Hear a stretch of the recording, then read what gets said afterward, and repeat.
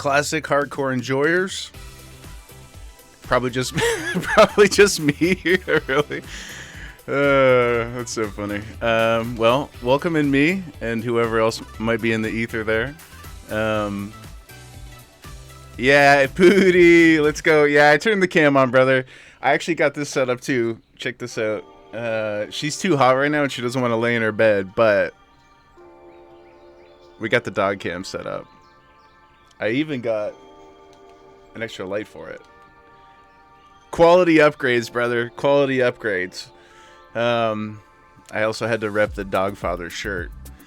But it's cooking in the apartment today. We're in a corner unit. I know, first world problems. And so it's just like ceiling to floor windows, which is beautiful when the air conditioning is on.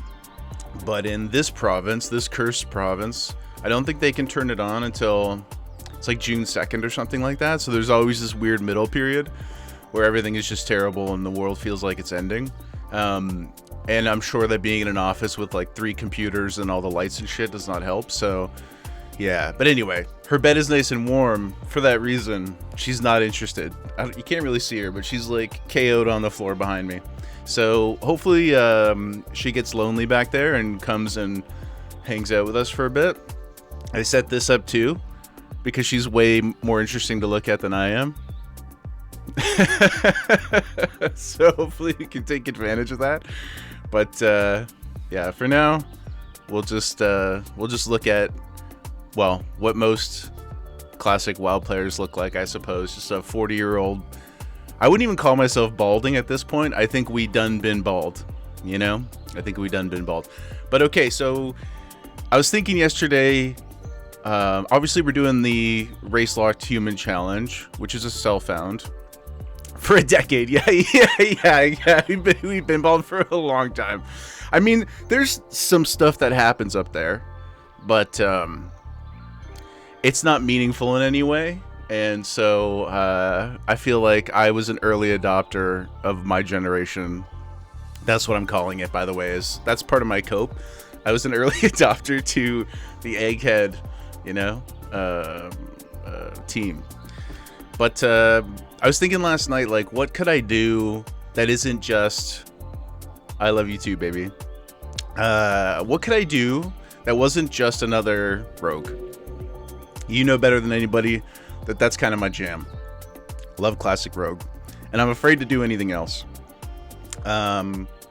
Warrior is an untested realm for me, but I've got to like level 20 or something like that, but I just don't really enjoy the mechanics of it in classic. Strangely, I am, as you know, I main a warrior in retail, but it's just such a different class there.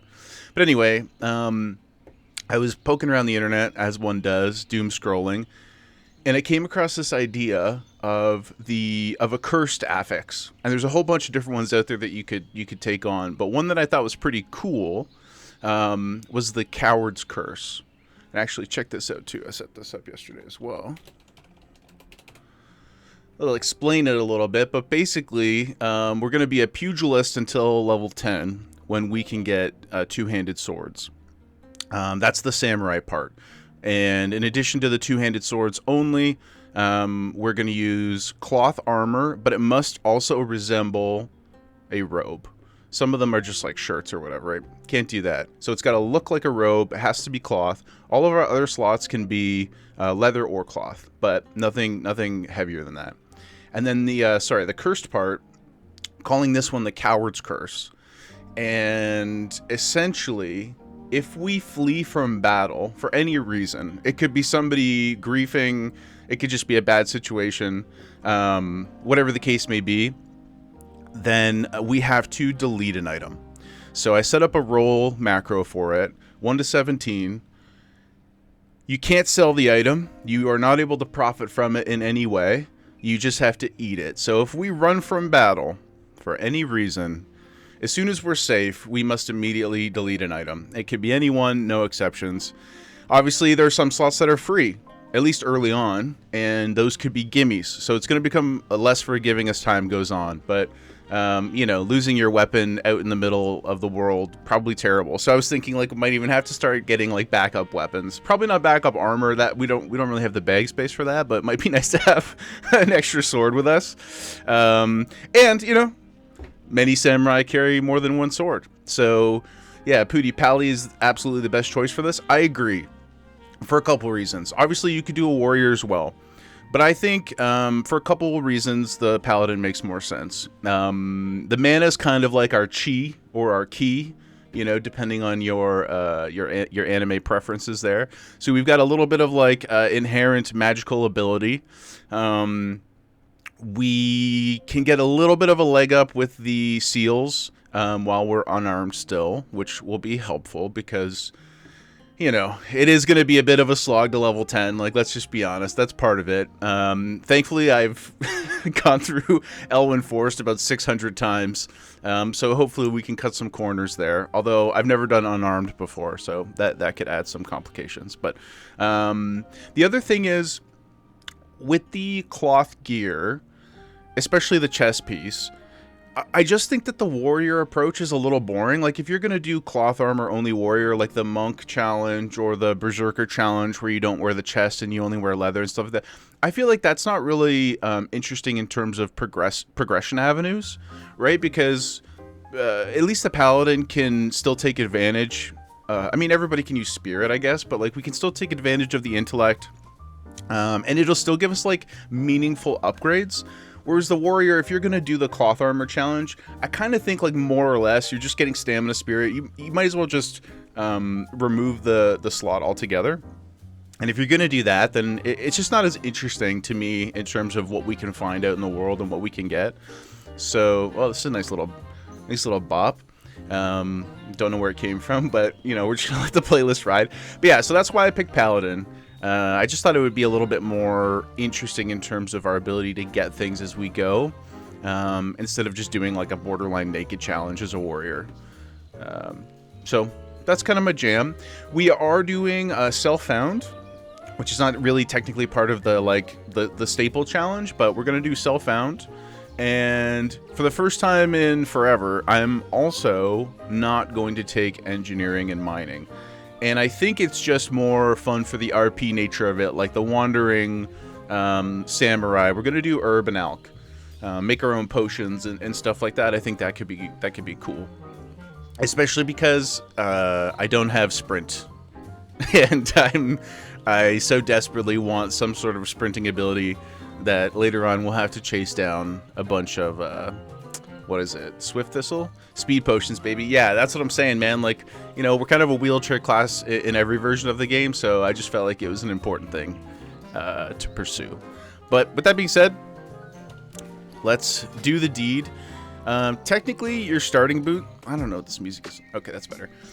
Technically, your starting boots don't have an armor class, which is interesting, but they look like they're male to me, so we're just going to delete them. Our pants are cloth. And we have a shirt on. We can technically wear whatever shirts we want, but not a robe. It's not really a chest piece either, but we're going to delete that too. Look at those abs, man. They talk about like body dysmorphia in men. This is why. The real challenge here is playing the most boring class with no weapon. How dare you? Kill him with kindness. May the light be with you. Okay, brother? It is WoW's fault. Primarily. Blizzard, generally speaking, has created, quite a diaspora of, buff-looking people and attractive-looking people. And maybe, that's my own echo chamber, but, look at this man's. Look what this dude's packing. This is day one. He hasn't even left the training facility.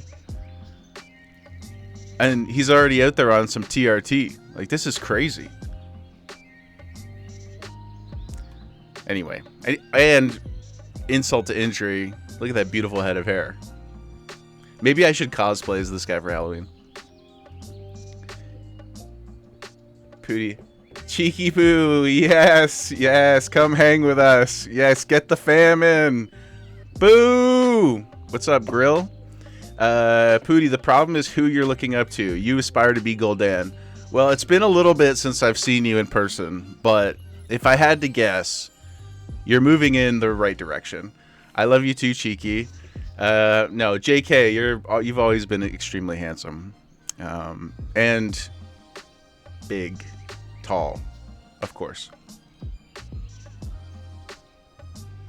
It's PG-13 stream, Pooty. God. He's okay. Okay, so what were we doing here? Oh yeah, I got distracted by the handsomeness of this character. Barzy, what's up, brother? Literally, we're doing this. I'm gonna throw this out there again. Unfortunately for Pooty, I'll repeat myself real quickly. We're doing the Cursed Samurai Challenge in Hardcore. While I'm doing that, let's also continue deleting things. We're going to delete our weapon. We can only use two-handed swords. We can only use cloth armor that looks like a robe. Every other slot must be cloth and leather. And then we are cursed with the coward's curse. If we flee from battle for any reason, does not matter what the circumstances are, we must RNG roll 1 to 17 and delete that item slot. Could be really, really easy. Could be terrible. We'll have to see. It's going to be especially painful. Right now, it's not the end of the world. Yeah, like, we're self-found and we're unarmed and stuff. It's not really that scary. I don't anticipate we'll be doing too much running until we get to the Murlocs anyway. But think about when we start getting some real drops, like some real heavy hitters. Like the, what's the Morladim sword? The Acarus Blade or Arcarus Blade or whatever that thing is. It's gonna be terribly painful to have to delete something like that. Or there's the Wetland sword. It kind of looks like a samurai sword. I'm really keen to get that when we get up to the mid-20s. But yeah, having to delete stuff like that, or like the Westfall tunic or something. Well, I guess we can't use that because it's a robe anyway. But you know what I'm talking about. That caliber of item is going to be devastating. So hopefully we don't have to get into that too much, but inevitably we will. So let's go kill some stuff. Man, even his back is crazy. Look at this. And I'm going to have to stare at this. I mean, we're all going to have to stare at this. But we're going to have to stare at this for a long time. Oh, I didn't even pick up quests. Too distracted by the muscles.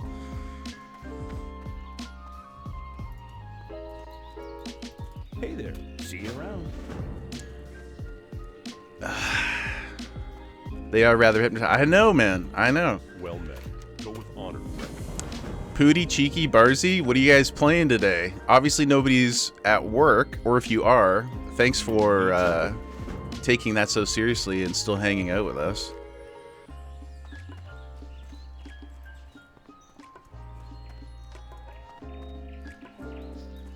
What can I do? Mom and Bob, what up, Mom and Bob? Stardew. Jaeger wife recently was heavily invested. Well, not recently, as in they're not playing anymore, but so they've not played any games really for their entire lives. Even board games. Everything is kind of just out for them. And I have a Switch Lite that I haven't really been playing with, so I set that up for them and introduced them to Stardew. And now she's like 120 hours into it, and she works on a different schedule than I do, so oftentimes like I'm going to bed when she's getting home and things like that. But I'll wake up in the morning sometimes and she's just still sitting on the couch cranking Stardew, watching Survivor. It's an incredible win. 10 years into the relationship and I finally found the thing that could get her. And it was farming. Who knew? Who knew? Actually though, she doesn't really care about the farming. Despite constantly trying to encourage her to farm more so she can make more money to approach her real goals, but she just wants the animals. She's got 2 dogs, and I think she has like 3 sprinklers. 100+ hours. She just wants the pets. So, but to each their own. As long as she's playing, I don't really care. I'm just happy that she's found something. So I'm going to have to try and come up with... I was thinking the next thing we'll probably go with is either like, I don't know, like maybe Pokemon Pokopia or whatever that new game is. Yo, Barzy with the sub. You're the first sub ever. Thank you so much, man. Really appreciate that. That's awesome. Didn't even know you could do that, to be perfectly honest with you. Didn't even know I had the feature. So thank you so much, brother. Appreciate that. That's hilarious. Obviously a professional. Pootie, does she have Notorious J for the second sub? What up, J boy? Classic enjoyers, rise, rally. Pootie, does she have a barn of dinos? Can you get dinosaurs in Stardew Valley? I don't think so. I only did it because your family. Thank you, man. I really appreciate it. That's so cool. You guys are absolute legends. I really am happy to be hanging out with you guys. Not in real life, you know, because that would involve me leaving my house. But this is a really safe space to see you all in some form. Notorious, you in fact do not enjoy Classic. I know that about you, but that only makes me appreciate your presence even more. I don't know what you don't like about it though. Check this out, bro. Look at this. Is this not the most thrilling content you could possibly imagine? Pugilist enjoyers, rise up.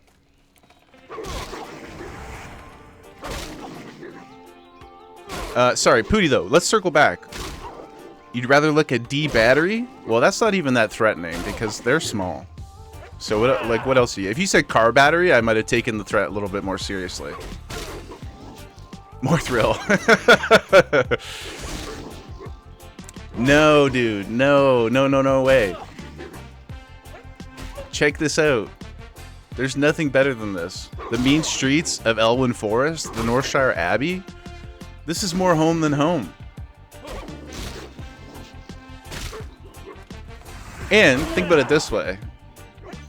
It's really great second monitor content because because so little happens, sometimes you don't really have to pay that close attention to it. So as long as you don't mind listening to me yap, then you're in the right place, man. But Pootie, we have to circle back to this barn of dinos. Was that troll? Or can you actually get dinosaurs? Notorious, you don't have a second monitor, you're old school?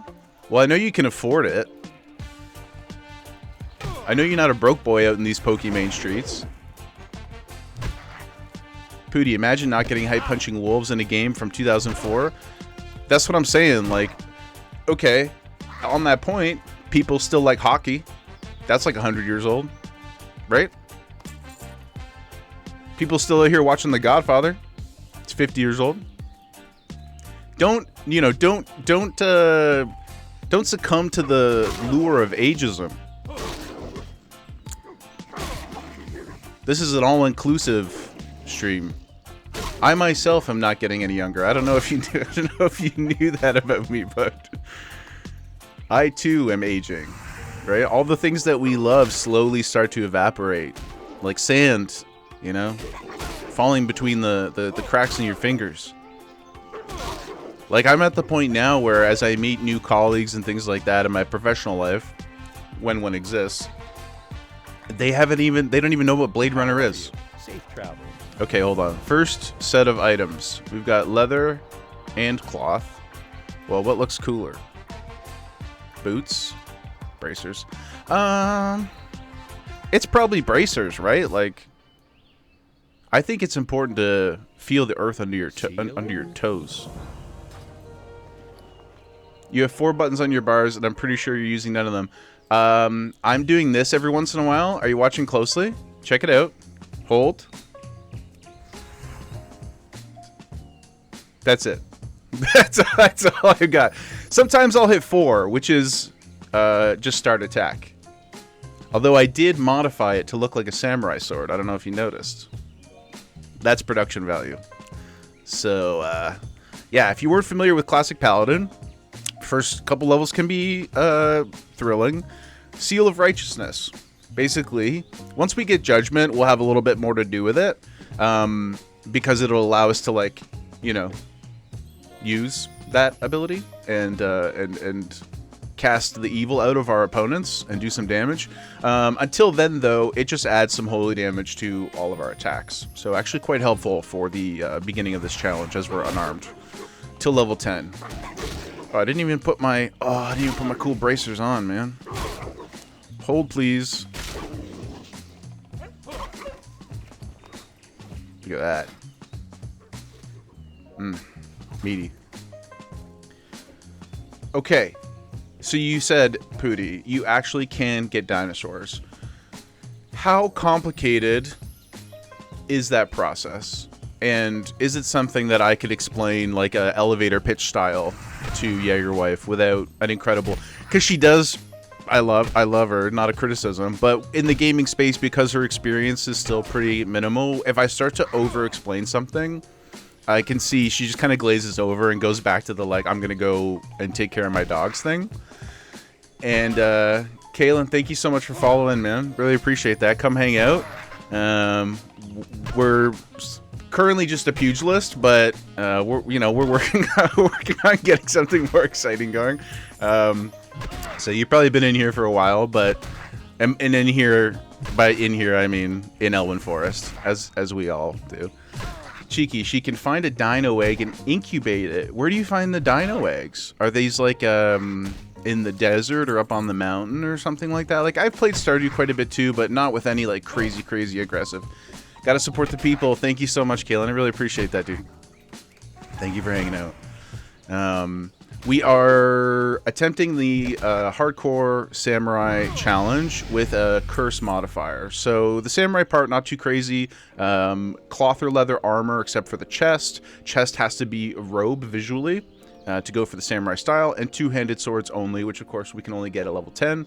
And then the curse is the coward's curse. If we ever run from battle for any reason, once we're safe, we have to roll 1 to 17 and then delete the item slot. Kind of like, old school RPG style when you would flee from battle and you'd lose something in the escape, which truthfully is not a mechanic that I really love. It's pretty punishing, but that's kind of the point, right? We've explored a lot of hardcore up to this point. So, and I feel like you just get stuck in a habit of being safe. And so we're going to do something that forces us... Well, it doesn't force us to be less safe. I guess, we can sort of plan things a little bit better to try and avoid having to flee from things. But, like, as a... Oh, baby, look at this. Oh. Thank God we don't have to delete bags in the challenge. That's absolute gas. Let's go. Let's take a look and see what we got in here. Gear, too. Okay. We do got some cloth booties. Can't use that. Mail. Leather gloves. Sick. Look at this. We're like a lumberjack in the middle of the summer, we took our plaid off and now we're just out here. We're living large. Okay, Cheeky. The egg can be found fishing in geodes or killing the dinos in the skull mines. Skull mines, skull mines are the harder mines out in the desert, is that right? And so it's just RNG, it sounds like. We just gotta... Yes, okay. Okay, that's pretty easy to communicate. If she hasn't seen it yet, yes, Cheeky, then I'll basically just tell her, if it happens, you could do this. Maybe it'll motivate her to go spend time in the mines. She doesn't like being down there. She finds it scary. And sometimes she gets overwhelmed when, like, the ghosts and stuff are flying at you. Like, for us, it's probably really easy because you just sort of, like, time it. Like, I'll just hit the sword every 3 seconds and then they bounce back and it's not really a big deal. But for her, it's like, pure hardcore style where, like, the blinders come on and she's just dead focused. And, yeah, it's pretty funny. Okay, let's get moving here. We got to get out of this abbey. We got to get a sword so bad. Light bless you. Be careful. For the Alliance. Okay. I'm getting lost in here already.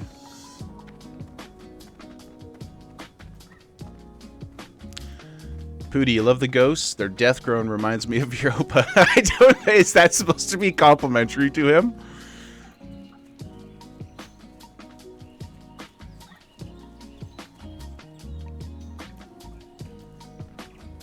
What reminds...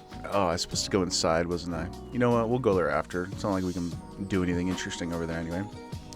What reminds me of my Opa is reclining chairs and John Wayne movies, and actually, unironically, desperately cold, air-conditioned, dark rooms. Because he used to work nights when we were kids. So when we'd be over at their house during the daytime before school or whatever, usually he would just be in like the back bedroom with an air conditioner, everything taped up, no light coming in, and he would just be in a tomb back there. So anytime I enter a dark, cold place, it does remind me of him. And Old Spice. Not a joke. He loved Old Spice. I actually have a bar of soap, like an old bar of soap that we found after he passed away. Rest in peace, Pops. After he passed away, we were going through a lot of his stuff. There was some Old Spice bars of soap, and I still have one wrapped up in a hockey scarf. But sometimes you'll just be walking through a store and like that, because you know Old Spice has changed over the years. But sometimes you'll be walking through a store and it'll hit me, and I'll just be like, so that's my Pop story. Pootie, no, just a funny noise they both make. Well, that's funny. How's Opa doing, by the way?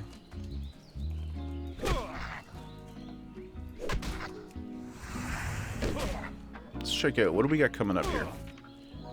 Oh, we can go get Diva Aura. That'll be nice. Next level, Judgment and Might. We become real characters at that point, I think. He passed away a little over a year ago. Brother, I did not know. I'm so sorry. This is in our period of, what do you call it? 2 ships passing in the night. Rest in peace, Opa, too. This is why we really got to figure out. He was 96. He had a crazy run. Even when we were younger, he still had the air of like an incredibly old guy. Like I remember last time when we were in Newfoundland visiting. Even then, he was like surprisingly old, capable, but pretty wild. We should all be so lucky in that way, at least. I doubt. I doubt based on our lifestyles. 98. Pooh, you don't even know. You getting fact checked in the chat. Yeah, considering he broke 3 hips somehow. Yeah, that's absolutely maddening. Goddamn, that's right. We're getting a little low here. Let's pay a little bit more attention. I was warned before playing hardcore on stream that it would lead to some complications from time to time. We're 20 minutes in and it's already happening. Which I'm now realizing could make the fleeing part that much more of an issue, because I'm probably going to do some... I mean, these guys are all neutral and I'm still getting into trouble. But... Well, I'm happy to say, despite my middle age, I've yet to break a hip. That's pretty good. I don't plan to, but I did fall in the shower last year. Not ideal. We got home from New Year's Eve, and she's still not on her bed. I was hoping to get the gym cam going. We got home from New Year's Eve, and the fireworks tripped the dog out so much that she has a little like well, it's not little, it's actually gigantic, but she's got like a big crate that we call her room. She's put a bed in it, right? It just gives her a place to go be sometimes. And we put her in her room on New Year's Eve before we went out for a couple hours, just because I knew that she might get a little antsy, and I thought it would, like, you know, give her like a safe space or whatever. Like, she likes being kind of in the cave environment. And she did not like the fireworks. She busted out and like peed on our bed and all this kind of stuff. It was absolutely crazy. All that to say, we got home, we had to clean all that up. I was not sober, of course, New Year's Eve and whatnot. So 3 in the morning, I go get in the shower, and I just like stepped too far and slipped, and truly, no exaggeration, could have died. I actually remember hearing my neck crack, like chiropractor, style. I heard it, and then I just kind of was laying in there. And I'm not a small guy, so Jaeger wife comes like running in from the other room. She like jumped out of the shower to come save me. Thankfully, like nothing happened. We were all good. It was a really crazy close call, but it did make me go get bath mats. So, tubs are dangerous, guys. Kaylin, it'll be better once you get a weapon. Running fist is tough. It's so tough. We are really lucky being a paladin, and I'm just not even attacking the right mobs now. Also, Kalen. Is it Kalen or Kalan? What's the pronunciation there? I know I'm not quite on... I'd like to think I'm not quite on Path's level of, you know, English engagement, but... Got it right the first time. Kalen. Okay, great. Thank you, man. Pooty, damn dude, man's out here speed running. Yeah, dude, yeah, for sure. I'm already in my second career semi-retirement. Some people call that being unemployed, but we've already hit that milestone. So 2 of those in the bag, and we were losing our hair. The beard, thankfully, is, I mean, it's short right now, but it's still pretty good. It's giving life. I got a bit of gray, but I don't mind that. I actually like that. It's distinguished, right?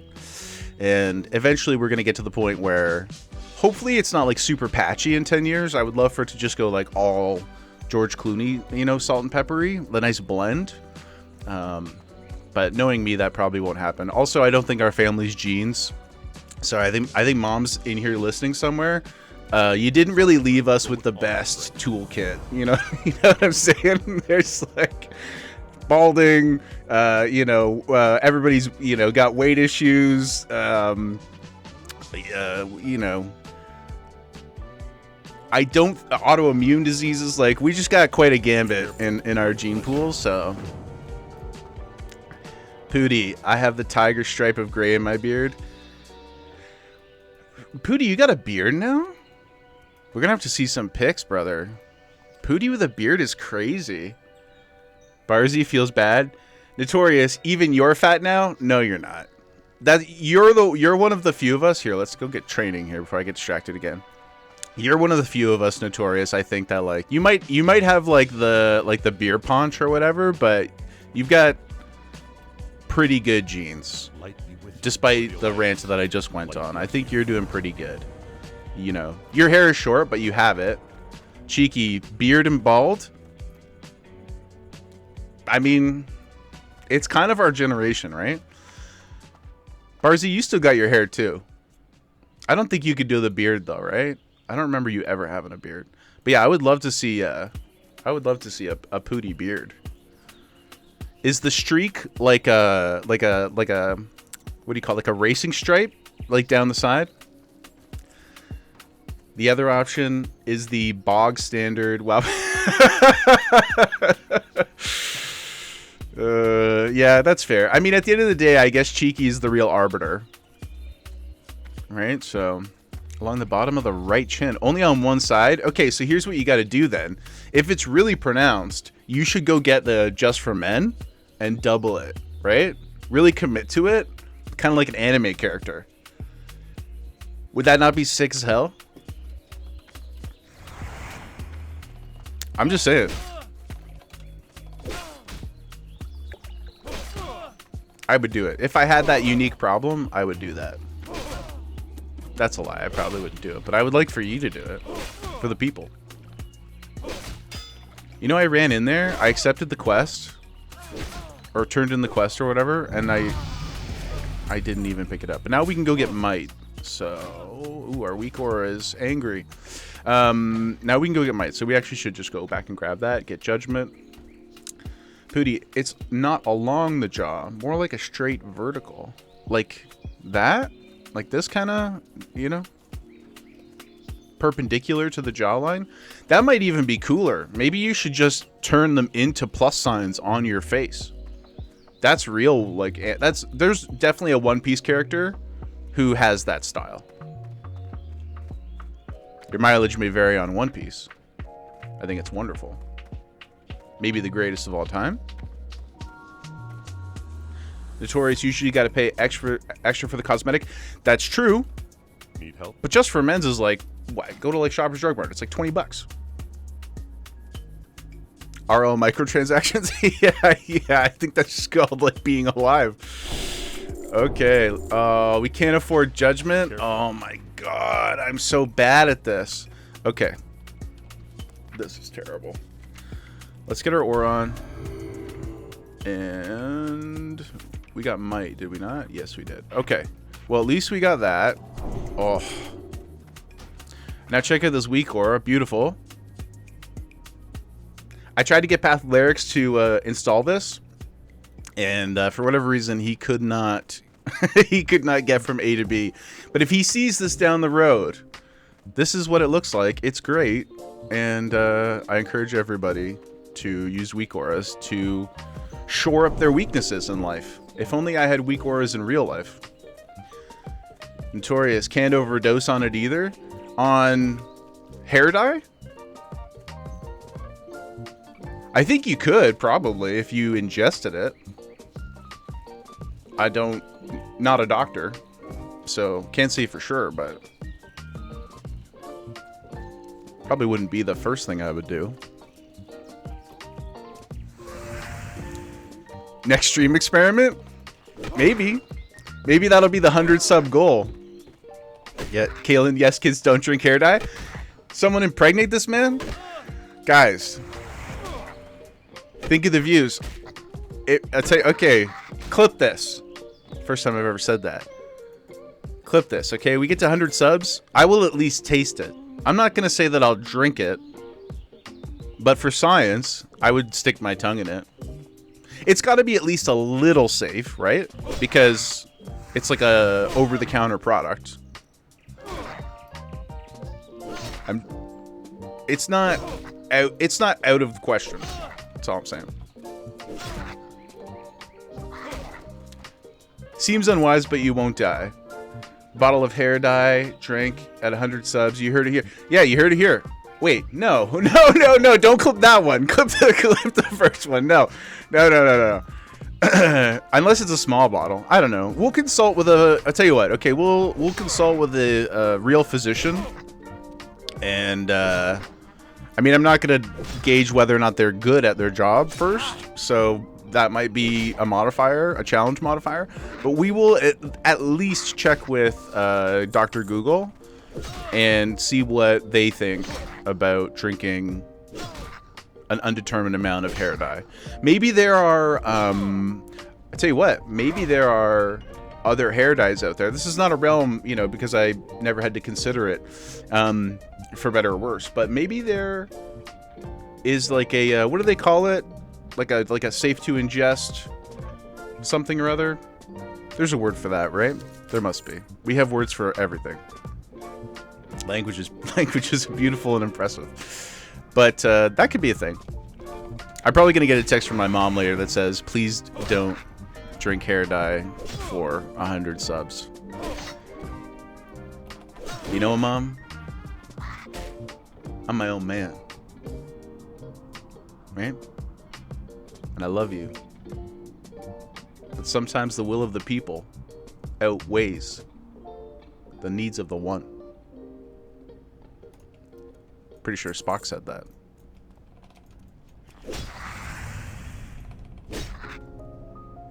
Booty, as long as they wear a lab coat and carry a clipboard? Yeah.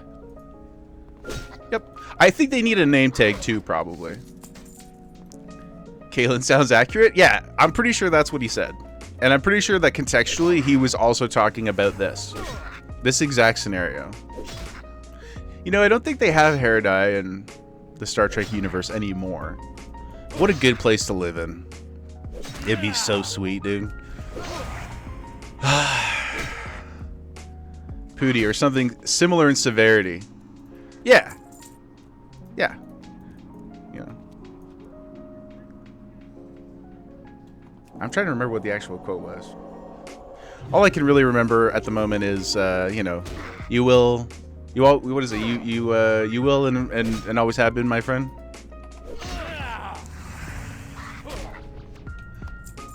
But yeah, their universe is sick. Like, there's no long-term illness. There's no material needs anymore, right? They basically, once they discovered the ability to transmute between energy and material objects, everything else just kind of became child's play. And everybody was able to pursue whatever they loved and were interested in.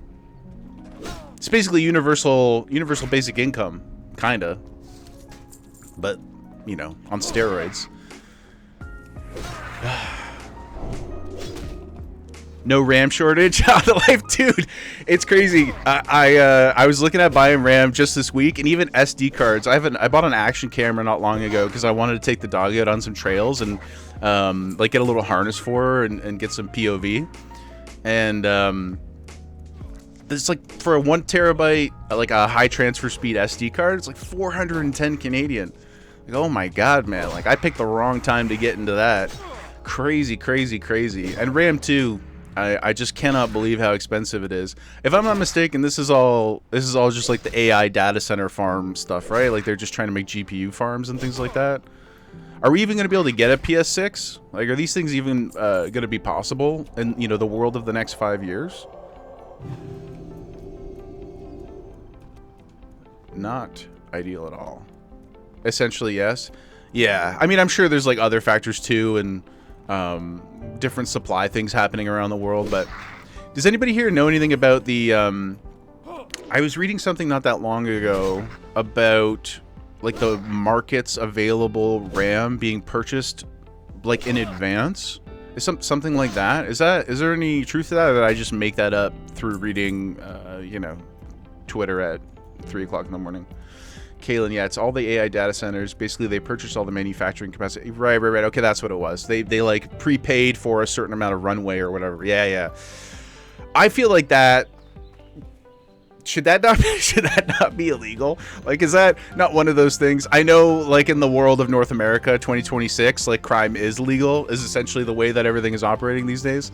But is that not something that is so disruptive to, you know, it's sort of in the vein of like how internet and phone and things like that are more or less considered like a basic utility at this point, because most people can't really function in their lives without having at least those things. I feel like restricting the public's ability to buy those things should have been something that was protected, but maybe I'm expecting too much. Okay. The Alliance. Caleb, so the deals, they all agreed not to do it. Then went and did it anyhow. Great summary. Yeah, that sounds exactly correct. Well, that's horrible.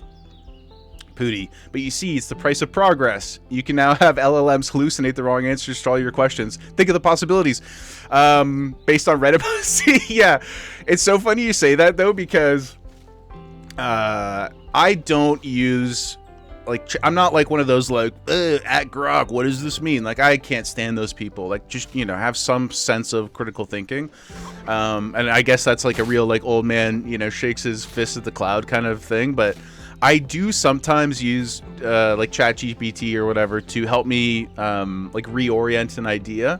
Like if I'm stuck on how to say something differently, sometimes I like it for that. That's pretty much the only purpose that I've ever engaged with it on. And but I recognize that like it's kind of just like having a smart, you know, a friend who's like good at speaking or whatever. Pooty, you're fervently anti-AI. Are you anti like all AI, just generative AI? I know it's like a very complicated. We use a lot of words sort of synonymously and things like that, but your children are kept away from that dog shit so their brains develop. Well, that I think is excellent. We're lucky that we grew up in a time, like we're kind of grew up in that perfect space. I don't know about everybody, but at least you and I know Notorious, kind of like so we're like 88. So I think we started playing Diablo 2 like 1998 or 99, something like that, right? But that was like the first real exposure I had to like home computing and things like that. And I'm really thankful in hindsight that we were able to exist as young kids in a world pre that. And then we're able to kind of adopt it as we went. So we weren't left behind either. We're all pretty technologically capable. It's a nice middle ground. That's sort of like elder millennial status or whatever you want to call it. But people today, I just don't know how you're even able to successfully develop in that kind of environment, right? And there's the balance too of like, do I limit them to the point where like they fall behind? You know, their contemporaries, or like, I don't know. I don't have kids, and the dog is never going to learn to be anything more than she is right now. So that's a problem for you guys, but Notorious, not you. You're raising an iPad kid. Man, yeah, but he's gonna be great at other things. You're basically like Tiger Woods' dad, right? You're trying to create an MDI player. You want Mythic Plus 30, 4200 IO, like season 1 kind of kid. So you're chasing different dreams. Pooty, we're more technologically capable than kids these days. They don't know how File Explorer works. They interface with technology through Chromebooks and iPhones. Very true. I'm not going to out this person because they're close to me. Jaeger wife. But she, in the very recent future, asked me unironically where my computer was. And I thought she was trolling me. I don't know how in 10 years this has never come up. She's not really, like I said, she doesn't really game. She's not really like on her computer and stuff like that. And I'm stunned by it even now as I'm remembering the experience. It was so funny and so shocking to me. And then I just I didn't even know how to answer it in a way that wasn't like borderline rude because it was just so incredible. But Kaylin, that depends on the kid. Mine's using Linux for fun. I mean, that's dope as hell. Yeah, that's sick. Like, that's, I would say, like, different than the fear of the iPad kid thing. If you're, like, really sitting them down and, like, yeah. But Linux is interesting. I've been really, like, trying to motivate myself to learn more about it. We used to mess with Linux all the time back in the day. All the time back in the day when, we had to walk uphill and whatever in snowstorms. Sorry, I'm getting too distracted about this topic. Let's get some gear on sell and at least go kill while we're chatting. Okay, we got a cloak. So that's cool. I don't know how it's attached to my persons. Does it have like a string on it or something? Nope. My muscles are so big that they just sit nicely. Isn't that great? Yeah, they just sit on my traps. And I guess the glistening sweat just sticks the cloth to me. Cheeky, you only just learned how to use Apple Pay, and that's because you forgot your bank card at Walmart. That's kind of, that's exciting though in a way, right? That's kind of like creativity breeds, breeds progress, or whatever. Pooty, when your beast finally dies, you think you'll be jumping. Oh, beast! I thought you were talking about your dog for a second there, and I was offended for the animal, but you meant your gaming rig. Jumping the ship from windows, right? In the the cloak. I was like, is this a technical term that I don't get? Why would you leave? Okay, but if you leave Windows, you mean for Linux, right? Like, you're not going to go to the Mac ecosystem? No judgment, but a little bit of judgment, Kaylin, Mud Mush is the original MMO I used to sit in the Unix lab at college when I was in high school playing. Mud Mush, what's that? Oh, Mac Linux 2, okay. The collarbone of the machine spirit. Praise. What's Mud Mush? I don't think I'm familiar with that. Was this like a browser-based something or other? Okay, we got bracers already. Let's dump that. Mail. Normally, I'd be so jazzed to be getting multi-user dungeon. Oh, so like a text-based, like go here, go there, go wherever, that kind of thing? Yeah. Gotcha. Dude, that's sick. We played a little bit of that stuff. I think until the thing is, like, I didn't really get into PC gaming pretty much until Diablo 2, and I'm pretty sure Notorious and I discovered it, and then it was just like the ultimate portal to complete degeneracy and life unsuccess. Like, I remember, so I had a computer first at home, and thank you to my absentee father. And at the time, and we're cool now. Okay, we're cool. I love you, Dad. But Jay would come over, Notorious Jay would come over, and we would just do sessions, like 10, 12-hour sessions, alternating on the one computer playing Diablo 2. Man, what a time to be alive. That was the greatest. So it probably also destroyed my life in many ways, but no regrets whatsoever. Are these all... Okay, cloth. Ooh, we got some leather. Hell yeah. Go with honor. Now we got a belt. Now we're gaming. Look at that. Oh, it's quite nice. It's got a heart on it. That might be a gem, but we're going to say it's a heart. Look at the detailing. Oh. Ooh, we got like little buttons here. Dare I say, this might be the most handsome shirtless human I've ever seen in this game. The only thing that would make it better is a sword and a longer cloak. But this is pretty excellent. I'm pretty stoked about that. Okay, let's get going. We gotta go and teach these Defias why they shouldn't be in our homeland. Okay, sorry, I got distracted there. Multi-user dungeon, text-based. All text-based. You're actually running one on your server now. Not that anyone plays on it, but there's some crazy active ones. Really? So how long have you been running the one? Yeah, Notorious, 7 a.m. to 7 p.m. Exactly. We were just... Sexy Tarek Pooty, that's it. Barzy, thanks for hanging out, man. We'll see you in a little bit. Go get some fuel. Pizza pockets in the freezer, I'm sure. If I know you at all. Tarek. Gems. I miss... We were talking about this the other day, Pooty, but I miss liking League of Legends. Such a good time. Back before it all came apart. But Kaylin, this text-based game, so you say you're running it on your server. So is it like a persistent world where it's existed for years and years and years, or Barzy, they're all gone, dude? You're gonna have to find a different option. What do you mean they're all gone? Like pizza pockets don't exist anymore? That's not true. You're trolling, right? Like all forms of bread encased pizza products, or just the brand you like? Pillsbury went under, McCain too. Oh, they're just gone from your immediate vicinity. Okay, that makes way more sense. Sorry, I got really concerned there for a second. I don't even eat them, but I was like, this is a devastating loss for the for the retail food industry. People rely on these frozen foods. We can't just be going out here and shutting these businesses down. Think of the loss of jobs and cheese, access to cheese and meat. Well, I'm glad that crisis was averted, you know. Playing hardcore, we don't need to add other elements of pain and fear on top of this. Kaylin, it's been going for a little over a year, but you're the only one that has actually done it. And that's how you dipped your toes into coding. Oh, man, that's such a cool...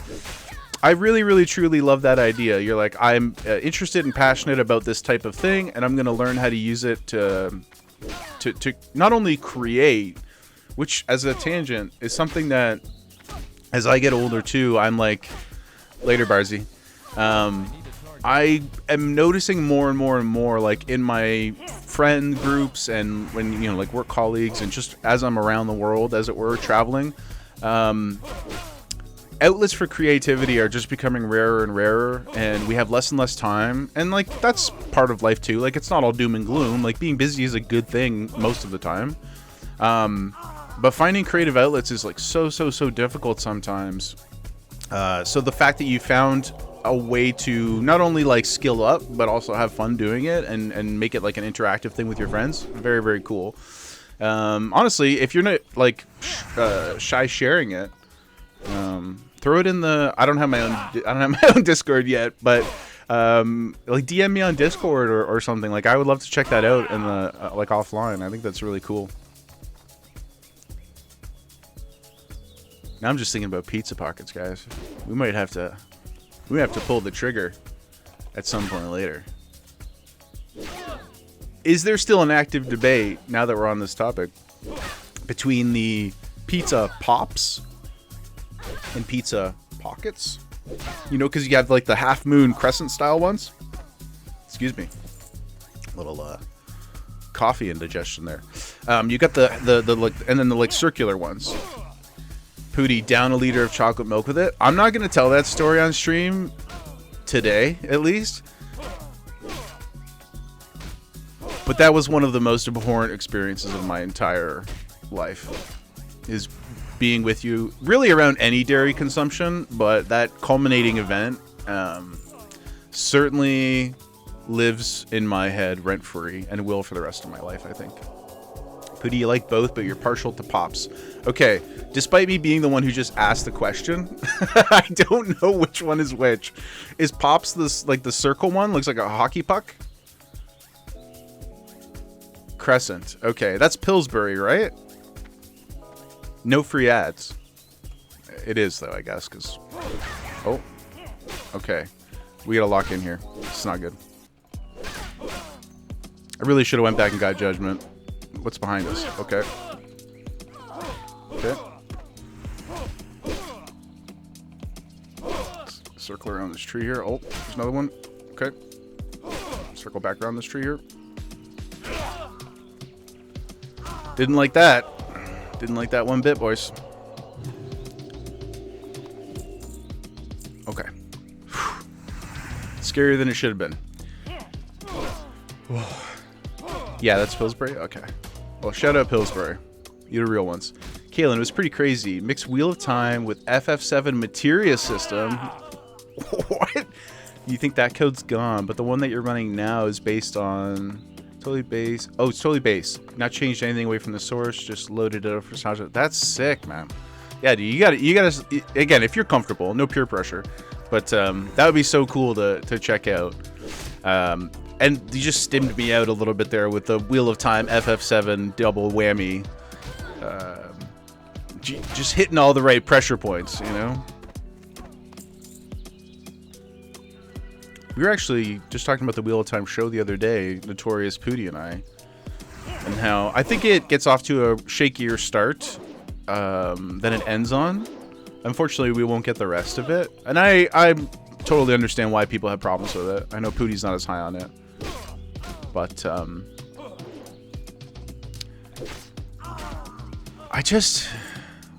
I love all these worlds so much, and it is like frustrating, disappointing that they don't get to be fully realized. Pooty just loved the books. Yeah, I know. It's and it you know, I know that like nothing can ever be adapted one-to-one, not really.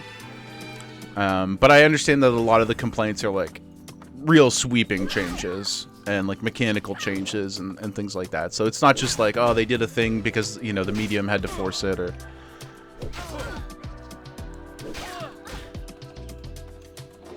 0.1 to 1 would have been nice.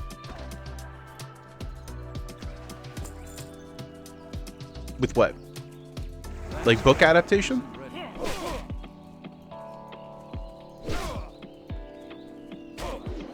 You're curious how the mechanics of weaving would be implemented. Yeah, me too. It sounds really cool.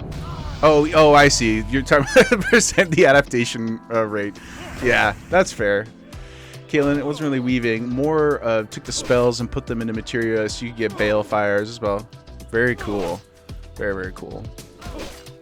The other thing I feel like, as I'm kind of just like thinking it out in real time, like these more text-based games, I mean, they don't have to be entirely text-based, but just nobody reads anything anymore. You know, people don't read books, people don't read in games. Like even in WoW, I don't know if you noticed, next time we go to a quest giver, I'll show you the add-on I have for quest text. It's called Dialogue UI, and I love it. I use it in retail too.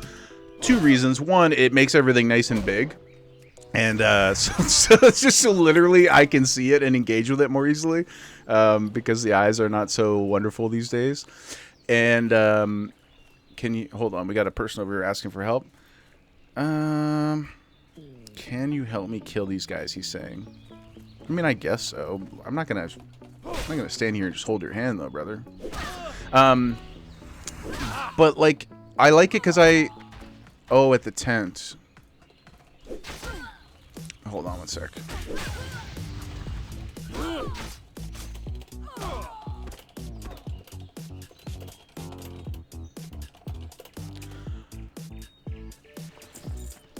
Yeah, I'll help him out, but I can only need 1 more bandana, you know? Let's min-max a little bit. That's what I'm saying, you know? I was gonna say the dialogue UI, it really makes it, I just feel like it encourages me more to actually read what's happening. I'm obviously not really doing that as we're chatting right now, but mostly that's because I have read all these like literally 50 times or more. And so I don't really feel the need to do it quite at this moment, especially while we're talking about Pete's Pockets and Wheel of Time. But yeah, here, I'll show you the add-on. I think it's sick. And it has like a bunch of features that I don't use too. Like it does some cool camera stuff if you want it to. I find that a little overwhelming, but check this out. Hello. It's nice. Nice, very legible. I like the kind of immersion, you know, scroll energy. Kalen, like you said, you really like immersion as an add-on. Yeah, I've tried it too, and I think I will probably go check it out again at some point. Have a good one. I also like it because you can just spacebar through everything. Let's see here. We can't do any of these things. So what has the most juice for us financially? 32, 32. See you around. See you later. Okay. Let's go sell, and then we'll go help the young man. I will say, kind of a tough look though. Ooh, cloth pants. Is that an upgrade? Oh, they're not an upgrade, but fit check. Has there ever been anybody in Azeroth who looked more like an out-of-work carpenter? Like, that's pretty incredible. I kind of want to take the cloak off. Like, it's only a couple armor, right? Like, oh yeah, look at this. Yep. We beat the game, guys. I don't think we need to go any further. Oh, my dog is laying under my chair. That's super dangerous. Okay. Let me reorient myself. We got to go get Judgment before I forget. We have to get it this time. I didn't even sell. This is brutal. We're definitely dying. There's no way we make it to 60 on this guy. No, this is terrible. We got to go get Judgment, boys. And we'll go help the poor Warlock out. He's waving to me. I'm sorry, man. I'm easily distracted. Well met. There we go. Light bless you. Okay, brother. Now we'll see. Now we'll see. Okay. Where did he go? He's probably back over here. Maybe he figured it out for himself. I do think, though, that, like, if you're asking for help at level 3, it's kind of tough. You're gonna have a bad time. You know, you gotta rely on yourself a little bit more. Also, the music that just came on while we're running.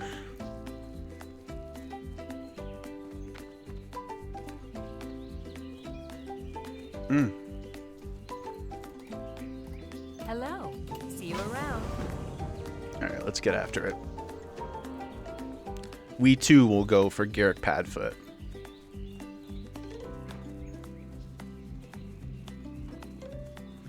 Oh, and sorry. Pooty said you don't need reading glasses due to your early onset old age, but wouldn't that make you need them more? Ah, there he is. Hello, sir.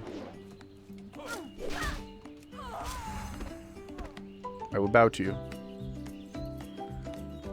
Let's go kill this dude. Come on, ninja. Oh, I thought it was ninja belt.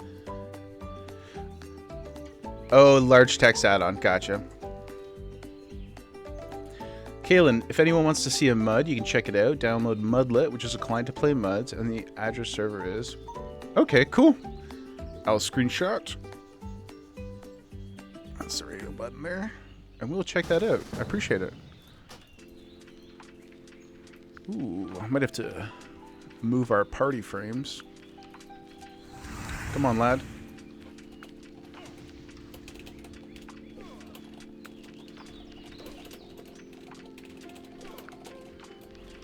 What do you need, my man? Because you don't need to kill these guys. Unless it's just for glory. Well, yeah, but what's he doing? Oh, lock quest. Gotcha. Oh, he's just... Okay, dude. I respect it. Let's go.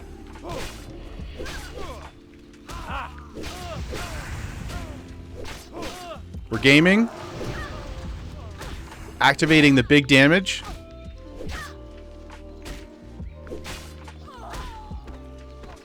It's just that easy. It's just that easy. I didn't realize there was a... I've never played a Warlock. So thank you for that insight.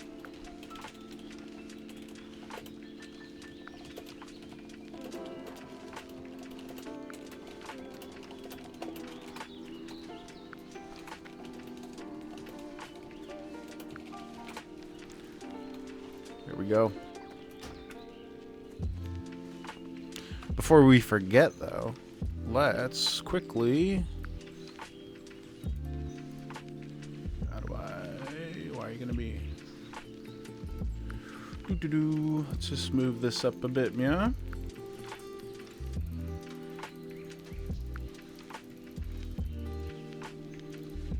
There we go. For the future. Okay. Now, no offense to Ninja Bolt, but we're just going to do this the old-fashioned way. Also, Notorious, if you're still out there, please note another button. Okay? Another button that we have to use very strategically, and certainly just not off cooldown. A lot of decision-making is going into these judging. His power is growing? Yeah, man. We're over 9,000. Pooty, a button that will inevitably out-of-mana you before you die? No. Check this spirit regen out. Look at this, brother. 31.25 out of combat. You're not messing with that. I will never go out of mana. I will judgment my foes at every opportunity, and I will never be weakened or defeated. I have the will of the samurai. Show me... Well, I'm a paladin, you know? In combat, numbers don't really matter. You know? I pick and choose my spots. Yeah, that's the knowledge check. You know, we don't need to rely on in-combat regen to save us from bad decisions. We excel. Actually, still quite respectable. It's not bad. Actually, if you'll notice too, I think you saw this the weak aura before Pooty, but I love the weak aura I have here that shows the MP5 ticks. You know, you use it. Yeah, it's great. It's so helpful. It was the most fun on the healing priest because it just went out of control, zoom all the time. But I really like it. Very helpful. Informed decision making. That's what we need in hardcore. Man, that guy saw me from like across the yard. What's up, dude? You coming for my shorts, brother?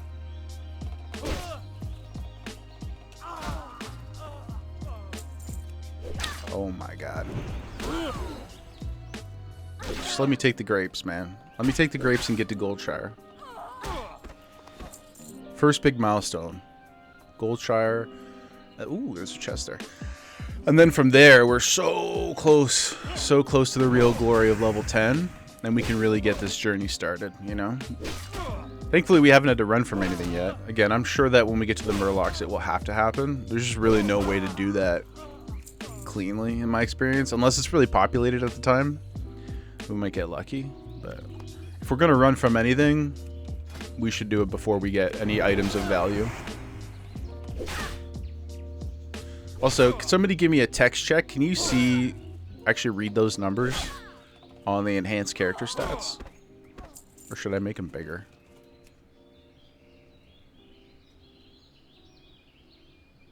They're kind of small for me, to be honest.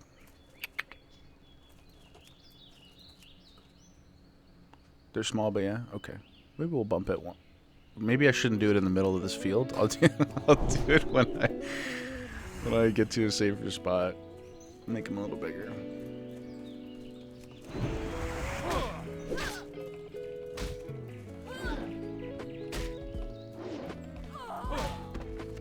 Nothing like some easy rock, you know, dulcet tones of, you know, DMCA free music while you're punching people in a grape field. Grape field? Vineyard? I'm not sure what you call that. Somebody fact check me. Somebody who's grape aware. Tell me what you would call this environment. Vineyard. Gotcha. Thank you. Thanks, Pooty. If anybody was gonna know, you know, the etymology, is that the right word? Of of the grape industry, it's you for sure. I don't know where Kalen lives, but you're certainly surrounded by more greenery than the rest of us. Out in Newfieville. That's a term of endearment, by the way. Love Newfoundland so much. What a gorgeous, gorgeous place. Filled with wonderful people. Mostly. Higher ratio than where I live, certainly. In Tirana. Just a bunch of douchebags here.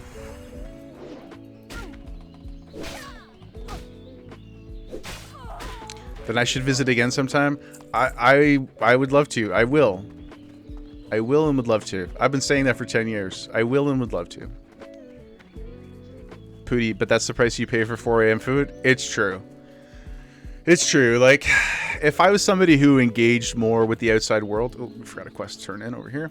Then maybe I would be, like, even more impacted by the sort of social energy in the city, but I mostly keep to myself. And so I don't have to really deal with too much of it. But when you want something, you can get it. And as a large consumer of retail therapy, especially online shopping, basically anything I want next day, like those are the perks, for sure. Concerts and stuff every day, really, but certainly every weekend. And in the summer, festivals everywhere. It's all accessible. Like, just walk 2 minutes down the road and hit the subway. That stuff's all great. But then there's also, like, you know, mass protests in the city for social things. And that's not me questioning the validity of the protests, but just the fact that they do exist and are disruptive. That's the whole point. I get it. Not a conversation about, about protests. But, like, that kind of stuff, you know, there are an increasing number of, like, on-transit acts of violence. You know, I've sort of, like, adopted the one earphone approach these days. Try to, you know, be aware of my surroundings when I'm out there because stuff's always going on the TTC. Okay, let's focus up here. Cloth pants, which is an improvement. Okay, hold on. We gotta switch this up here. It's like veering into country, and I'm not anti-country, but it's really not what I want right now. So, let's see what we got here. Let's see what we got.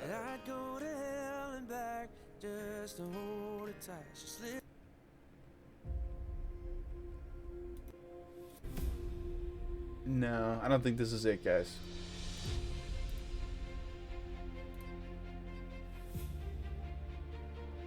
This sounds like a commercial for, like, insurance. You know, like right now across the screen, it's like a family in need. Right? A dog running in slow motion across the screen. Somebody looking up to something that you can't see, but they're, like, really hopeful. And then, like, a Geico logo or whatever comes in and it's like, here when you need. That's what this song is. I don't like this.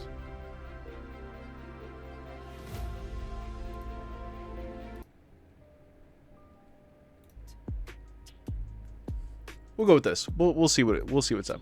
Cheeky, McDonald's is open until 4 a.m. here. That's pretty good. If you need to eat between 4 a.m. and like 7 a.m. when everything else normally opens, I feel like that's just on you, you know? So not really a gripe.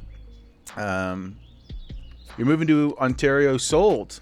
Was it the protests or the subway violence that really pushed you over the edge? Or the unsarcastic answers like concerts and things? Yeah, good. Okay, well, you know, now I'm kind of worried, like, do you want to join in the violence? Is that why you're keen to engage with it more? You know, you're going to come out here with your riot shield? Because I don't know if we need that, truthfully. Okay. Choose our rewards. We have a layered tunic. It doesn't look like it's... Okay. If we were not doing this challenge, this would be the luck. This is awesome. But it's not a rope. So pants. Looks like we're going to switch out of those. It's only 5 armor. No, we're not switching. We're not doing it. Gloves. Male boots. All right. Okay, team. Let's go get our wine cloak or whatever that thing is. Then we'll get out of this abbey. We got some gardening to do. I look like I should be in the beach volleyball scene in the first Top Gun movie. Inexplicably sexual. How are you? Male. Safe travels. I'm not wearing that either, though. None of this stuff is good enough. Pooty, not enough denim for some reason. You're right. Actually, okay, for two things. One, you're 100% correct. Tom Cruise is wearing, again, inexplicably, for some reason, full blue jeans in that scene. But secondly, I'm amazed that you even know what's happening in that sequence. Pootie's not a big movie enjoyer, chat, so King's honor, friend. he once thought that Bruce Willis was black. That's a true story. Despite what he may say in response to me telling you that happened, there was other people present. And the fact that you know that Tom Cruise is wearing jeans in Top Gun in the volleyball scene, I'm stunned. Good job. Not sarcastic at all. That's incredible. Love Top Gun, by the way. All of my criticisms are provided in love. With love. Yes. Good day to you. Cheeky, it's the first time you're hearing about it? Well, you know, I don't remember all the intimate details now. Married for 20 years. Well, Bruce Willis probably doesn't come up that often for you guys because Pootie doesn't watch movies. So he's never had a reason to talk about Bruce Willis again. But we were in class and somebody said something along the lines of it is like we're talking about movies, and he was like, somebody said, is that the black guy, or the black guy's in that, or something like that? And Aaron, excuse me, I just doxed you. Pootie was like, Bruce Willis, like question mark? And yeah, I mean, that was 2026. That must have been actually 20 years ago, and nobody has ever forgotten it, and we'll never let you live it down. And by nobody, I mean me, because I'm probably one of 3 people who still regularly thinks about that experience. It's awesome to hear how the story's evolved over the years. Well, why don't you tell me how this... You tell us how it happened. Hey, we'll let the people decide. You know? This is how you know it's a real memory of mine, because I don't... you know, it's degraded over time. The hard drive is not what it used to be.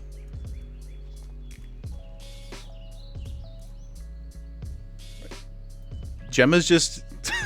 she's literally just picking different quadrants of the floor to lay on, literally everywhere but her bed. Do you not see? I've created this incredible camera view for the people. Everybody wants to see you, Gemma. Everybody wants to see you. Will you not give them what they want? No, now she's just rolling around, scratching her face on the carpet. Probably gonna get some drool and eye boogers and stuff in there. Pootie, you didn't say Bruce Willis. You said Unbreakable, which very clearly has a black man in it. Yes. An arguably more famous black man than the not black man, Bruce Willis.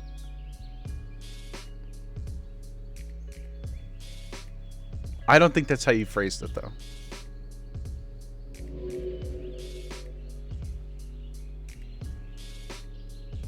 I think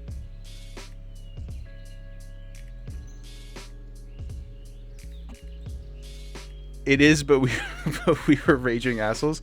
Yeah, you know, I think we were all very loving and supporting of each other as young people. I don't think that there was any kind of, you know, bullying, taunting, animosity. I don't think that those things were present in our friend group.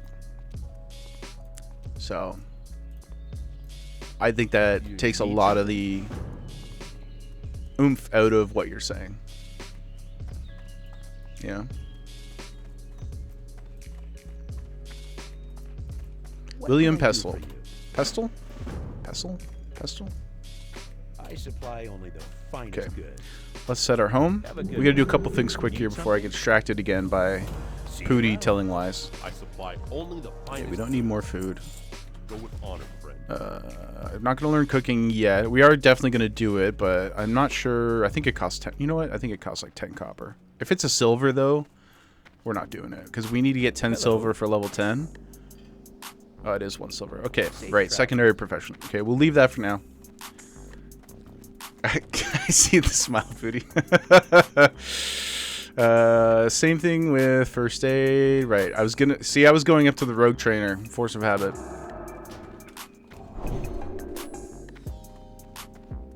This music is weird too, guys. Hold on.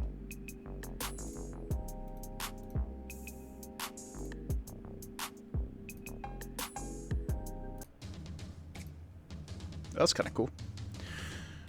Okay. We want to get skinning to start. Here's our profession plan. Technically, the mining engineering is like obviously the most OP. It's what everybody always goes with, especially when they're doing kind of weird challenges and stuff like that because of the survival bonus. But I thought herb and alch is just a much more like RP focused thing, and also I always get engineering. And it just seemed like the thing to do. We'll do something a little bit different. So we're going to grab skinning early just to get some money. And then we're going to switch out for alchemy after. I will grab herbalism when we go to... Like, I think there's one up here. Where is it? Yeah, up in that mountain. But we'll just get it when we go to Stormwind at level 10. Or whenever that is. For now, we're going to go down to these farms. We're going to punch a whole bunch of boars, make a little bit of money, and get ourselves into a real position for success. Grab our skinning knife.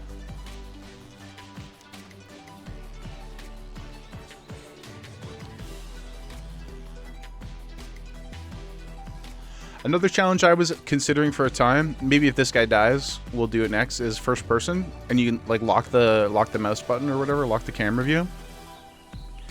I don't know if it would be like disorienting or not though. So maybe we could try a couple pulls with it later. But that was something I was thinking about too.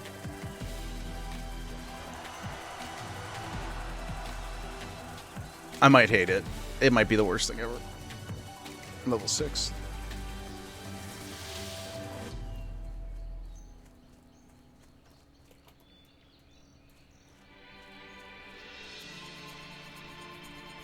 Pooty, that seems genuinely awful. Yeah, it does. Oh, let's drag this out of the way. Put it over here. Yeah. Hey, look at that. We're so good that we just get levels by running around. Just blessed with inherent talent, you know? Much like the chi that flows through us. Yeah, the first person thing I don't know. I really don't know how that would work as a viewing experience either. It would probably be quite awful. It doesn't really work in movies. A couple people have tried it. I don't know if you guys ever saw, I think it was called Hardcore Henry. It's a really cool idea, but 90 minutes of it when you're not in control is truly horrible. It's different, obviously, like games and stuff, you know, you sort of feel it as you move around, so there's like an expectation of where your view and screens are going to go once you get used to it all.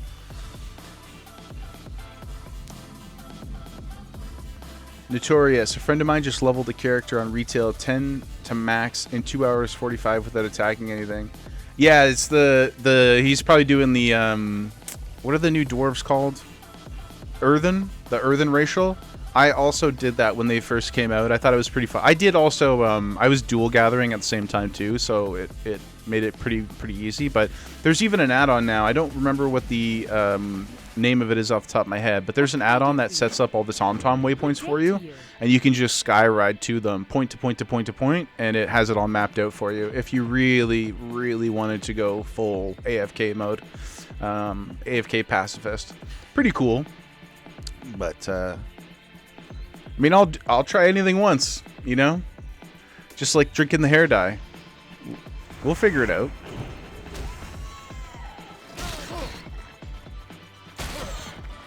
Alright, now we're back in business here.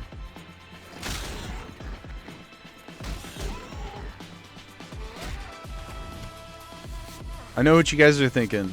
You've waited your whole lives to hang out with a half-naked video game character who punches pigs and then skins their eyes. It is a time to be alive. You know? It is. Notorious cheesers. You make an earthen and use their passive for gaining XP for flying around. Yeah, exactly. You're calling PETA. We all know that no such organization exists in the world of Azeroth. Their entire society is built on, you know, crime and punishment, more or less, and children leaders, and absentee leaders, and it's amazing that anything gets done. Oh, PETA Pit, you're hungry. Yeah, okay. yeah, good. Oh, man. A nice, what do they call it? What do they call it in Newfoundland? I was going to say osmos, but like a shawarma wrap. There's some other, you guys call it something else, don't you? Donair. That's it, yeah. Donair.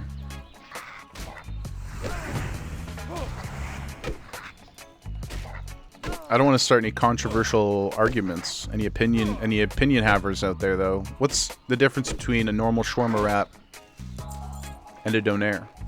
Is it just the name of the place that makes it?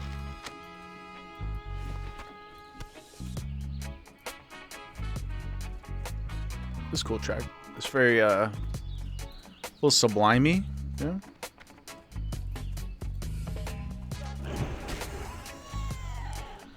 Hootie, donairs are spiced lamb like gyros. Okay. That does make more sense then. Man, spiced lamb. Shouldn't be doing this around lunchtime, guys. We're getting hangry. Delicioso. More akin to gyros, but also note how cultured I am. Gyros. Okay. I was not raised in the wilderness. Despite, you know, my naked character skinning animals. There are places that do shawarma that call them donairs here. Oh. So what you're saying is that there is even confusion within the culture and industry itself. Well, that's unfortunate. How are we ever to get to the bottom of these things? How would an innocent food enjoyer, you know, assess the situation effectively? Pootie, why didn't they consult you? I don't know. I agree. It's just like in movies and TV shows when something that's like just so almost offensively incorrect, and you know, like if we're getting into something like super technical or medical or whatever, like you don't have to explain everything, but you know, there's little things like, I mean, we're playing WoW. You know, Big Bang Theory, their WoW episode, or at least the one that I saw, where they're like buying the sword on the auction house and all this stuff. I remember being so frustrated by that because I was, or not the auction house, look at me, I'm so brain rotted. On eBay, they were selling items on eBay. And I know that there are BOE items, and I understand that it is possible. But however the story was constructed in that episode of Big Bang, it was just so strangely wrong to me. And I'm like, there's 11 million people playing this game.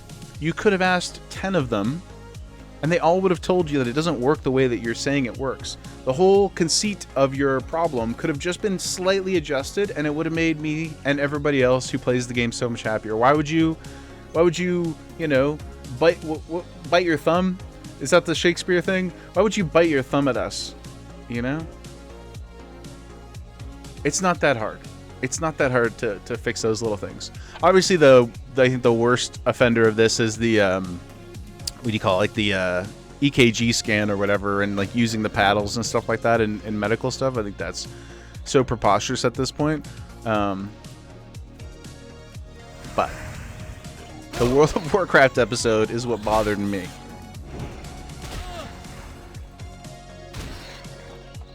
This also is not an original idea, but it just made me think too, like, all the things that movies made me afraid of when I was younger that became just completely non-existent.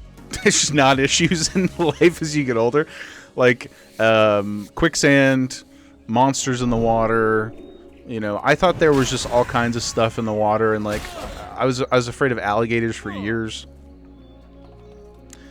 Booty, I feel you. Things like that can take you right out of the moment. Yeah, it's just silly. Again, when it's really low-hanging fruit. Oh my God.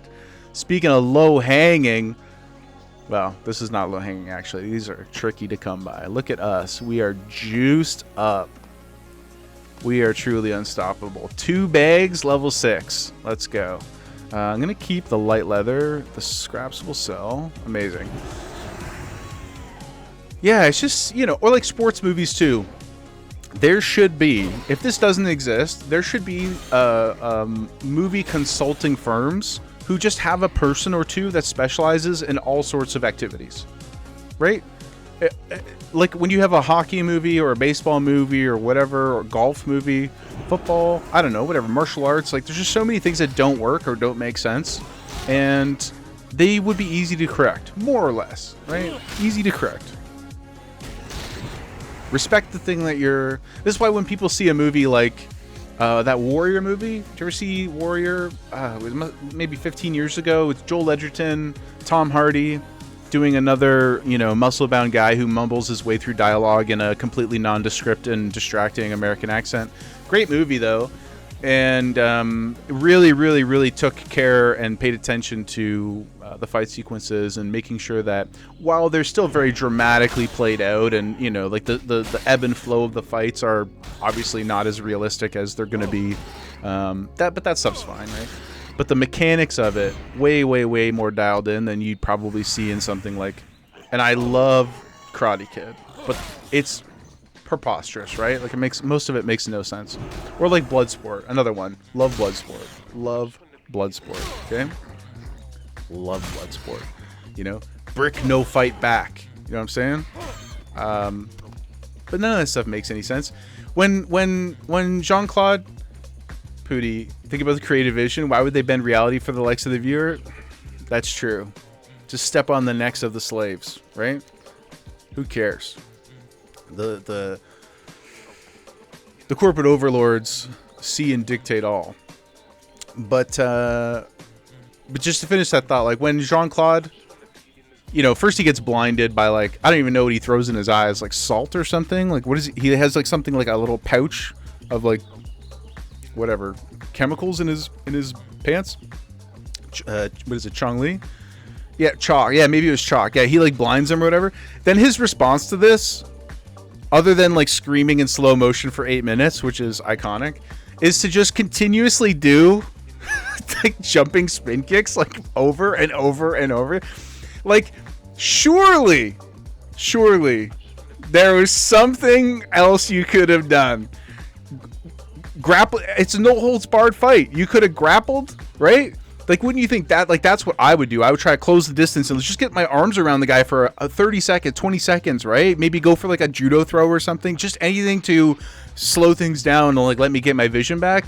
No. And maybe that's why, you know what, as I'm saying this, maybe that's why I will never be, you know, bodied up and winning no holds barred tournaments in China. But he just starts, you know, jumping in the air and flipping around. There had to, all I'm saying is if he had a guy in the corner, you know, if his buddy wasn't in the hospital, somebody should have at least thrown out an alternate suggestion in pre-production. You know what I mean? I don't know. It is great. It is great. I'm happy it exists. So regardless of what I just said, I'm happy it exists in the form it exists. But it's completely nonsensical. It makes absolutely... There's no justification for what happens in that movie.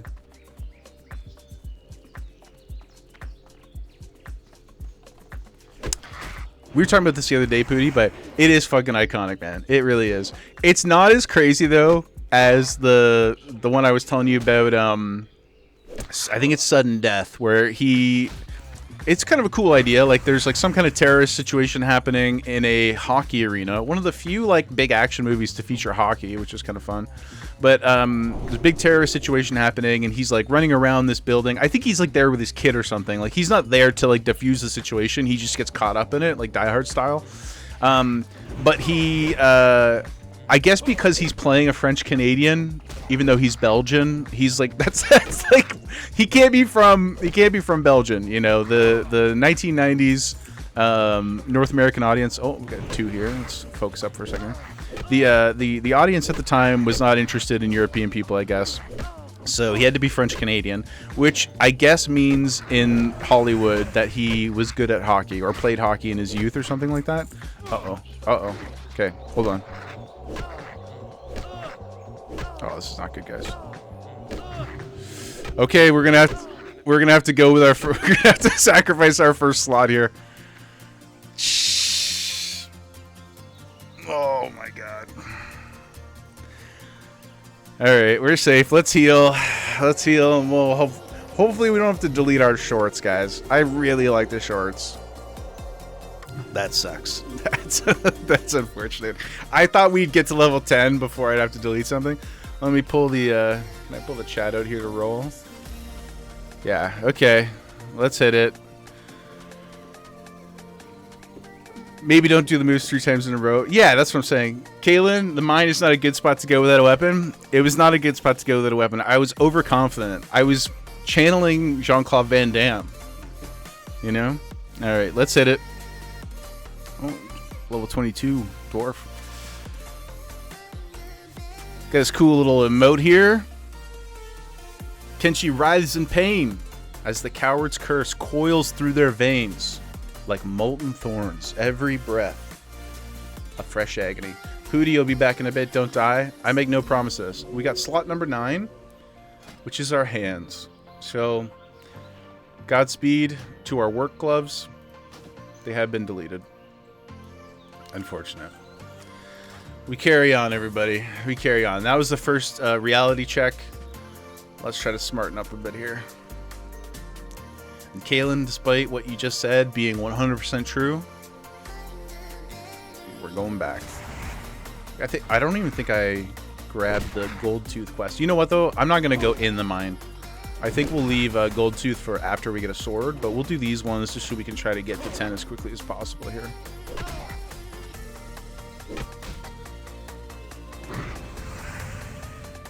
I really do love Jean-Claude Van Damme though. It's just not that many people like him. And he was great too because he was not afraid to. Terminator 2 is like one of my top 5 all-time favorite movies ever. I love Arnold so much. But he and Stallone had a real problem. Ooh, potions, baby, let's go. He and Stallone had a real problem with, I don't want to call it ego. I don't know if that's exactly fair, although it is true also. But they just didn't like losing on screen as much. And I'm not even talking about the like sort of conspiracies over the years of like, you know, The Rock and Arnold having things in their contract about not being able to bleed on screen and stuff. I don't know how much truth there is to those things, but it's clear from the things that they've made and like the roles they've chosen and the movies they've produced and all this kind of stuff that they didn't like damaging the air of invincibility that a lot of the characters they played had. But I feel like Van Damme got the shit beat out of him all the time. Like he seemed to. Now Rocky obviously does get beat up a lot, but the majority of Stallone's characters that I can think of off the top of my head were not really like dudes who were out there losing. Whereas Jean-Claude, I feel like got beat up quite a bit, very often. His was usually a story of like, you know, we had to start kind of in the middle-ish or low, dip, and then ascend. Very like Goku style, you know, very Saiyan of him. He had to get beat up a little bit and then rise to the occasion. Arnold usually was just like the best at whatever to begin with. He's definitely, now as I'm thinking about it, he's more guilty of it than Stallone for sure. Stallone a lot of the time though, to his credit, did take on characters that had more of like an emotional journey. You know, like even First Blood, everybody kind of remembers Rambo nowadays as this like, you know, symbol of American machismo kind of thing. But I mean, The First Blood is a great action movie too, but it's a pretty compelling like dramatic narrative as well. There's a lot of emotional baggage in that movie that he's carrying. So cliffhanger as well. You know, he loses his homie's girlfriend at the start of the movie, which like not even his fault. I don't know why everybody's so mad at him. Like she shouldn't have been up there. The guy who brought her up there, what's his name? Michael Rooker, you know, known to most people these days as Yondu in Guardians and the Marvel movies. I mean, it's his fault. He brought her up there and you know, she died. He didn't even try to go save her. It was Stallone who was like, I'll, you know. But then he's the one who has to carry the trauma around because he let her go. Not really fair. IMO. You know, take some accountability. I would never be climbing mountains. That's just not my bag.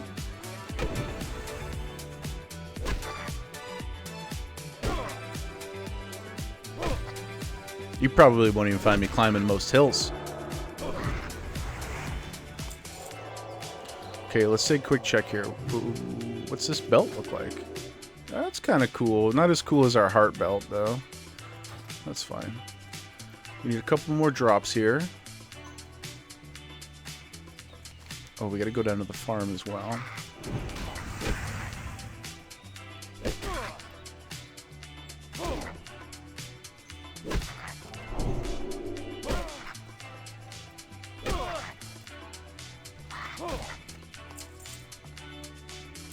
Punch a pig on our way, why not? ABK, first rule of hardcore, always be killing. That's not true. First rule of hardcore, I think, is don't go in caves. Don't go in the mines unarmed. We've already broken that rule. But it's not the first rule of our hardcore challenge.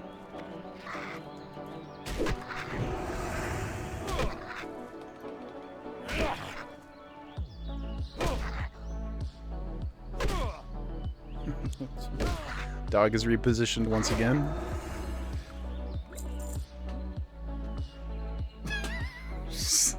Laying back against the door. Come be on camera. Come earn your keep. Dog food is expensive, man.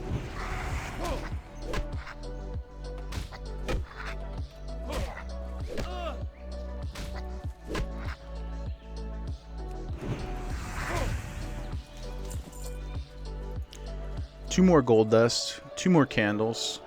You know, take candle. Hell yeah, we do. We take all the candles. We need your candles to unlock our sword. I'm amazed we haven't got a cloth robe yet. Like, I feel like usually you get 10 of those things. What's this look like? Nope. No dice.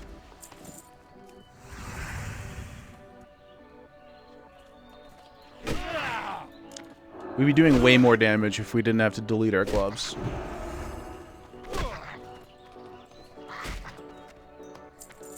Seven out of 8. Come on, we're so close.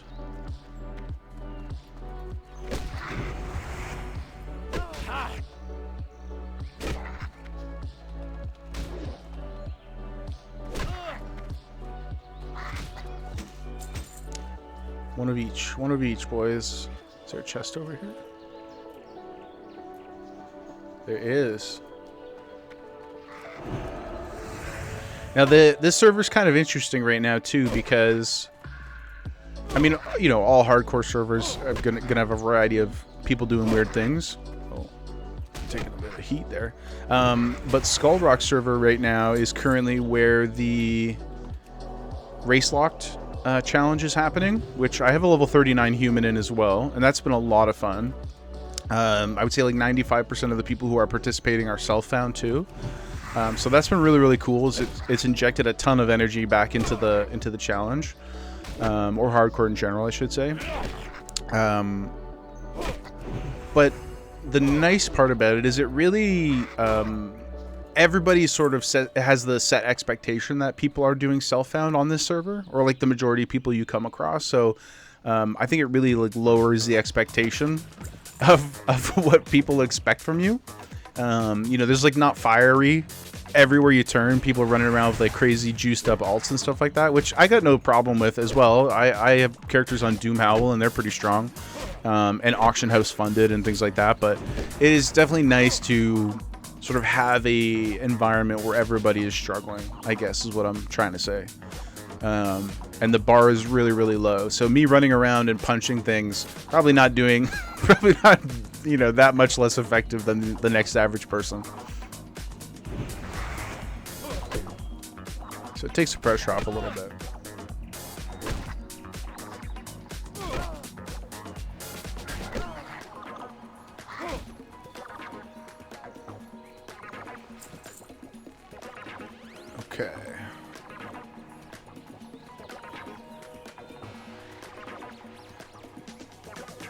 We're doing 7 DPS.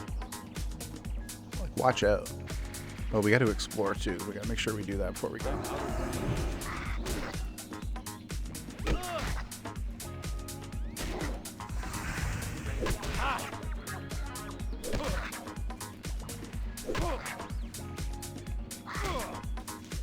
There we go. Look at that double whammy. Okay, let's go get our exploration. Then we'll go back and train. What do we got coming up here at level 6? Well, we're already level 6. Divine Protection. That'll help with our item dilution. We can bubble through some bad choices. Holy Light Rank 2. Seal of the Crusader. Notorious, you got to go and leave this thing on. You're going to lurk. Thank you, man. I appreciate it. Go get it before I explore. Go get what? The training? Uh-oh. Yeah, love you, Notorious. Thanks, man. Okay, that wasn't too bad. Don't let the run die early. Yeah, I'm gonna go grab it. I'm just gonna hit this mine entrance first, because it's just right in there. We don't have to go deep into this one. As much as we love going deep,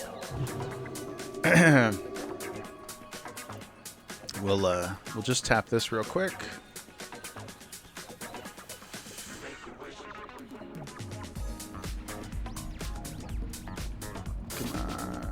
PG stream. There we go. We got it.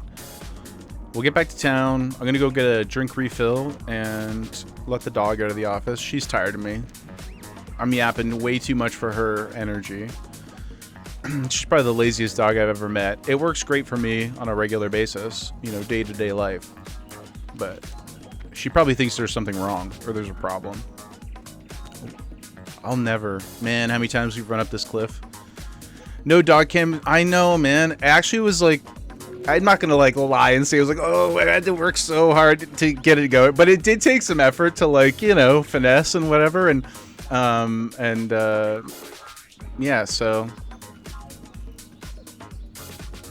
just a disappointment to the family. No, I love her. She's my baby, dog father. We'll get it going eventually, and I do think once the AC turns on in the next couple days, she'll be way more chill. Sorry, not way more chill. That too, though. But way more open to staying in one place. Right now, she just kind of likes the different floor surfaces being different temperatures. But yeah, then we can do this kind of thing. Nobody really wants to, you know, look at me anyway. Right? We could get that going. Who doesn't want to just look at her? I know I do. Uh-oh. Running into stuff there.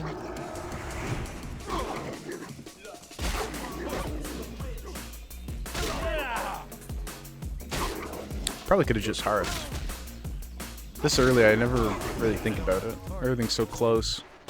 It's like funny, when you get to level 10, 15 or whatever, you're like, you can't waste your heart. It's so valuable. It's such a valuable resource. Cheeky, you want to see Gemma? I know. I want you to see her too. I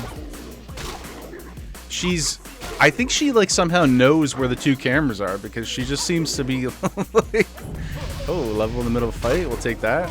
She just seems to be completely not interested. But I will try to coax her onto her bed at some point in the very near future, because she is adorable. She truly is the most precious. Oh man. Nobody ever taught me how to skin a wolf. This is difficult here. We're failing. Okay, there we go. Alright, let's get back to town. We'll take 5.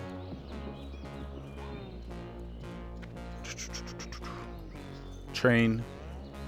And then come up with a new game plan. What should we do after this? Oh, I didn't go back to the farm. We'll probably do the farm, and then we'll head over to the logging camp, or maybe we go to Karanos? Bear wants to see Gemma too. Well, I promise we'll make it happen. I intend for her to be a staple of the experience. I built her a little cave. You can't really see it with where the mattress is. Mattress? Her bed. But there's a desk right here. my Pokemon desk with all my Pokemans items, and under it is a little, you know, we all have desks. You know what under a desk looks like, but the kind of creates a nice little den for her, and she loves it under there normally. How are you? So I was like, cool. Safe I'll just travel. build everything up around that, See you later. and I think it will work when she's in the mood, when she's not being a diva. Light bless you. Okay, let's trade all these in. We got our marbles. Hell yeah. Everybody loves marbles. Put that there. Okay, let's take a quick look. We do have wrists are not as good. We have new pants. 13 armor is sizable. So, I guess we'll say goodbye to our shorts. I mean, they kind of match the belt. They look pretty nice too.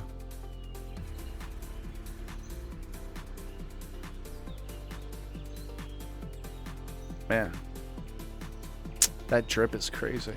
Okay, weapon we can't use. Cloth belt. No. Okay. Good. See this? What can I do for Sell.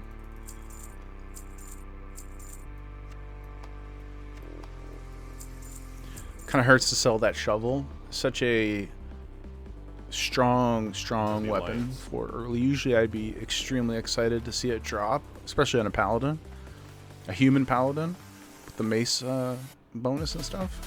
But You need something? See this you is around. the life we've chosen, the way of the samurai, you know, Have a the good Ronin. See you later. Have a good one. Be nice to get some of those rockets later too. I never use these glowing wax sticks. Marbles, I do believe in keeping. I think they're valuable. It's hard to remember to use them, yes, but I know I will at some point. Probably have a reason to. But we can't be out here having multiple, you know, Elwyn Forest support items. Okay, we're gonna take 5. I'm gonna go get a drink, and then when I come back, we'll train. Please don't let me forget to train. I'm making you guys accountable for that. We'll train. And then it's a push to level 10 and to get our first sword. And hopefully some samurai robes, because this is crazy. Okay, be right back.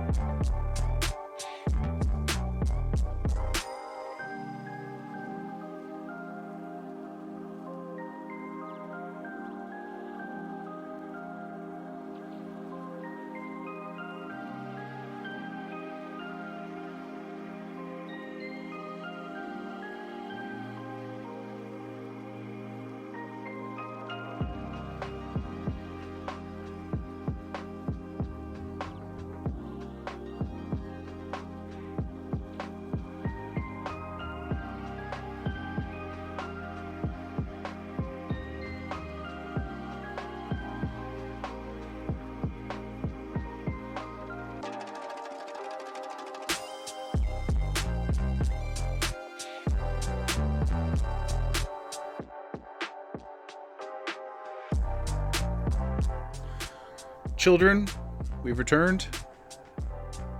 Dog father in the house. I have released the dog from her prison of the office.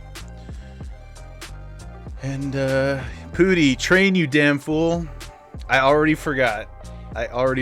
So thank you. This is already coming in clutch. Okay. Let's go train. How much money we got? $13, eh? Pretty good. I think we can afford our secondary professions. Let's grab cooking. See you around. And first aid upstairs. All I care about is making sure we have 10 silver. Oh, wrong one. 10 silver for level 10. Everything else at this point is moot. See you later. And I think we can do that. I think we can accomplish it. Also, now that we have some professions, we can finally appreciate the beauty that is the radial OP tool. Ah, look at that. So nice. What a beautiful invention. I'm saying it's fantastic stuff. Okay, we'll go get fishing. And then we're gonna go fight some. Oh, we gotta go. Right. Okay, we gotta go back to Billy. Pootie, I did not make you responsible for remembering that one, but I feel like you should have taken the initiative to remind me to do it either way.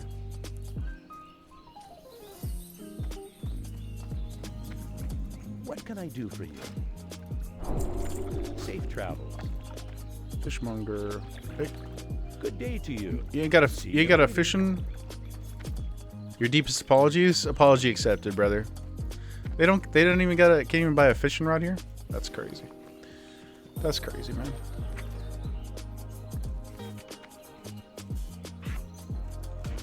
Put that on my mouse key bind. Okay, let's run down there. We get this sorted. Because that gives us gold tooth, which we are going to save, but I just want to have it ready. Nah, you know what? I changed my mind. Feeling impulsive. I changed my mind. So we're not going to do it anyway, so yeah.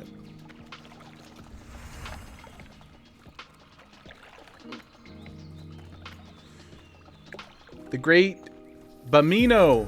Thank you so much for the follow, man. The golden path is set. Shai Halud, brother. The golden path lays before our feet. May your knife chip and shatter. We are doing the Cursed Samurai hardcore challenge in World of Warcraft right now. The challenge is we must use a two-handed sword only, or unarmed, which is what we currently are, because I can't train two-handed swords until level 10. We can only wear cloth and leather armor, except for the chest slot, which must be a cloth robe. In addition to that, if we flee from battle for any reason, we are cursed with cowardice, and we must random roll to delete an equipped item. No exceptions, and the item cannot be sold. There's no profit allowed. It must be pure punishment. So it's kind of a slow start just based on the nature of the challenge, but we're almost through the first bottleneck of the two-handed sword, and then things are going to get a lot more fun from there. But thank you for coming in. I appreciate you. And I hope that you're having a wonderful, wonderful day.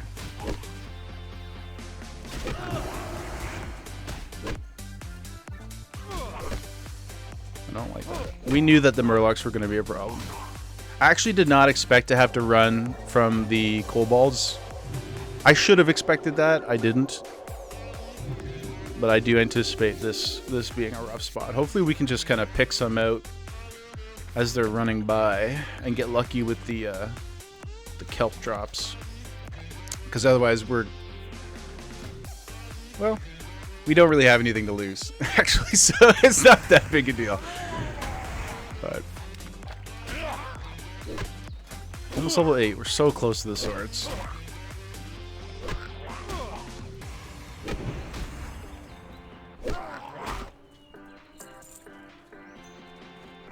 Getting pretty lucky here. There's a lot of these guys around.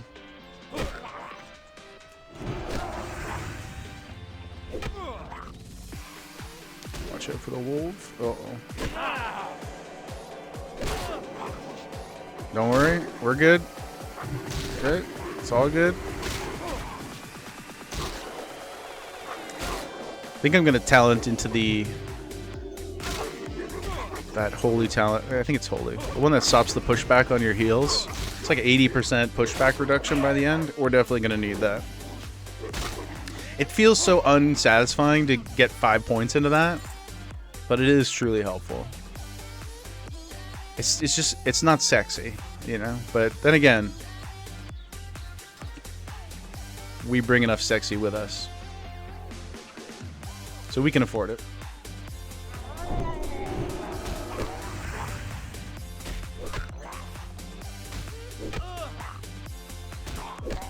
Really am tempting fate by being near these wolves repeatedly, though.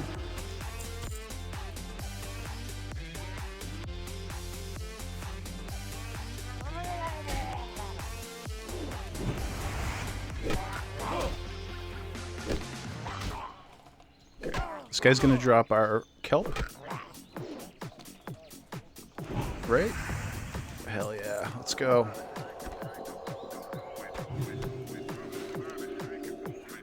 I don't think that questing over here is the best idea at level 7. But let's go. Let's check it out.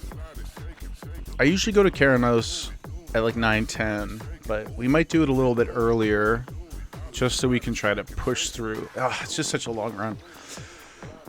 But it might help just to push through so that we don't have to take on anything too spicy. Certainly not going to fight Princess without a weapon, because I'm a wuss. Sabab.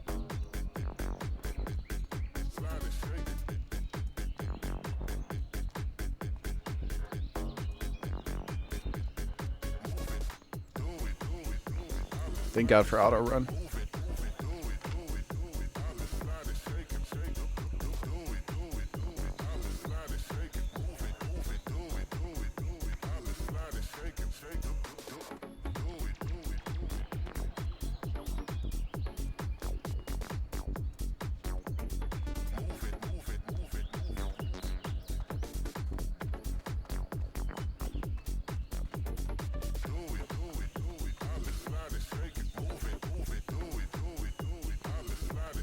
Look at him go.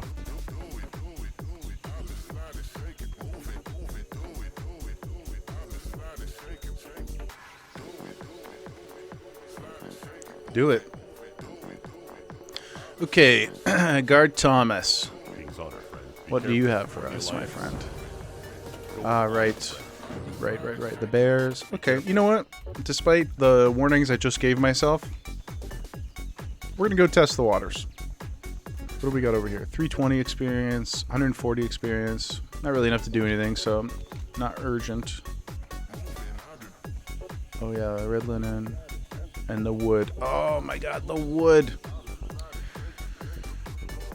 One of the most frustrating early quests imaginable, just due to the impossibly visually inconsistent logs on the ground that you have to go find. But we'll make an effort Well here. met. It's a relatively safe quest, even if it is annoying. And our pugilist gentleman here would really benefit from a bunch of those. You need something? Approximately 7,000 more experience worth of those, if possible. Once we get our katana, though, watch out, Azeroth. What level are these? Oh, they're level 9, eh? Yeah, that's a bad idea. We shouldn't be up here. That's level 10. Okay. I changed my mind. I will say, though, the good news is... I'll leave that one, too. The good news is... we still have our hearth, because I forgot to use it the last time we went back to town, so we're just gonna go and do this now. Okay. Let's get into Stormwind. We'll do the run around stuff here. Hit level 8. Pooty, you said train, you damn fool. I went and picked up all my professions and did not train. I also hold you accountable for this mistake. Let's do it right now. Okay, we got Seal of the Crusader. Fills the Paladin with the Spirit of Light, granting 31 melee attack power. Also attacks 40% faster, but deals less damage with each attack. Judging the enemy increases their holy damage taken. I know there are some believers out there in the Seal of Crusader, and I'm not going to. We're not gonna run any tests whatsoever. I'm just not gonna use it. So that's how we feel about that. Hootie, you can't hold my hand and banish the forces of Mephisto at the same time. That's true. You're right. I mean, we are trying to.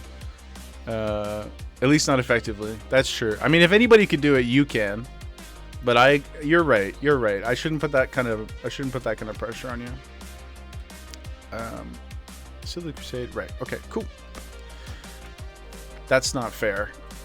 And I forget this every time. Mephisto, Lord of Hate, Terror. No, Diablo's Lord of Terror. Baal is Lord of Destruction. Hate. Okay, Mephisto's. And what is the new that new lady, Lilith? Have a good one. What's she the Lord of?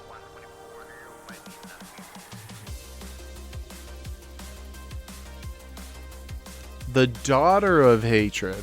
Wow, that was a. They really stretched themselves with that one, eh? Wow. Hold on, though. Isn't cheeky daughter get the spell check in there? Better watch yourself, Pooty. Okay. Maybe this is just a little nitpicky, but Daughter of Hatred, Lord of Hatred. But is she not the progenitor of the humans? Didn't you tell me that recently?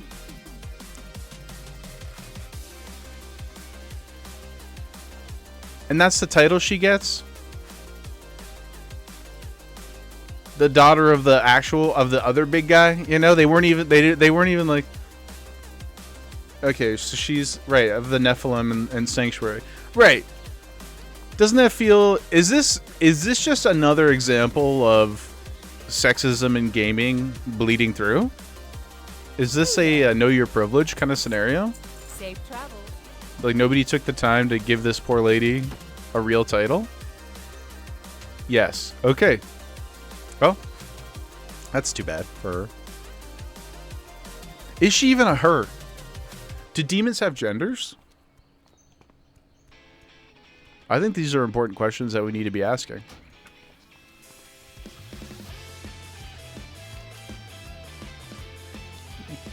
It's kind of a bop too. This reminds me of a little bit of My Hero Academia. Also, yes? Okay. Fair enough. I have no information or motivation to explore that further, but I'm glad that it was surfaced. I think that we've done our part. If new information comes to light, though, please. I hope that I'm the first person you tell. Speaking of My Hero Academia, finished it last night, actually. Probably why it's fresh on my head. On my head? In my head. It can be on it, too. Pretty good. No spoilers, no fears. Really enjoyed it. Great experience. Great ride overall. If I had one criticism of the series in totality, it's just that I don't think that they needed an 8th season. At least, like, you know, in the sense, like, it didn't really affect me because I watched it all at once. So I was just able to, you know, binge the whole thing. But I do feel like they could have just added like 4 or 6 episodes instead of stretching the beginning of the 8th out. They could have just done it. You know, they could have just done it. Again, it doesn't really affect me, but either way, Great show. Really love it. Okay. I think we got to go with the explosive rockets, right? We're going to get alchemy, so we'll be able to make a bunch of these on our own. Oil of Olaf increases armor. Who cares about armor? Certainly not us in our, you know, samurai challenge. So yeah, we got to go with explosive rockets. And then, because we're gamers, let's get a quick macro here. I already got it ready. We got to go with the @player. We're just going to use it as a regular item in our rotation. See, Notorious, I know you've disappeared to take care of your young men, but now we have, what, 1, 2, 3, 4, 5, 6, 7 buttons, maybe 9, depending on if you know, count the different ranks of Holy Light. Either way, juiced. Okay, we're going to grab these runaround quests here real quick. Cheeky, you stopped at season 5. Did you stop because you weren't enjoying it, or did you stop just like organically and never went back to it? That happens to me all the time. I forget I was watching something, or I get distracted by another new shiny toy, you know?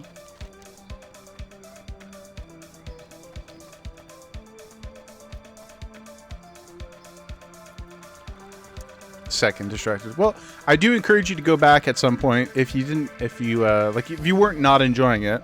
Sorry for the double negative there. I missed a... Oh, I did. I missed a quest. Sorry. Yeah, it's pretty banging. You found others you liked more. What else you been watching? Hit me with a top 3 anime rec. Oh, can we do a little parkour here? Oh, we can't. Invisible wall. Pooty, tell him. What have you been watching? Uh-oh. You been watching something weird? Is that what that means? You been watching something weird? No shade or shame. You know, I support 99.9% of things on Crunchyroll.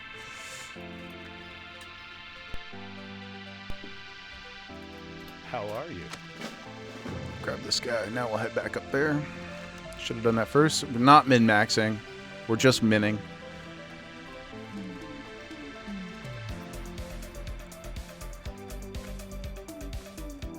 All kinds of. Give me 2 or 3. Yeah, I like variety's good. Variety's the spice of life. But I feel like there's something lurking under the surface here that Pooty is implying.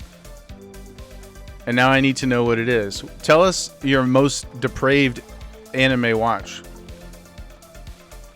Kayla, nothing special, just something about this octopus. Yep, there's always a tentacle, right? When there's apprehension, if you ask somebody about their favorite anime and they're resistant or apprehensive, there's almost always a tentacle, right? Cheeky poo. Is there an octopus? It's that. Okay, I'll tell you what. It's either that or it's the exact opposite. It's something completely innocuous, like it follows like a softball team and it's entirely wholesome. But no, Kaylin, I'm not kidding. You're 100% right. Okay, don't doubt yourself. This is absolutely true. But yeah, it's either the octopus or, you know, a slice of life anime that nobody's ever heard of and follows just something like super innocent, but they're like almost embarrassed because it's so normie. Come on, Cheeky, let it out. Tell us. Now we're here. We need to know. Give me one. Just give me one. What's the most deranged one on your list? Pooty, she loves the sports and slice of life animes. We'll say that's what. Well, but I know that it's not what you meant. Now you're thinking, okay, hit me with one of your favorite sports ones, and then shoot me a weird one. I can't promise I'll watch either, but at least we can let the people know. To be fair, let me think of. I'll do the same. I don't have any sports ones. I didn't like that Baku one, whatever that one was called. The dudes who were like they're like way too muscular. I just didn't enjoy watching it. It was like strange to look at them. I know people ride for that show, but it was just a little too weird for me visually. Sports, Haikyuu. Am I saying that right? Okay. What sport are they playing? Ooh, ding, baby. Let's go. Okay, and now we will take our half-naked self Over to the tram, team.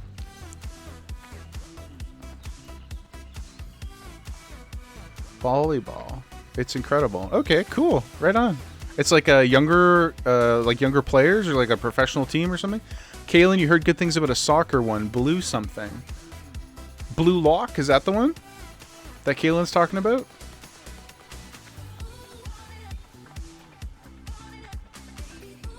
Ooh, Sabop. Cool. Blue Lock. Okay. Maybe I'll check that out. Haikyuu and Blue Lock. I was trying to think of something weird that I watch. I watch all the normie stuff. There's nothing too weird in my or slice of life either. I'm just usually going for like the boom boom pow pow, you know. Kuroko's basket, though Pootie judges it. Is it because it's too innocent or because it's on the other side, like we talked about?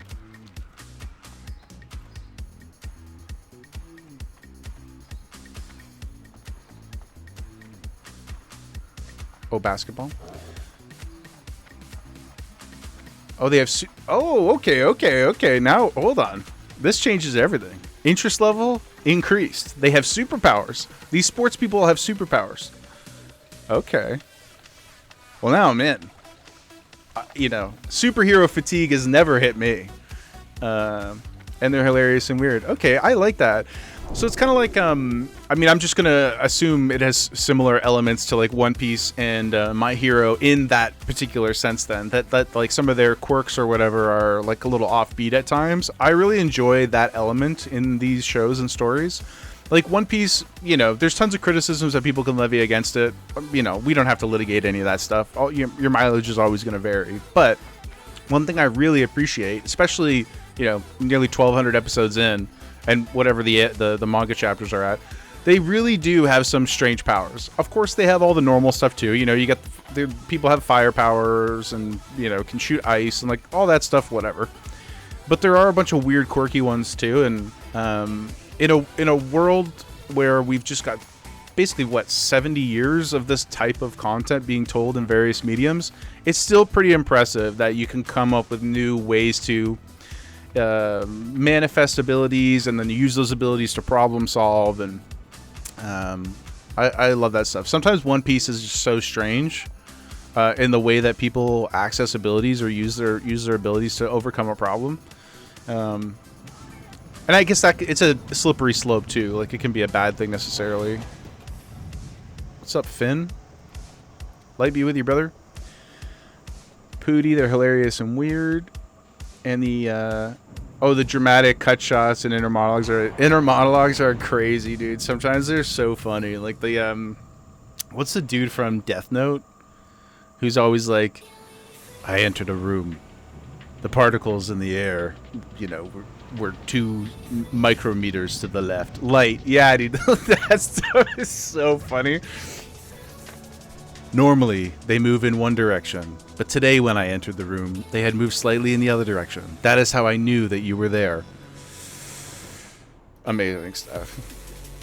Cheeky, highly recommend Black Clover. Don't worry, it's not weird. Well, that's not something you should say to somebody, because now I just assume it's extremely weird. I've seen it in the carousel a bunch. Is that's not... Oh, you know what? I'm thinking of Black Butler. I don't know what Black Clover is. It's not weird. Okay. I mean, I'm not anti-weird as long as it's not like, Well, we all know the ones that are a little sus. And I still never gave you my. I really have no idea what the weirdest one I watched. Oh, I'll tell you. I don't remember the name of it off the top of my head now. Maybe one of you guys will recognize it. One that was weird that I watched, and I actually quit because I was really struggling with it. It was something to do with, they were like vampires, immortal vampire type characters, and oh man, brutal broadcasting to not remember the name of the thing.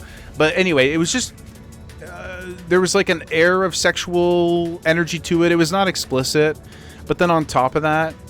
No, not Vampire Night. It didn't have vampire in the name. Hold on. Let's do some quick Googling, guys. Let's do some live searching over here.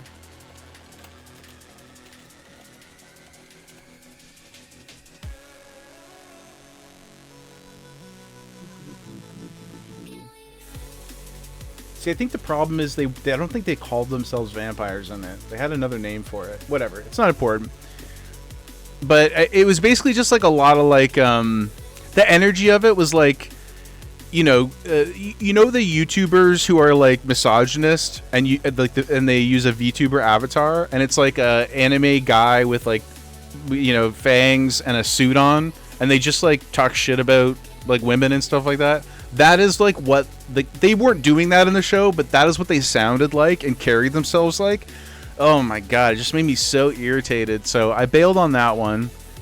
And there was another one, an isekai on Netflix. God, I can't. That's brutal. I can't remember the name of this one either. I watched like 2 seasons of this other one. Maybe this one will stand out to you guys. It's about a guy who plays an MMO. It's kind of Ready Player One-ish. Or like Sword Art, which is why I checked it out. And basically, it was a guy who he was like a OG in this MMO, and the MMO was shutting down. And then the last day, he logs in to kind of like say goodbye to his character and all his, you know, his homies and stuff, and nobody else like really shows up to say goodbye. Overlord, that's it. Yeah, I watched a bit of that. That's it. Yeah.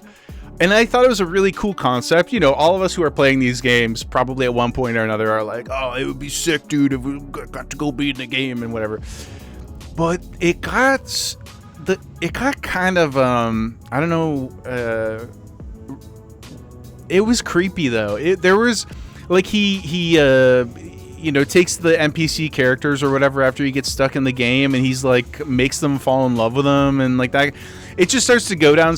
Now, I'm not going to say that those aren't unrealistic things that would happen, you know, especially like knowing the average type of person who plays a lot of these kind of games and you know, is in that sort of no life degen.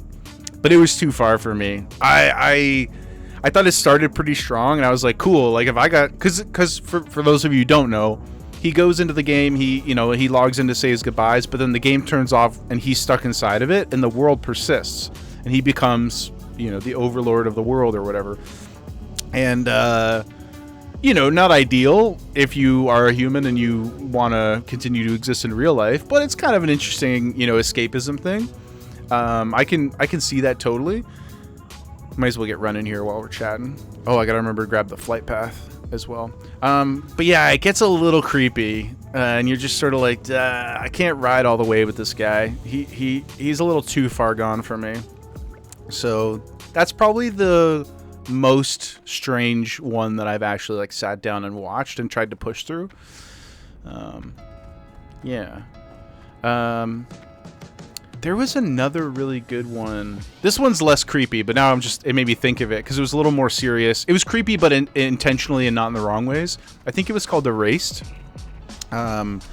And they made a live action show of this as well. But Erased was about, it had a little bit of supernatural element to it, but it was about like a missing girl or missing kids, and like a serial killer and sort of the mystery surrounding that and everything. So it was a little eerie at times. And the guy who winds up being, sorry, I don't remember his name, so I couldn't really spoil it more than the fact that he's a man. But the sort of the antagonist of the show is really creepy, but I think that's different. It's like you're not supposed to ride with that guy, and also you're not in his POV the whole time, like where he's like hitting on kids and stuff like that. So where Overlord sort of like verges into that territory sometimes, you're like, this doesn't feel right. I feel like somebody should have a conversation with these people. But sensibilities, you know, mileage will vary, I suppose. But yeah, Overlord potential. I don't think I could recommend it though. And you guys seen Dandadan? I mean, it's not new now, but I've been hearing for a long time that I should check that out. The animation style looks pretty cool. Cheeky, you have? Is Dandadan worth my time? Should I put it on the short list?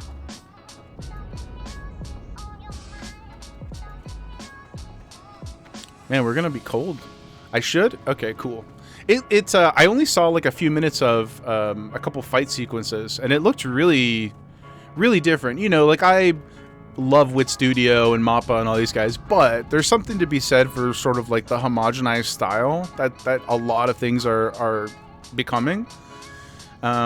Even though they look great, it's nice to get like Dandadan has like a nice flow to it. It looks like the frame rate and stuff is cool, and they play with it a bit, and I really I really appreciate having something different to experience. Like, I started watching not that long ago, Pootie, Dan's Incredible. 100% watched that shit yesterday. Okay. I'll check it out this week then. I promise I will. I'll report back. I'm just gonna finish To Be Hero X, which I started the other day. I'd watched the first couple episodes when it premiered, but it's the kind of show where I like, for me anyway, I think some stuff is better as a binge, just because of the way the storytelling is structured, and like it's easier to latch on to things and kind of ride with it. And some stuff you want the episodic, week to week kind of build up and whatever, you know, like Game of Thrones, Sunday night style. But that To Be Hero X show is like pretty dense, and I was having a lot of trouble following it week to week, so I put it on pause intentionally, and I just came back to it because the first season is out now. And that's one too where it's like changes art style. I think the easy comp is like, you know, Into the Spider-Verse sort of thing, but it goes way further than that. And like, I don't know yet what the story is in its entirety, but the sort of structure of it is like you're doing snapshot, like a week here and there with these different heroes in their world, and the sort of power mechanic in their universe, which is kind of neat. It's called the trust system. Sort of reminded me of American Gods, if any of you have read that or watched that show. But it's like, if the people's belief in you empowers the heroes, and alternatively, the people's fear of you empowers the villains. So they're sort of like Green Lantern style, like pulling their energies from those types of things in the ether. And so as heroes become more popular, they get stronger. And yeah, so far the show is like kind of sitting with each of these groups of people in little bits as we're learning about them. I don't really know where the overarching thing is going, but okay, guys, we made it to Keranos in one piece. I probably am not gonna.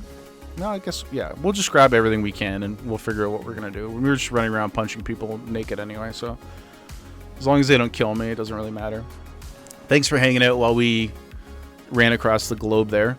But yeah, To Be Hero X is pretty cool visually too. So I don't have an opinion on the story or anything yet, but I do like how, so like for example, like a fight will start and the animation style completely changes. So like the so far most of the show has been in like 3D animation, and then a battle sequence will pop out and it'll switch to like a really like blocky like non-gradient 2D animation, and like some crazy ability will go off and then it'll switch back, like stuff like that. It's pretty cool and inventive. So I'm having fun watching that one too. But yeah, I will check out Dan. That's how you say it, right? Dan. Wash your back. Oh, and I did hit 8 actually, so where's the trainer in here? Might as well learn something. I'm not playing Race Lock, so... Ooh. Parry? Right? How good is that? We can certainly get a lot of use out of that. Eventually. We'll save that. We'll save that for 10. Why waste the money? Purify, okay. And Hodge, baby. Let's go. That's a big dub. Hodge. Ooh.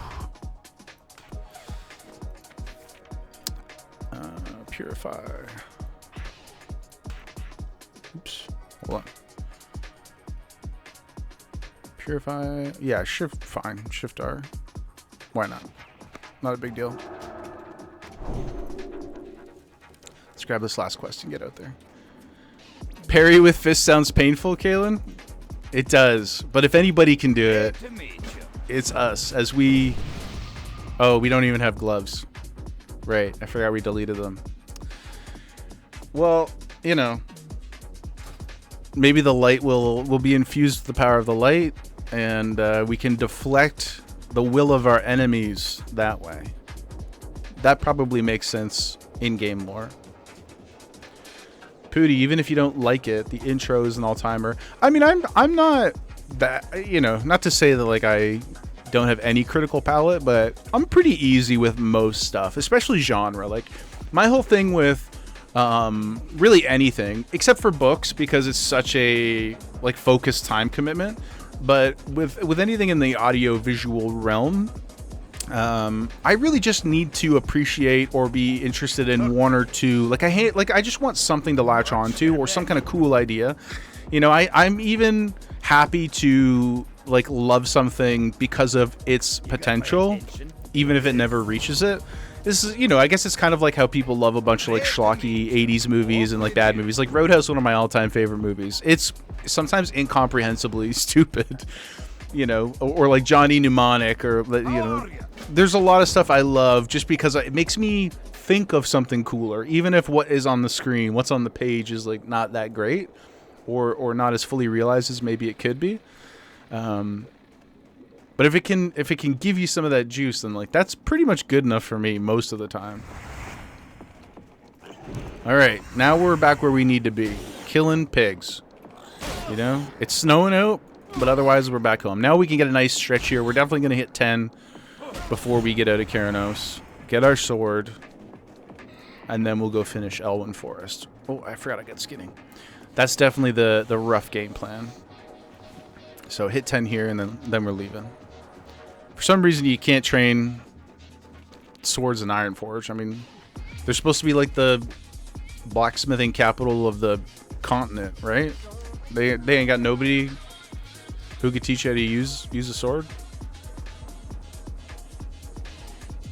Barzy, how we doing? Just had to do some chores and have a scrub-a-dub. That's good. I hope you got behind the ears, brother.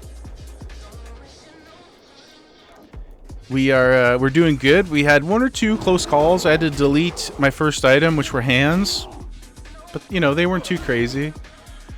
Cheeky Wim Hof, Iceman, and Pig Puncher. That's true. Oh, maybe if this guy dies and we have to redo the challenge or something like that, maybe we should call him Jaeger Wim Hof. I'm not creative enough to not have Jaeger in my name, but that's good. Kaylin, dwarves just use axes. That's but they got pallies too, right? Like they got maces. And axes are kind of like swords. Right?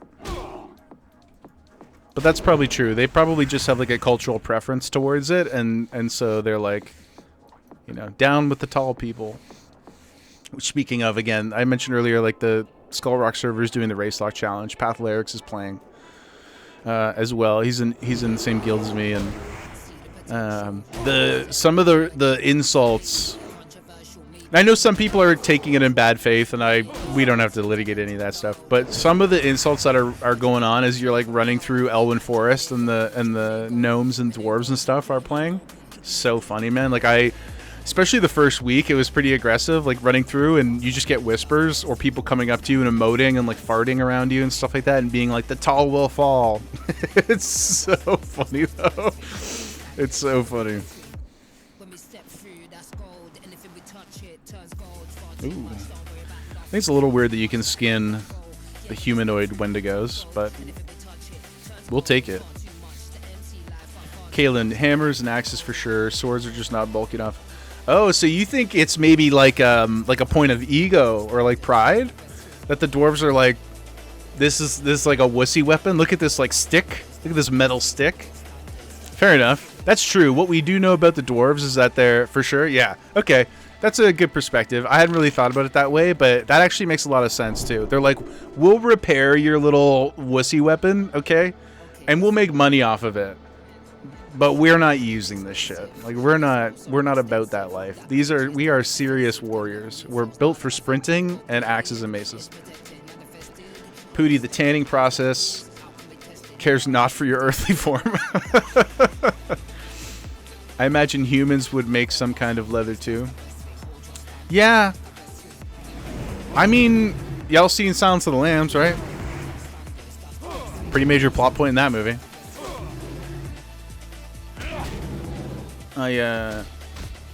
And I don't know enough about serial killers in the real world, but seems likely that somebody's tried to do it, right?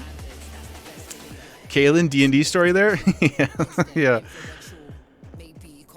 Man, it would be cool to do. I know that's so much work, and I know like so many people have tried, like Josh Strafe Hayes and that gang, Session Zero. Like a lot of people have tried to do the critical role, but even selfishly, just for fun to have a campaign, it would be cool to get a digital campaign going with people. It's been on my shortlist for way too long to be considered shortlist viable at this point. It's disrespectful. Kaylin, your party visited a Tiamat-controlled place where your dragonkin had to pretend to be part of that community where the party were your slaves. Yo, you know what that reminds me so much? I don't know if you're a retail enjoyer. They redid your carriage all human leather. Oh my god. So, okay, hold on. Two parts. One, just to finish the first thought, it reminds me of what's the new starting experience? The island you go to in retail. You know, and there's the ogre camp, and you have to, like, you know, all you and your homies get chained up, and you get magicked into, like, illusioned into an ogre, and you have to, they're all, like, chained up by their necks, and you bring them through by the front gate and, like, wave at them and stuff. That's pretty funny. But let's dial in on this for a second here. Where did they get the human leather? Mental damage for your good dragonkin? Some PTSD? Yeah, where did they get the supplies for this, though? Or is that too dark a story to tell? The statute of limitations maybe is not up yet. Nice, we got our bear fur. Sweet. Oh, I knew that was going to happen. But this time, we're all good because... bombs, baby. We got rockets. Eat that, boar. So much. All their human slaves. The resident kobolds did it to honor you? Did they give you a nickname? Did they give you a title of some kind? That's dark, man. They didn't want candles. They wanted flesh. They wanted the flesh and skin of their enemies. That's what Blizzard needs to adapt. When we went to what was that? The Niflheim Cave, whatever that place was in Dragonflight. That's what they should have been doing down there. Nah, just because you were closer to a dragon. Interestingly, ties back kind of to the Silence of the Lambs. At least the universe, not that book or movie, because you know they had the prequel, the Red Dragon. That's what that serial killer's whole deal is. Manhunter, great Michael Mann movie, by the way. Yeah, that dude's all about like ascending to be a dragon, you know, and he like replaces his teeth and like gets big tattoos across his body and stuff. Pretty gnarly.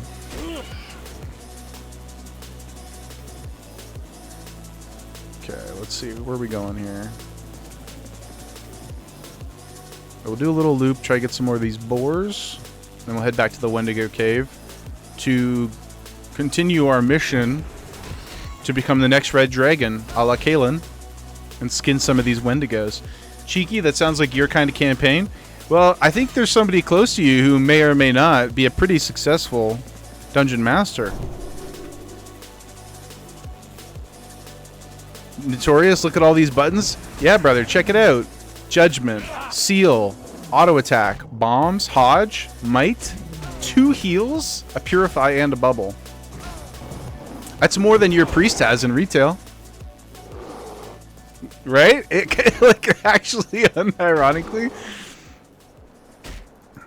So, now you can't be talking shit. Now, they may not do as exciting a thing as your priest buttons do. Notorious, that's not nice, but also true. You already have more buttons than me in Raid. Yeah, see, I knew it. I know how you holy priests are rolling in 2026. I mean, I don't know what any of the mechanics are because I'm afraid to heal. But I've seen the UI. It's minimalist at best.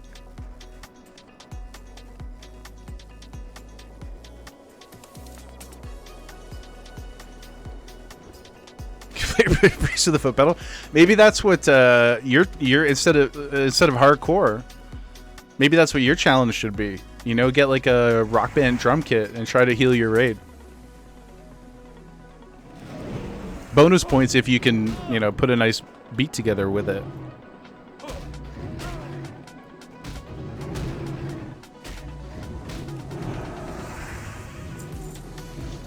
See, even weirder is the fact that the quest drop is its skin. It should have like a small proc chance to give you the quest item when you're skinning too. Notorious, the genre has already peaked. You watched a Bear Druid time plus 20 on a DDR dance pad. Oh my god. I can't even do a I can't even do a plus 20 with all of the, you know, accoutrement that a normal player would have. That's insane. I can't even do a plus 15. Kaylin, you're getting some info from a bartender. Sorry, hold on. Let's go. Getting some info from a bartender. Then to keep from being found out, they talked shit to you, and you had to be offended. Then when you came back, they offered their flesh without saying it. So, yeah, you ended up eating it, and then found out. And then they were damaged for months after getting out of that place.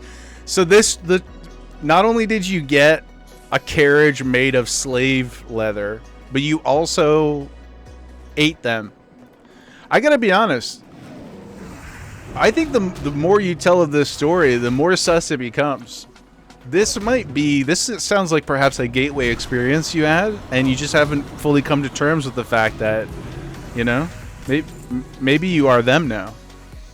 Maybe it had a bigger impact on you than you thought. Maybe it wasn't all just trauma. Maybe it's longing. There's some deep core human ingesting experience that's just wants to bust out of you. I regret the phrasing of that. It reminds me also of this lesser seen Timothée Chalamet movie, which I really enjoyed, called Bones and All. It's a cannibal love story. Strange sentence, I know. But if you haven't seen it, pretty good. It has pockets of violence, but it's mostly dramatic, little thrillery, I guess, at times. But it really is a romance. Like the romance is the front kind of linchpin of the story, or centerpiece.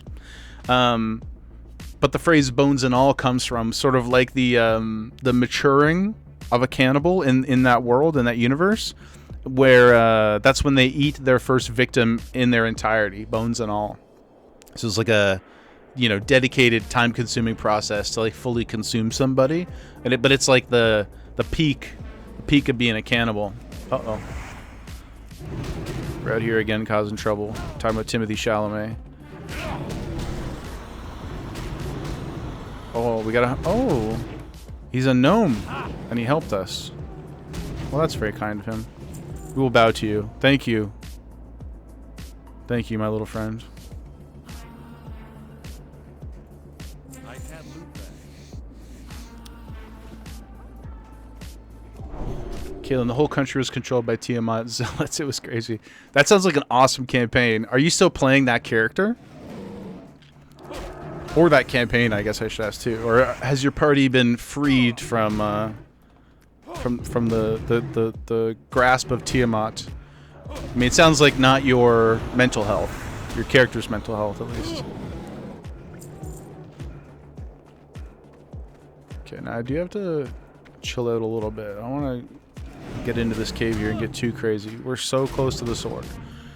So close.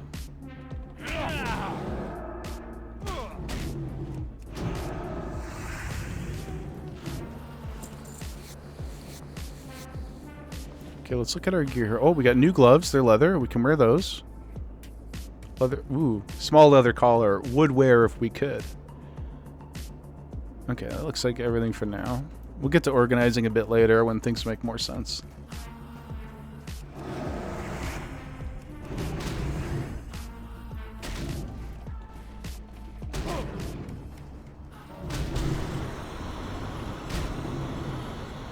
Sure, bro.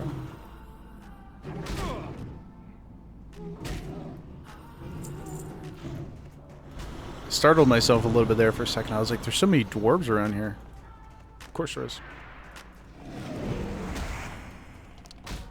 Barzy, when's the OSRS Iron Man challenge? I know you are a lifetime OSRS enjoyer. I would play. I probably will at some point, because I know that the like challenge and like lock series kind of stuff is like so heavily anchored in that game, and you know, most people were inspired by or came from OSRS who have come over to WoW and do it. I think my hang up is, despite how kind of like obnoxiously simple the combat is at the moment, WoW combat is unrivaled, right? Like, it just is, in my opinion, my humble gamer opinion. I don't think there's any MMO that even comes close. 14 is great in many ways, and in some ways much better than WoW, for sure. No doubt. But combat's not the one. I know they've got changes coming. We'll see how that stuff goes for them. But OSRS, I just feel like I would really struggle being engaged with the combat. It's my hang-up. The idea of committing an just ungodly amount of time to the progression system does not scare me at all. That is exactly what, you know, we're chasing out here as MMO enjoyers. But the combat is pretty tough. And that's my resistance, truthfully. However, if I am between seasons and we feel a bit of a lull in Azeroth, then I'm certainly not against trying it. I've never actually sat down and like forced myself to play it, you know? So that opinion could be swayed. Maybe there's a lot more nuance to it than I think. Kaylin, the campaign was going on for like 6 years. Holy smokes. That was just one country. And now you're in a follow-up campaign. Same world. But this one's amazing. The whole thing is several... That's insane, dude. Holy shit. Oh, let's help this guy. Oh, he's hurting. Let's heal our short friend. I got you, brother. There's a buff, too. Now you're on your own. That's incredible. So how long in total has the... Several decades, like, is how long you've been with this party and with that character? Because that is crazy. Impressive, too. It's hard to just maintain relationships like for years at a time, let alone like an actual... Oh, we're done. I didn't realize. Let's get out of here. Let's get out of here safety, y'all. That's truly impressive, man.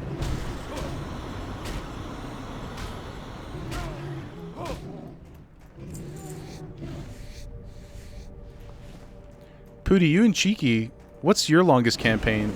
Are you guys still playing the same characters? Kalen, first, or the current DM inherited the world from his uncle. What? Oh my god, that's nuts. That's so cool. Wow. Okay, was it like American Pie style, you know, when like the one older brother like gifts them the book and he's like, "This is all my knowledge." You know, like take it, my son. Is it kind of like that? He's got like a DM Bible for this world and was like, now you are the keeper? Because that is incredible. Holy shit. You joined up with them 8 years ago and are still playing?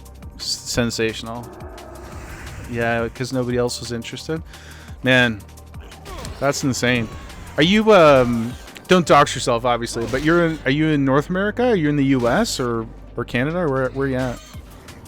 Cheeky, 1 year. No, you don't. Some of them moved away or divorced. Or divorced? Oh, so you guys had to, it's kind of like a, it's like getting the house with the divorce or whatever. Like one of you got the dog, one of you got the friend. And, we don't need bears. We just need boars. Just need boars. That's crazy. But 1 year with your characters, and it's even though it's not the same total group, your characters are still playing like with the same histories and stuff, right?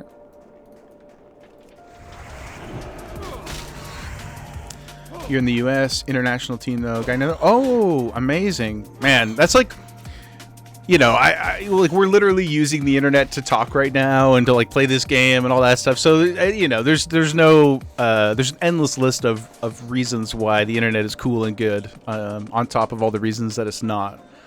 But that is amazing. Like the true spirit of being able to connect with people like that, I think is the most wonderful part. Not to be sappy about it, because I am a natural born cynic, but it really is beautiful. That's so cool to hear. Like both the extended lifetime of the campaign or the world, I guess is more accurate, and then also that you have people playing all around. Amazing. that's kind of a sneaky good movie idea. You know? Just keep that in your back pocket. Like, the story of the coming of age story of the book being given, you know, and using that universe or whatever to, I don't know, age, learn life lessons, something or other. We're just not seeing a lot of boars around here, guys. People do be killing. Yeah, it's really awesome. Several people join us to help develop their English. Oh my god. That's an even cooler layer to this. Wow. That's so cool. Yeah, because I mean, like anything, I don't speak any other languages, but you know, you always hear from people that like the doing it, you have to do it. You can only like to do Duolingo and this kind of stuff so much. You have to converse with people. What a great way to do it. And probably like once they're in the game with you and you kind of get to know each other, like probably such an easy, comfortable, safe way for them to learn. And to learn things that you probably are never going to hear, I would imagine, you know, like in normal, you know, quote unquote normal conversations where you're like in a classroom with people or whatever. A lot of the like quirkier parts of fantasy language and things like that, that they can kind of pick up and learn to navigate through. That's really neat.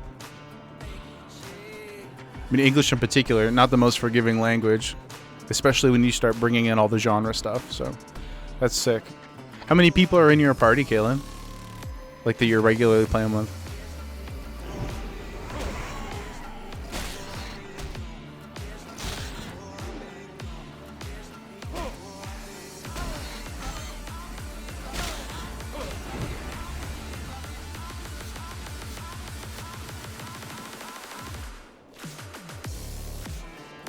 Ooh, it's like country.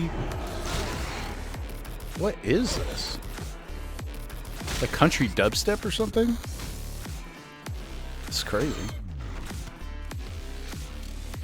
I don't hate it.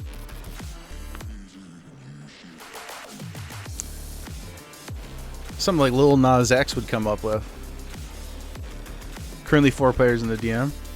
Yeah, it goes kind of hard, eh? Yeah, boys, this is good. I'm not hating at all. Yeah, that's sick, Kaylin. I really think that's cool. It's inspiring, honestly.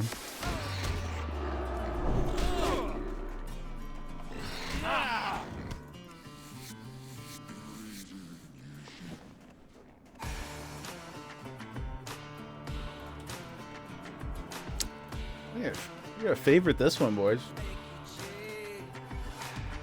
Oh God.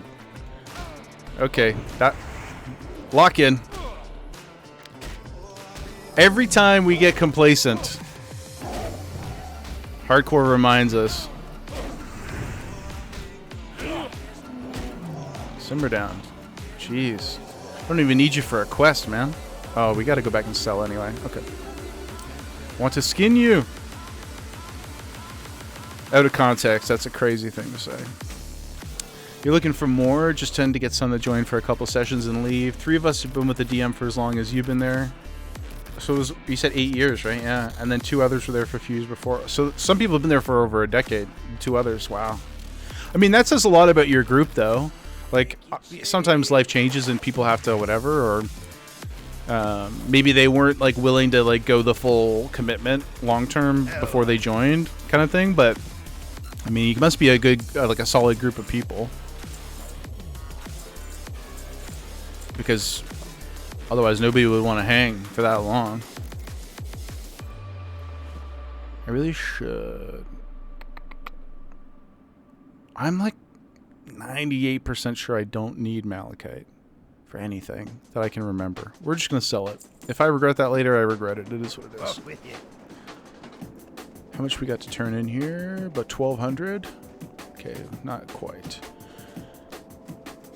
You think the thing is there's so much history? Oh, yeah, I didn't even think about that, but that's for sure true. Like, it's the same problem that a lot of these, like, long-running movie franchises have now. Like, you know, the MCU is the easy choice, but there's just so much, like, people feel like there's homework or whatever between the activity, like, as a barrier to entry. That makes sense. I guess that's, like, really the downside to the lore deep world that you've created, or you know the family line is created with this like 30-year universe.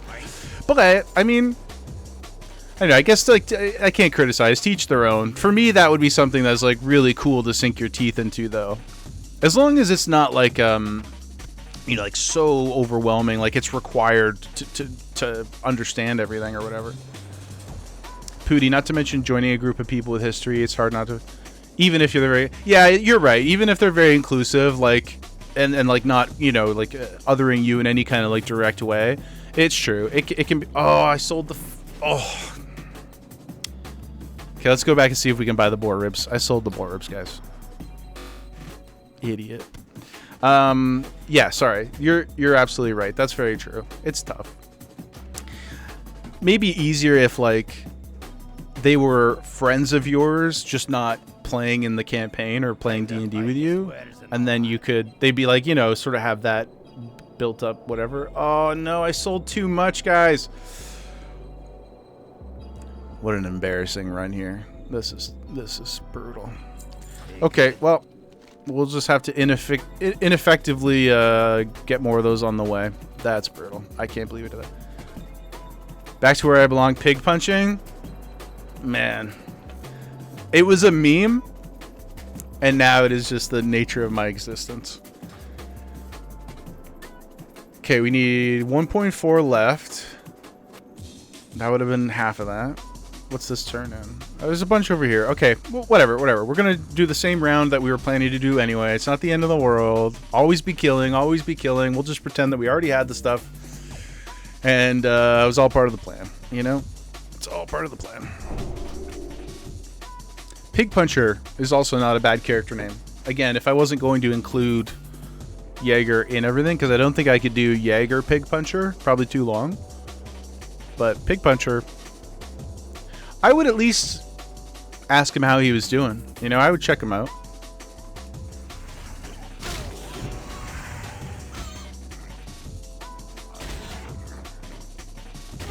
But yeah, the universe baggage is for sure a real thing. And I know, I mean, it's not Marvel's only problem. They've had storytelling problems too for quite a while now, but it is the thing where you're like Wonder Man, this TV show came out in, what was like December or January or something, right? With Yahya Abdul-Mateen. I really enjoy his work, and I am interested in a little self-contained story. But even calling it a self-contained story, you know that there's so much more there that you'll appreciate if you have seen everything. And I say that as somebody who has seen everything.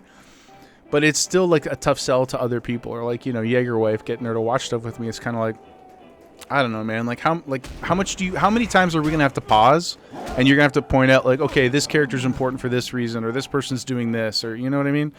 Like, I don't want to say too much about the new Daredevil season in case anybody wants to watch it and hasn't yet, but there is an offhand phone call mention of Julia Louise-Dreyfus's character in the Thunderbolts and stuff like that. Valentina, whatever her name is, the Countess.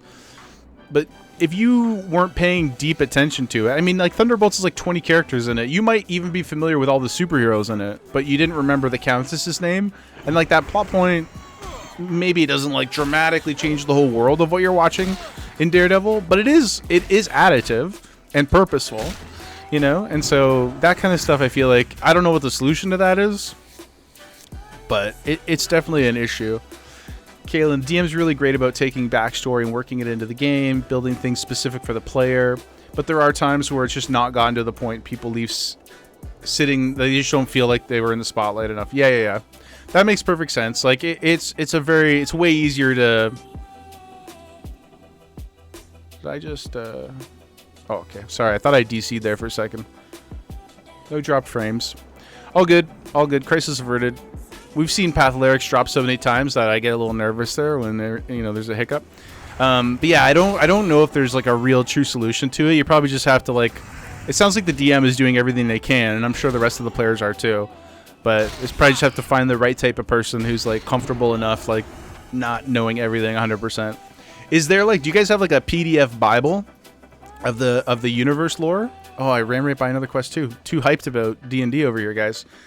But isn't that what peak gaming is? We're playing World of Warcraft Classic and talking about talking about tabletop RPGs at the same time. It's sort of what, you know, it's sort of what we envisioned as children, I feel like. Peak adulthood. But yeah, sorry, I was asking, is there like a PDF version of the universe lore or something? Maybe you guys gotta, if you don't have one, you guys like, put like a little book together or something. Just all the great memories in your head. Yeah, but that's beautiful too, I guess, in its own way. You know what is the original creator? He has plastic bins full of the world lore. Okay, so he does go hard. Is the original creator still? Sorry to ask a personal question. Are they still around? And if so, have they ever thought about coming back to be a player? Because that would be kind of crazy. Be good. See you soon.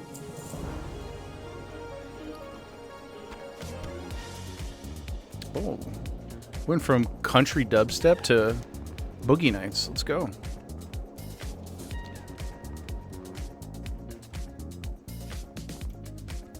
Not hating at all. Another great movie, by the way. Certainly not for the children. Boogie Nights.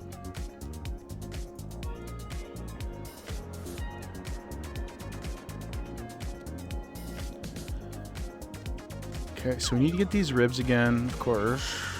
And we gotta go turn these quests in.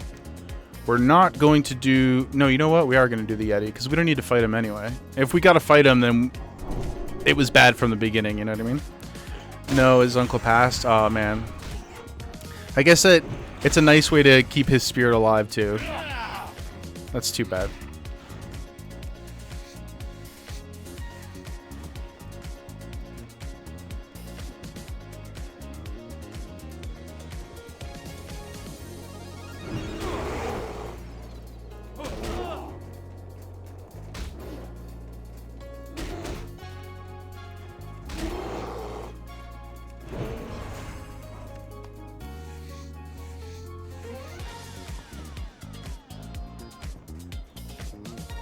Made me think of in Ready Player One, Anorak.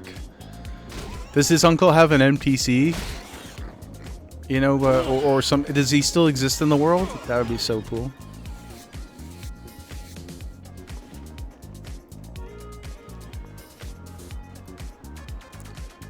We certainly got a lot of light leather that we will not need for anything. I wish I could clothe myself in this.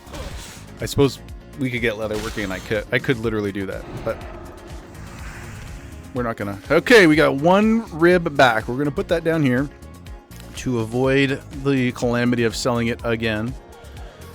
All the old PCs are now NPCs. Oh my god, that's so cool! Wow. Have you thought about? I mean, I know we won't know like the landmarks and stuff, but have you ever thought about what the day comes when you hang it up and leave the game, where you would settle? I think about that in WoW sometimes. Like I know the easy answers are like Grizzly Hills, Azure Span, for the soundtracks and stuff like that. But back to our earlier conversation about like living in Toronto and the big city and stuff. I think I'd probably be a normie, and like I just want to go live in Elwyn. I'd want to live right where my home in retail is, like right on the water there. Nothing too crazy, close enough to Stormwind that I can pop over, see a show. Go check out the keep. Do some fishing in the creeks. Creeks? What's the? It's not a creek. Canal? That's probably more accurate. Yeah. But yeah, if you were in like a this crazy user-generated world like that, what kind of vibe are you going for in your retirement home?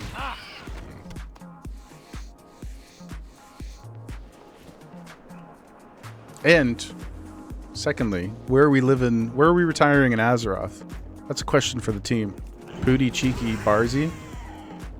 I don't know if Notarius is still around. Where are you retiring in Azeroth?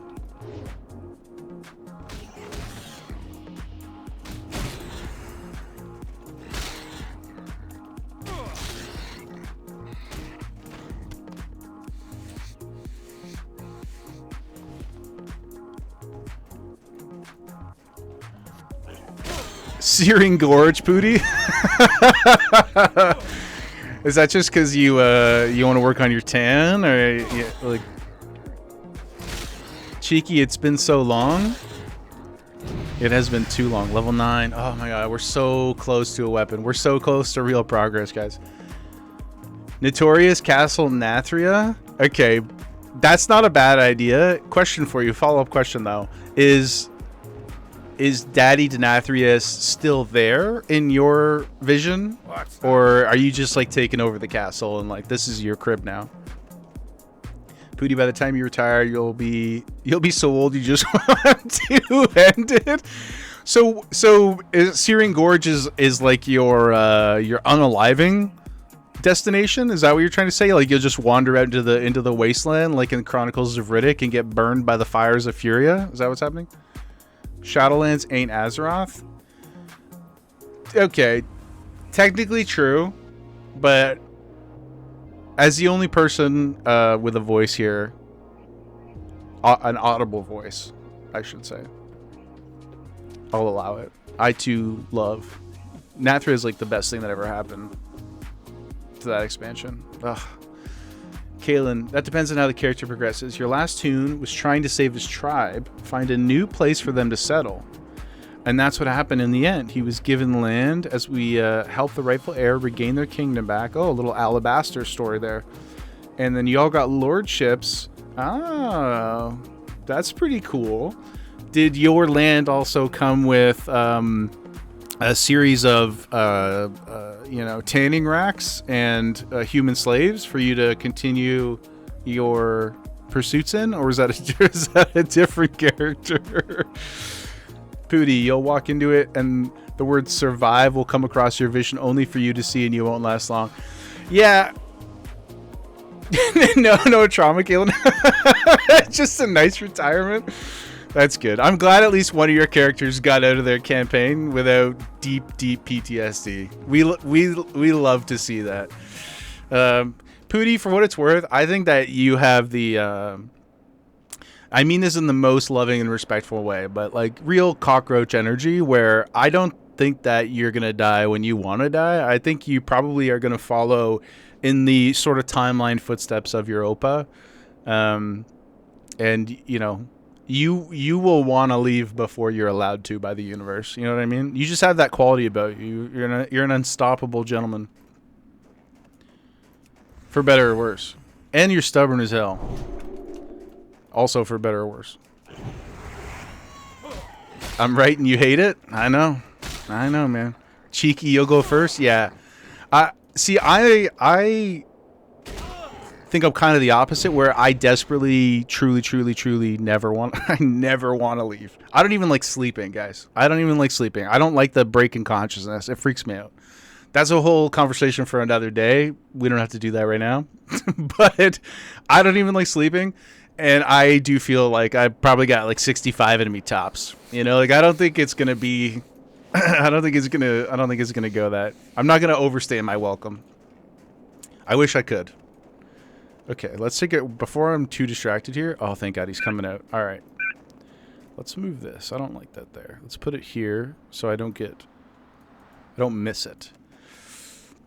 Cheeky, you'll forget who he is probably? Do you mean like through some kind of medical ailment or just because like you get tired of him and you're like, I'm just not going to pay attention to this person anymore? Both are fair, of course. Both, okay. Both. Fair enough. He is quite charming though. So maybe it'll be like the, you know, if it goes like Notebook style. You know, I hope you guys have that kind of like quiet moment towards the end where you like remember who he is. And you're like, remember when we raided together in BFA? Remember when we played the volleyball game, the soccer game with Maya? Those are good times. Ew.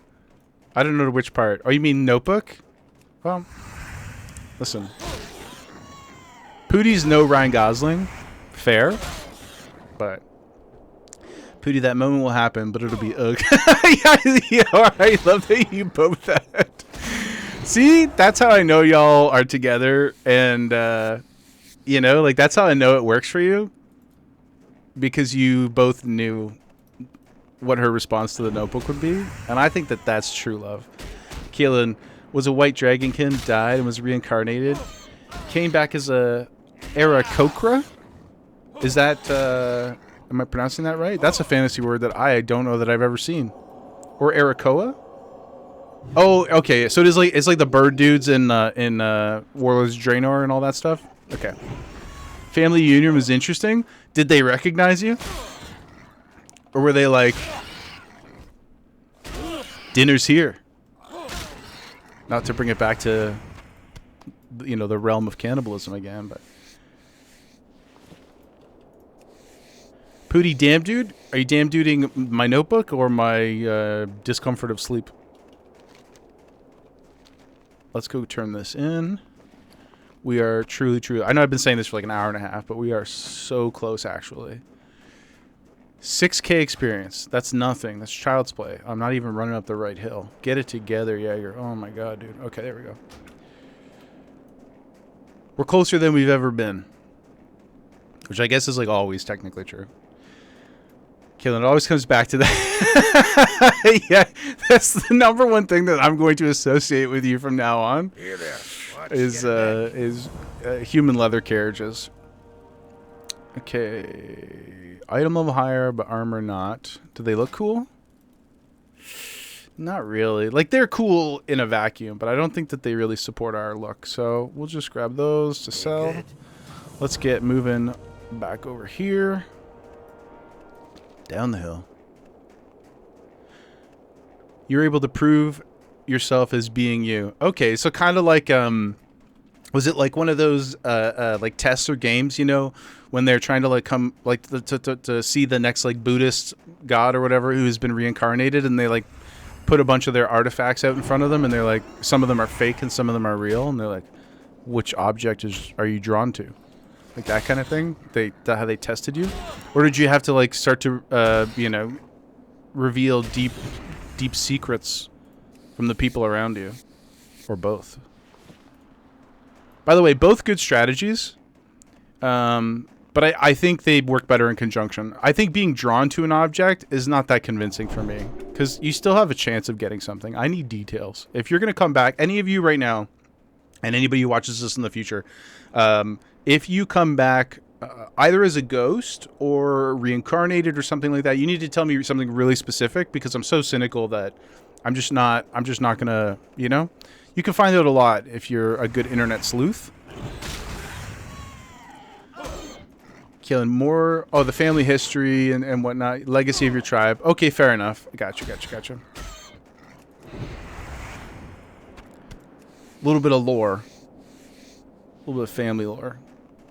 Like, that's fair, though. Like, to me, I remember earlier I was seeing the story about my grandpa and like the smell of Old Spice. Like, that's a pretty hyper-specific detail. That, I guess a lot of people smell like Old Spice, but I feel like you zhuzh it up a bit with you know, some intimate details. I'll hear you out. Right? We're not going to close the door in your face. We seem to have lost all tunes now. Let's try something else here. Ooh.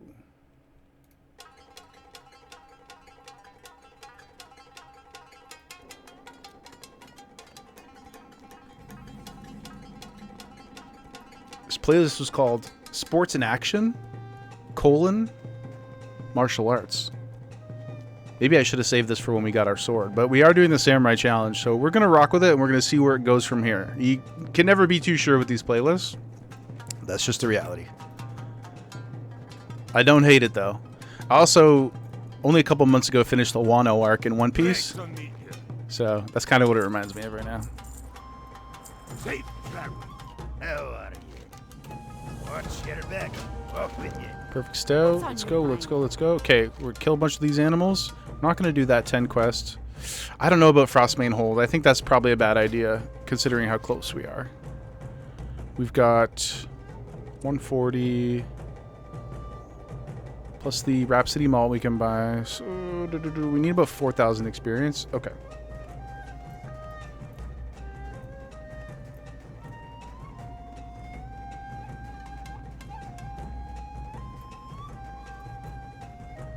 Oh, we could have min-maxed the boars. I forgot we had to kill these guys too. It's fine.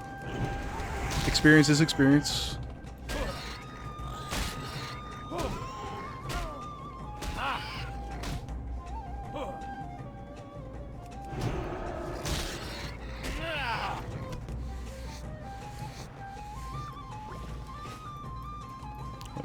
Now we got excess ribs.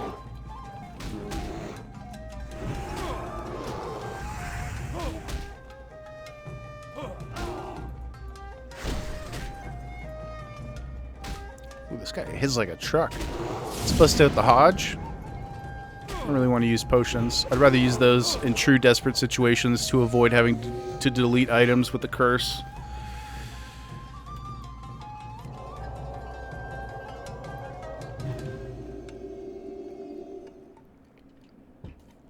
Posture check, hydration check. I'm terrible at both of those things. At some point, I will set up a channel point redemption for a bunch of stuff. Whoa. How is this in the martial arts playlist? I guess I'm just not cool enough. The martial arts that I'm familiar with, we're not rocking this. I don't hate it.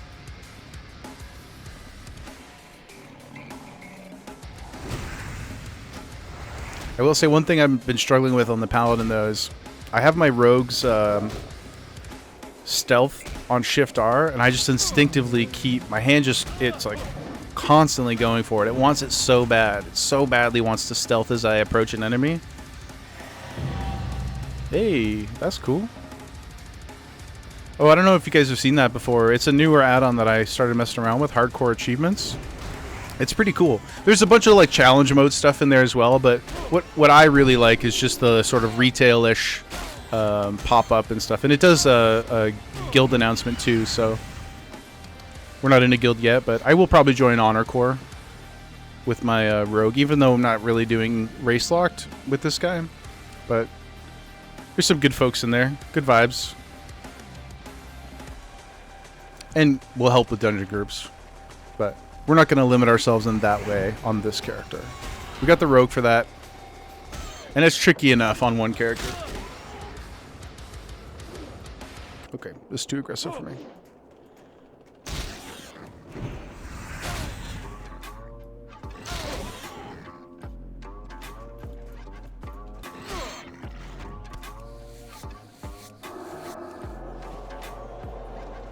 Let's get the big heal. Boom. Alright, we're not going to fight the gnomes. They're truly dangerous. They also have like I don't know if it's a curse or something. But they put like a strength in it. Oh my god. Goodness gracious. This nice string of, oh, I was going to say non-human deaths other than that one level 9.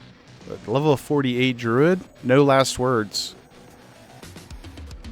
Rip 100 hours. That's what that is. Okay, let's go back this way.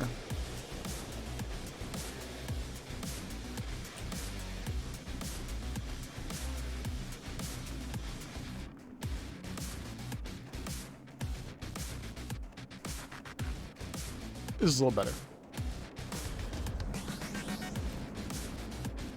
The song is called Grandma Rock. That's amazing. I don't know that my Nan would particularly enjoy this, but someone's does, I'm sure. Although our Nan can't really hear that well anymore, so maybe if you just told her, you could probably just tell her, you know, it was one of the classics, and she'd probably just bop with you. She's cool like that. Watch it where I'm backing up into these things.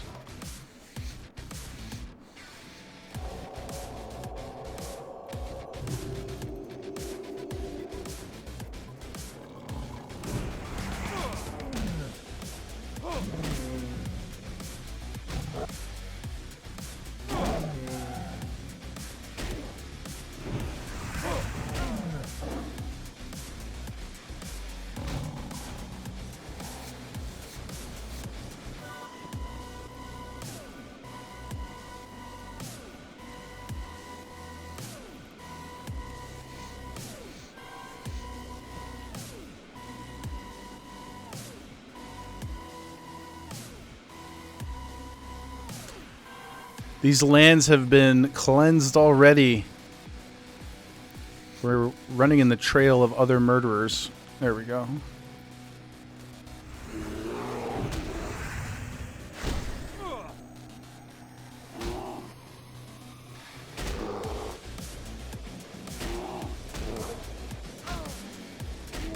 Thrilling combat.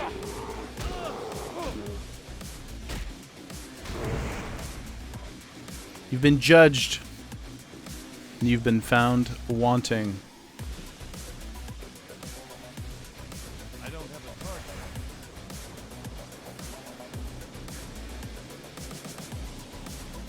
Come on, dude. You're a human. It's okay.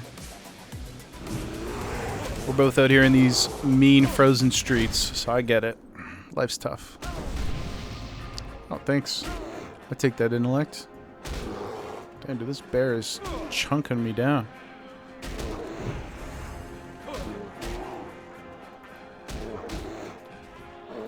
Oof.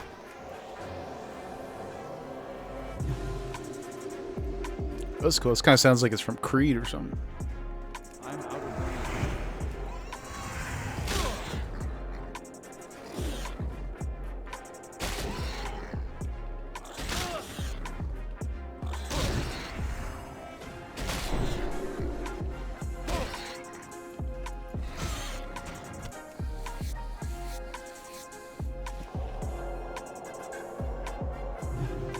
See, peep that crazy MP5. Oh, is he okay? Yeah. Our chi is unstoppable.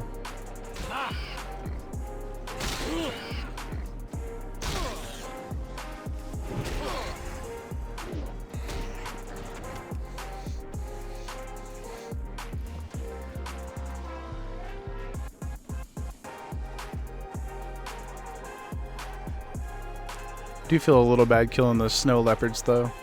They're aggressive and annoying, but they are quite pretty. Nature's beautiful. Am I right?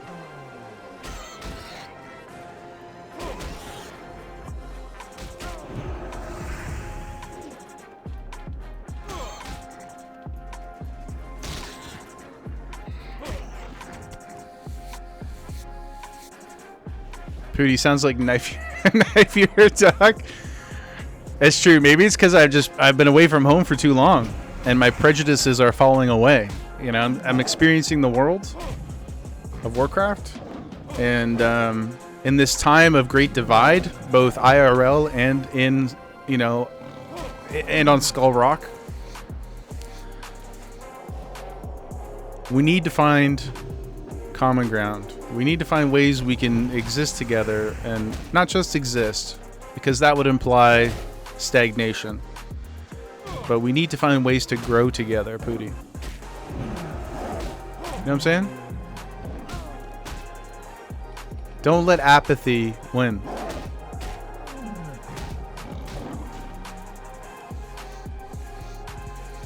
Because I guess it ultimately wins in the universe either way. So whatever we can do to slow the pace. Mm-hmm.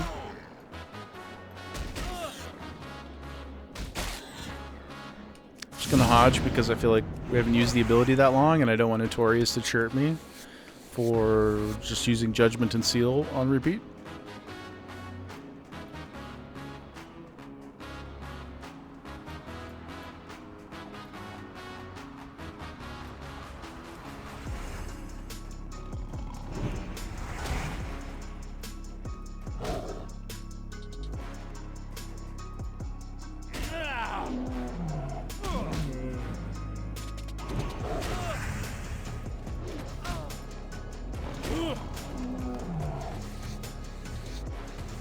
Okay, we got 3.7. 3 more of those. Almost there, almost there, almost there.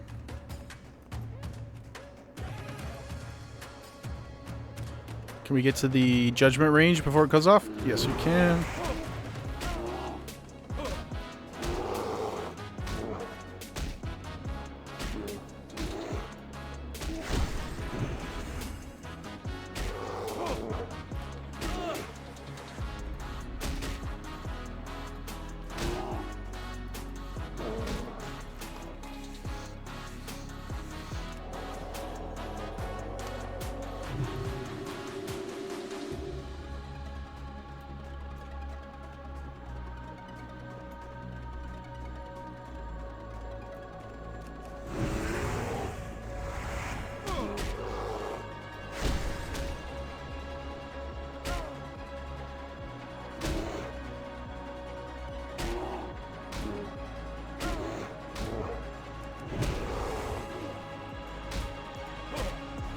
I will say, though, I don't like these bears very much. Despite all the nice things I said about the snow leopards, these bears seem mean. Now, there's probably some reason for that. That's fair. Like, we've been butchering their population for over 2 decades. Reasonable. Totally get it. At the same time, I don't like it. I believe that is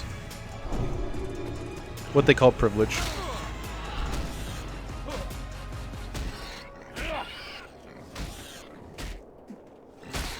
And, you know, shirtless white man punching animals in the wilderness. If that man doesn't have privilege, I don't think any of us do.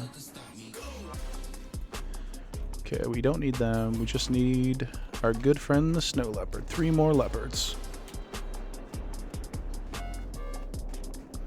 Hearth is up as well, so... Oh, that's the wrong way. So we can get an easy out back to Elwyn. We've got 25 silver. Everything is coming up Millhouse, gang.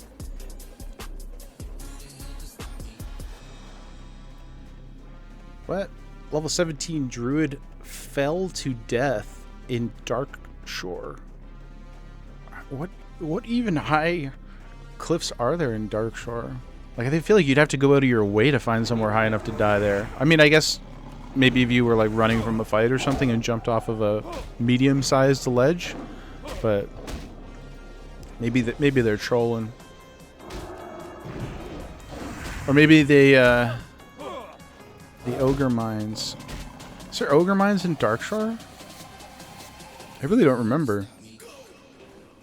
Yeah, Duskwood has some ogres, and so does Stranglethorn. Stranglethorn has terrifying ogre patch. The caves of the Naga. Yeah, I still can't think of like where the ledge would be. Midway up north side. Oh, like as the path kind of goes up and it goes over the water and stuff. Yeah, that's possible. And they, like I said, they could have already been injured or whatever. Oh, this is not good. Oh, Jesus. Oh, Jesus. Okay, we're not running. I'm not deleting something. We had to potion, though. Focus up, my boy. Focus up. We're not playing WoW GeoGuessr. But all the drowning and falling deaths. Oh, my God. Come on, come on, come on, come on, come on, come on. Oh, Jesus.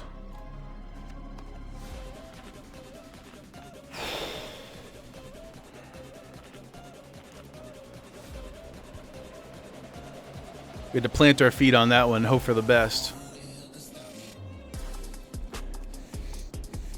You know, my dad did used to say, "Don't fight bears with your bare hands." He never said that, but it's good advice. I mean, I guess I have fingerless gloves. Still close enough to bear, I think, to bare hands. Oh, let's go, let's go, let's go. 3K left. 3K until we become true Ronins.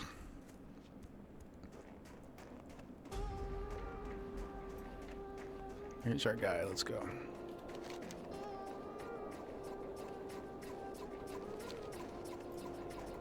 Where you going, man? Where you running? I don't like that. They run so much faster than me. I guess my muscles are cold in this wintry environment.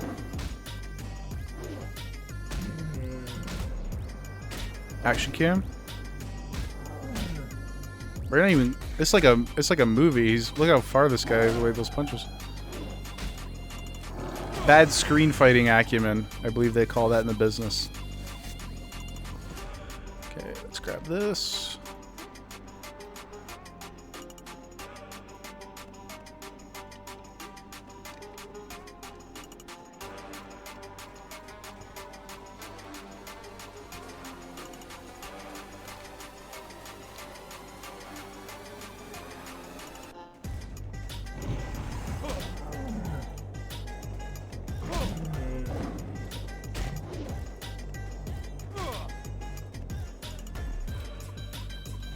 Come on, look at this physical dexterity. You know, they say that like you lose the majority of your power as a fighter when you're moving backwards, right? That's why they move on angles. Well, that's not the only reason, but it's one of the reasons.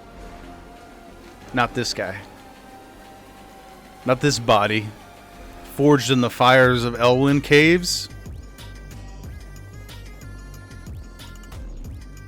My man loses no power, no confidence when he fights backwards. Okay. Right, we've got those 2 turn-ins and the Rhapsody as well. I think that might get us there. If not, we'll just go kill like 10 things. And then we're going home. Going home stronger than ever.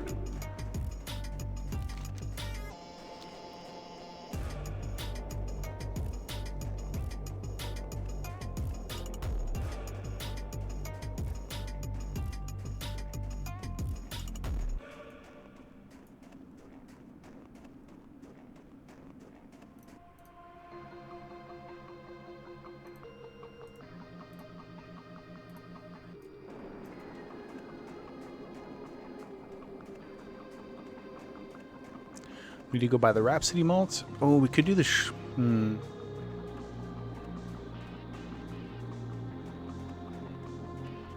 No, we'll save it. I was gonna say we could do the Shimmerweed quest on the way back too. It is nice and it can be safe, but it is also a dice roll. It's not a guaranteed easy. And if you get caught by a bunch of those head what are they called? Headmane? Frostmane? Frostmane headhunters. I was close.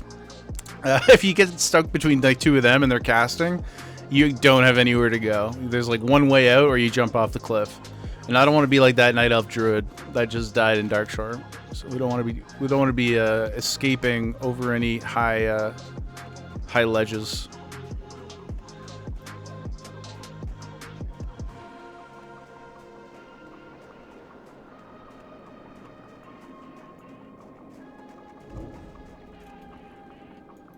Hello?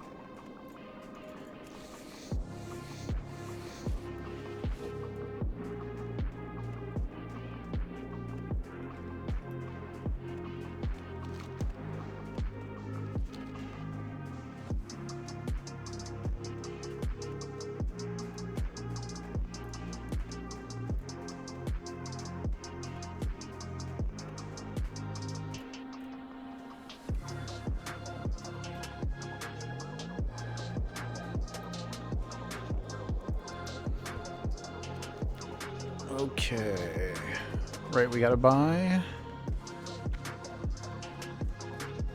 our Rhapsody malt. And we need the Thunder malt, or whatever that one is, so that we can trick the guy in the basement for the 9 millionth time.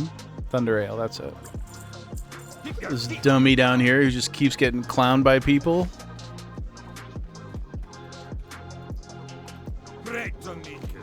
Okay, we got that. Boom.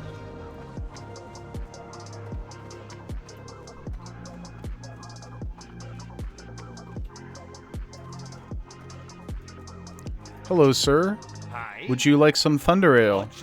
I'm literally giving it the drink to you in its mug, and yet I believe you will still leave to drink it in a different...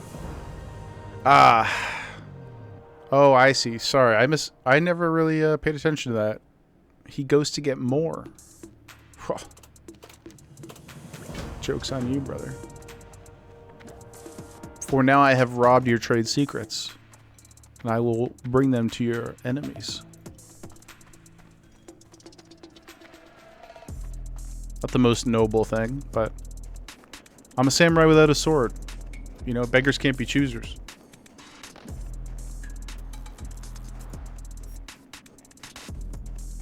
We still don't have a robe. Come on, dude. Pooty, survival first, nobility second, or never. That's good. That's sick. I'm gonna get that tattooed on my chest. Not my real chest, but maybe the character's chest. What can I do for you? Camping knife. None of these things are interesting. Take that silver though. 1000 EXP. What's this? 625. Okay, we kill 5 things, hit that quest turn in, and then we hearth. Then we get our sword. Oh, praise Odin.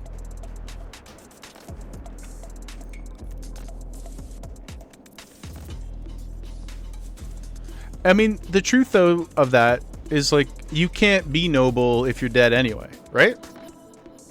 So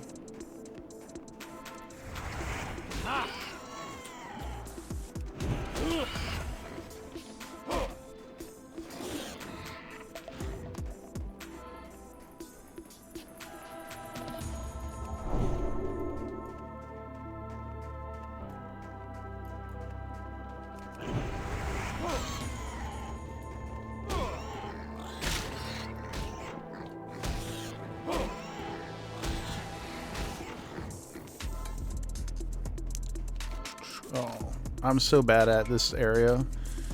My pathing is peak terrible. Okay. We'll make use of it though. We'll skin some of these humanoids. You know, the classic Kalen approach. Just get some of this humanoid leather to wear on our persons.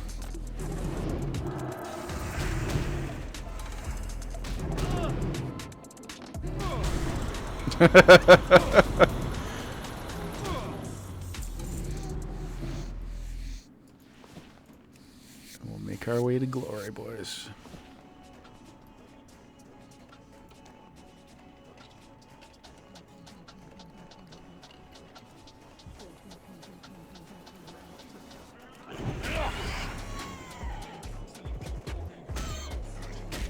Just more trauma while you work. I'm happy to provide. I really am. Great story. I'm never going to forget it. I will think of you every time I skin a humanoid. In real life and in game. And thanks so much for hanging out. Again, I really appreciate you being here, dude.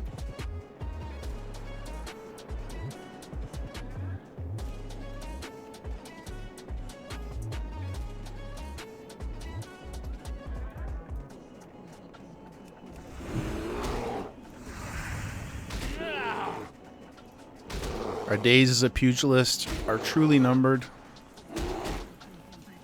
Man, if I was playing a game where you did shots every time I said we're close, I'd probably be at the hospital already, but we really are. We're right there. Glad your crazy D&D adventures can bring joy to people. Hell yeah, dude. It is an amazing story. It's real. I mean, that particular element of it is horrifying, but in totality, it's very cool. The power of storytelling, man. Our oldest skill, the reason for all of our success.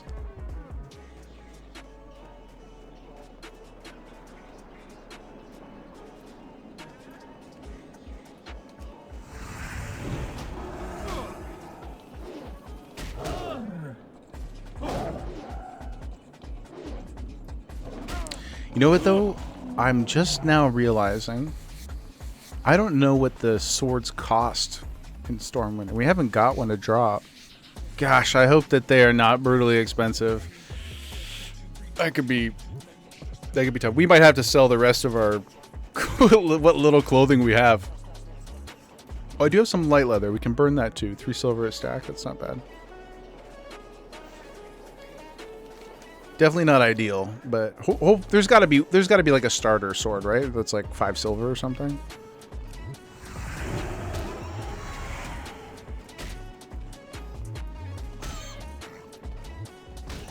It is Stormwind after all, the Toronto of Azeroth. So, surely, to quote the great Arcavian, surely there must be.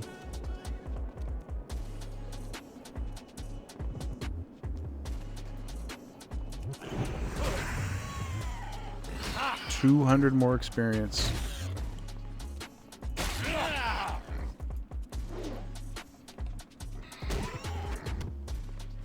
Yeah, cook this meat up too. Should have made some bag space with that, but we may need to sell the meat depending on the sword cost, so I guess we'll save it.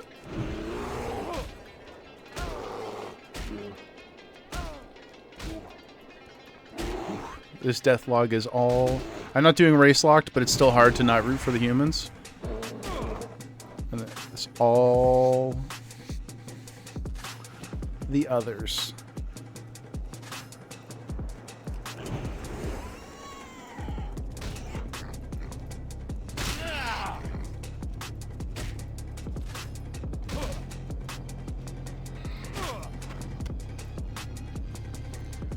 645.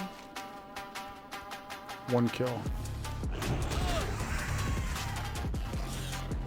Not even gonna reapply might before the fight ends. Just gonna bomb this dude. We're gonna hodge him too. Boom, right like that.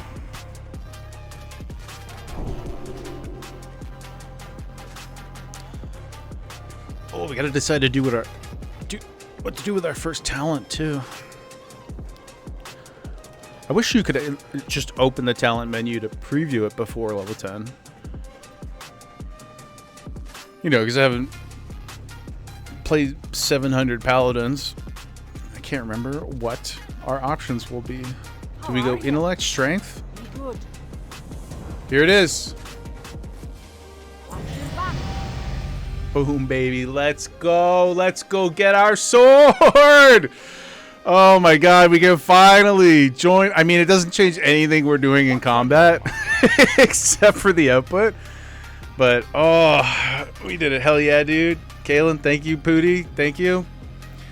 We did it. Okay, that was grueling in the very first world sense, but that was brutal.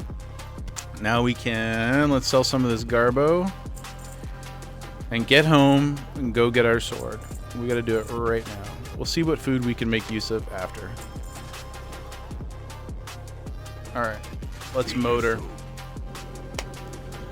Oh, it's gonna feel so good. You know what? We should probably, I didn't think about this at all, but I should run over to the tailoring section too, because we could probably just buy a robe at this point. Not that it'll have any defensive, you know, like benefits, but I think if we're gonna get the sword, we should get the robe too. We should fully embrace the nature of our character, of our challenge. You need something? Have a good one. You were thinking the same? Yeah. Let's do that. Let's do that. If I try to leave Stormwind and I don't do that, somebody please yell at me. What can I do for you? Okay, now... Oh, hold on. I don't want to bait myself here and train before we go get our stuff. Let's do that first. Okay, so we got to buy a sword. We got to buy a robe, and then we'll train. It's angry music. Okay, team, let's go.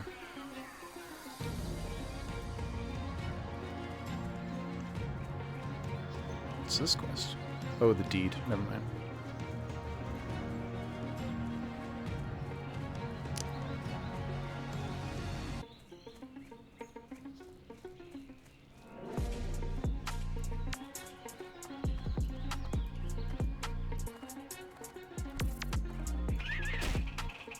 How you like that? Some rabbit stew for you. That was cruel. I'm sorry. Hopefully karma doesn't come back to haunt me.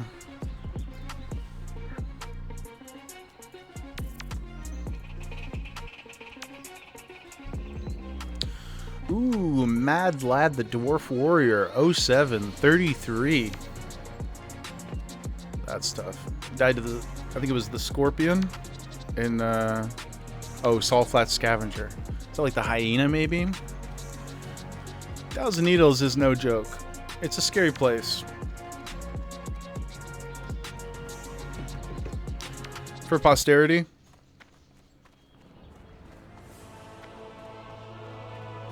We have to hit the storm music.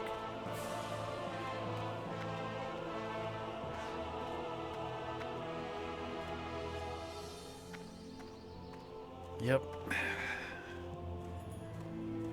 22 years.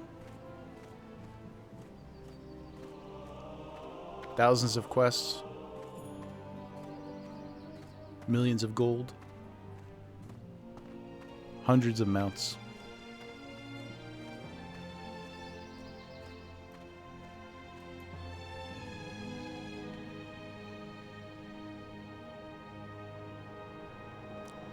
Never gets old.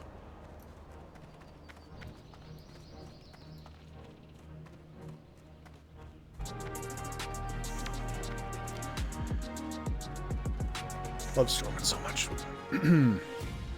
Okay.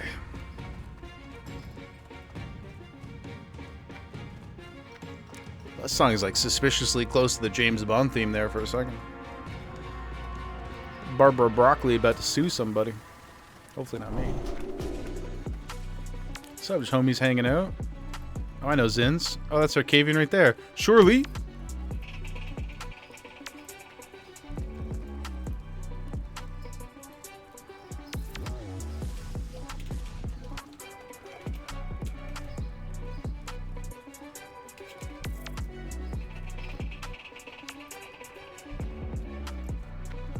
Okay, here we go. Two-handed swords. Okay. Repair's good.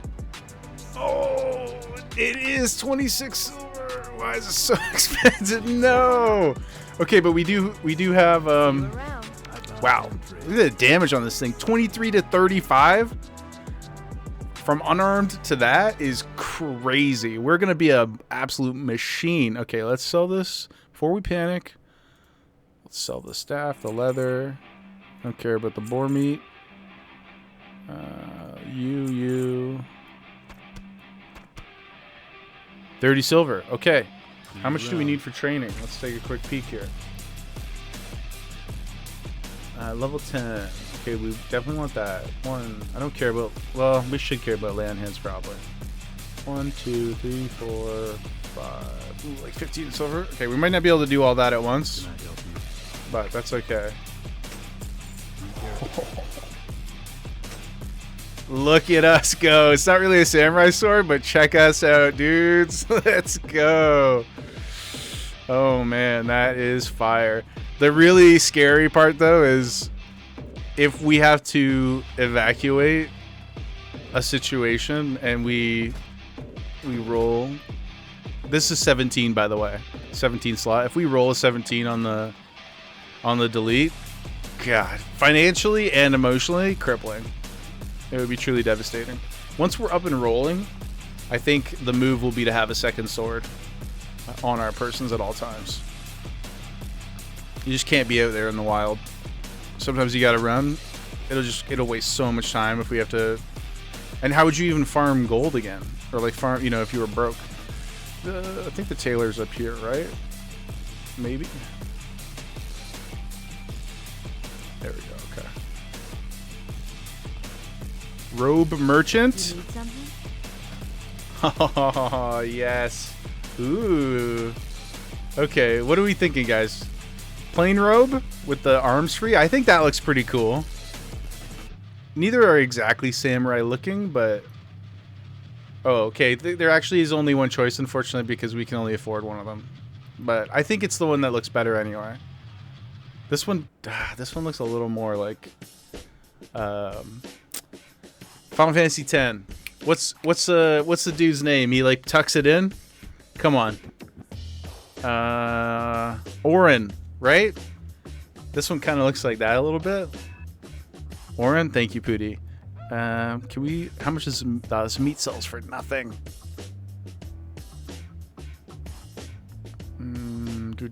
Okay, well, 6 silver. We know it's there.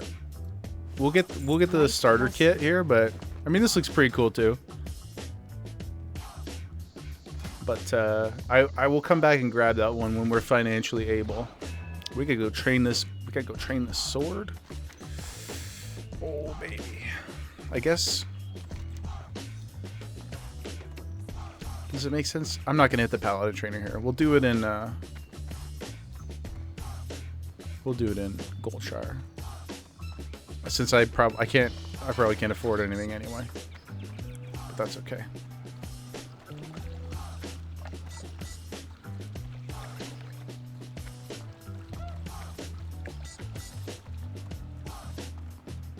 Man, Orin would be a sick cosplay to go to Fan Expo or something in. Not too hard either. Like, I mean, the hair would be a problem for me personally, but really it's just like glasses and then the robe, and then you kind of just like, you know, selectively hang your arm in and out of the robe. Let's do a little crafting here. We'll grab a couple of bandages too before we leave town. And in fact, I'm gonna go refill my drink. I will be right back, gang.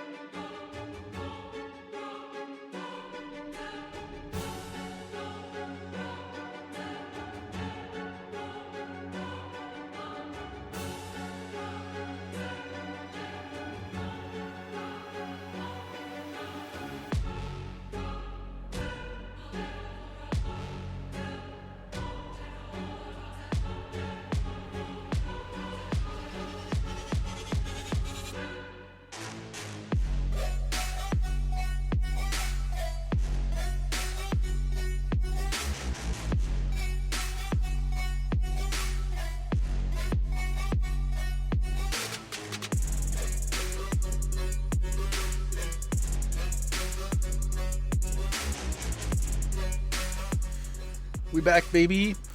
Kalen, the crafting wheel is neat. Oh man, yeah. Here, I'll show you. If you didn't see it earlier, it's the add-on is called OPIE, OPIE. It's in retail as well. Actually, I use it way more in retail just because there's so many more. Like the perfect use case for it for me in retail is my warrior main has engineering plus all the dungeon teleports from Mythic Plus. So you can actually have radial menus in the radial menus, so you can like, you know, break out into a whole bunch of different stuff. It just like clears up your bars so much. Really easy to set up and create custom rings. Like you just go into it like this, custom rings. So like whatever professions, and then you just add them to the side here, and like it's at like one and done. You can share them to all characters or just one or a class or whatever the case may be, and then you can macro them or yeah. It's sick. OPIE is amazing, and thankfully did not get deleted in the purge of add-ons and whatnot that we had over the last little while. So I think it's great. It's fantastic.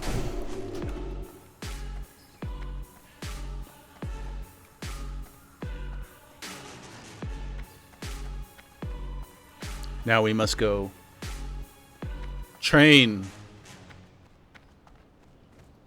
our swords. And then we're gonna go show Goldtooth what's what.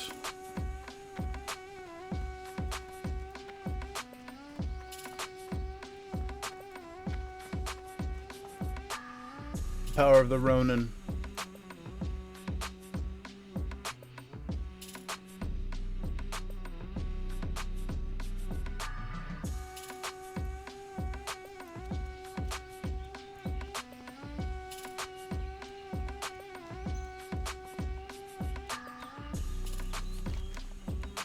I always forget we gotta go to Jasperwood too. Yeah, we'll head down to the farm, I think, and try and hit a bunch of stuff along the way. Hopefully it's not too painful to get our level up.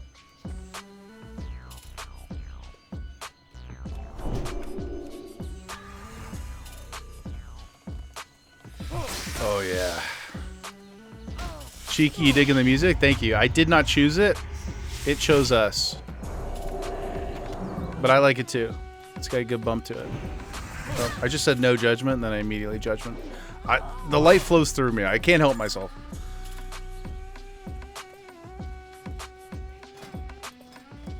What are we at now for weapons? 55? Okay. That won't take too long. Unlimited power! We are so strong relative to our former selves. Oh, yeah. That's what I'm talking about. Yes, dude. I'd be a Sith for sure. There's no way. The second I tasted just an ounce of strength. I mean in real life too. Not even Jaeger Kenshi. Oh, meaty, crunchy. Look at these things. They're just, I'm not even swinging and they're falling. My reputation as a pugilist must precede me. Oh yeah, right. Talents. Let's look at talents while we're running down to the farm here. Okay. Strength and I do kind of feel like I like intellect. What else we got? Right. That. Armor, don't care. If it's a percentage armor increase, it doesn't really make sense anyway for us because we're going to have so little of it. Oh, mana cost of Judgment and Seal is also pretty good. Improved Might for sure has an incredible amount of value, and we will get it, but do we want it now? I'm gonna save the point, I think, temporarily. I also did not get herbalism when we were in, and we ran by it like 3 times when we were in Stormwind, but I guess that's okay because we don't really have a lot of money anyway, so not that big a deal. Maybe when we do our next loop, we'll train, we'll grab alchemy, drop skinning, all that stuff, and start making some potions.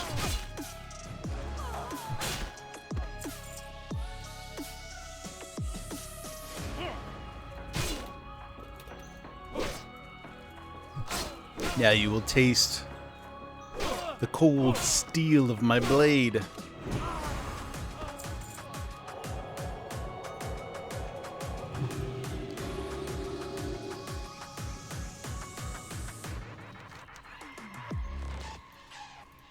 Oh yeah, we can do this.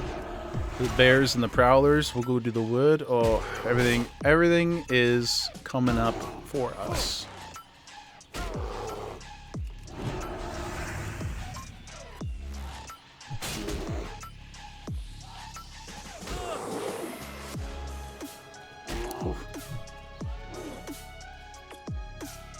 My overconfidence. Parry. Oh man, he's got parry and I don't have parry.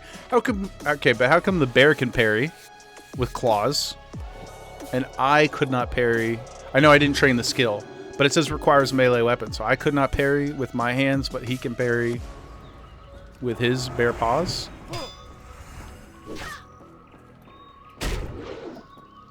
Little double entendre there. Unintentional, but we'll take it.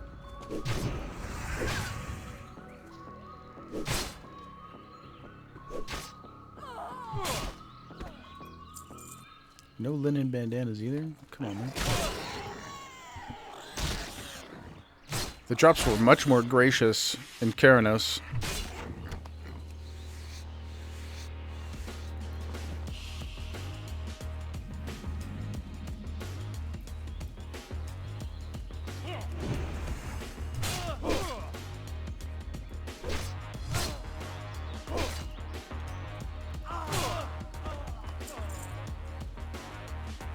I instinctively went to go skin that human.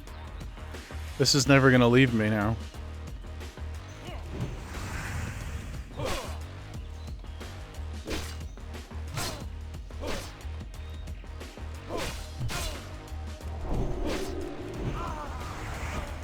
Hey, there we go. We got one bandana. Cool, cool, cool.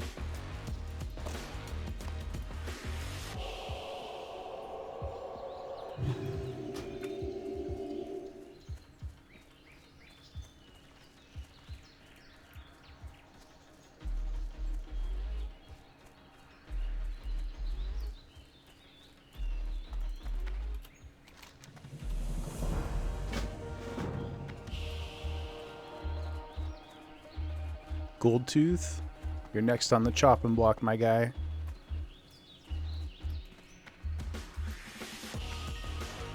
Hello. See you later. Forgot that there's potions for that. That's nice. A meaty reward. Hey there. Oh, I really should be paying more attention to the gear. Okay, it's not worth our time. Safe travel. All right. Oh, that's the deeds. Okay. We're going to go kill Goldtooth. We're going to get Bernice's necklace back. It's a family keepsake. It's very important to her.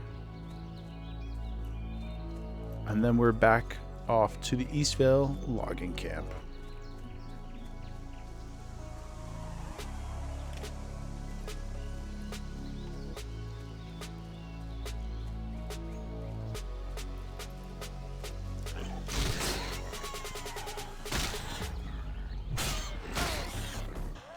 We almost got our swords all the way up too.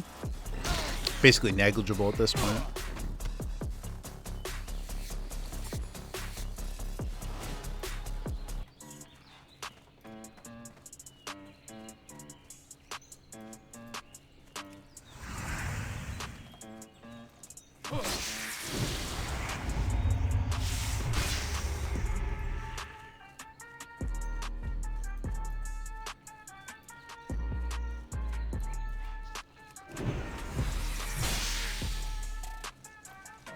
Spider poison? Oh, it already fell off. I was going to say, finally an opportunity to purify ourselves. But we can't have nice things. Except for this sweet-ass sword. The nicest of all things, really. This is I'm going to be way too reckless now. Now that we've got this power spike, of course, the first thing that I'm doing is running into a cave. Fearless.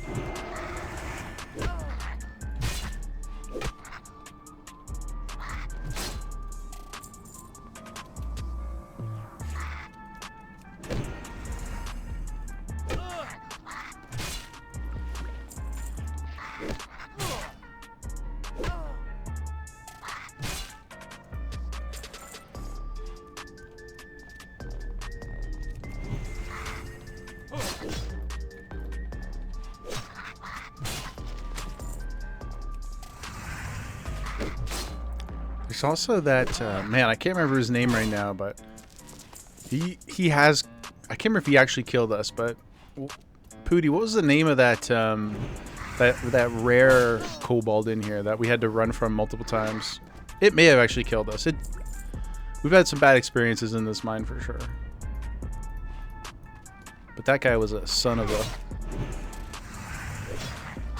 You remember who I'm talking about? Yeah, he's like 5 levels above everybody else. He's like kind of off in the middle somewhere. I really don't want to go looking for him in case he's there. But that dude is an asshole.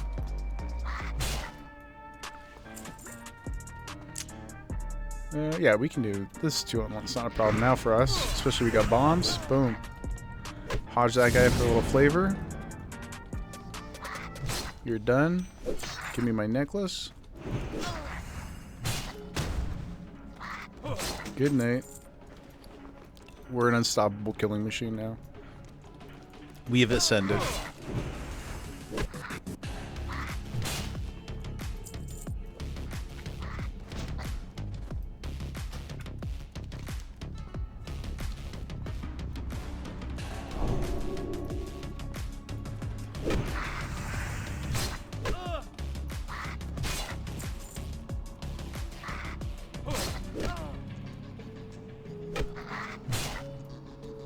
The difference a little bit of sharp metal makes, Kalen? Yeah, I know.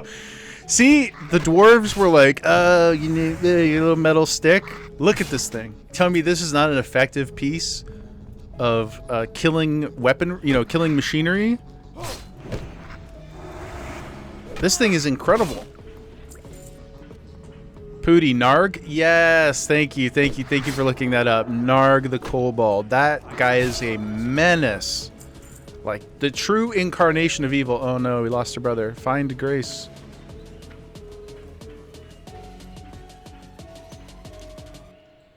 You'll be missed. Find Grace.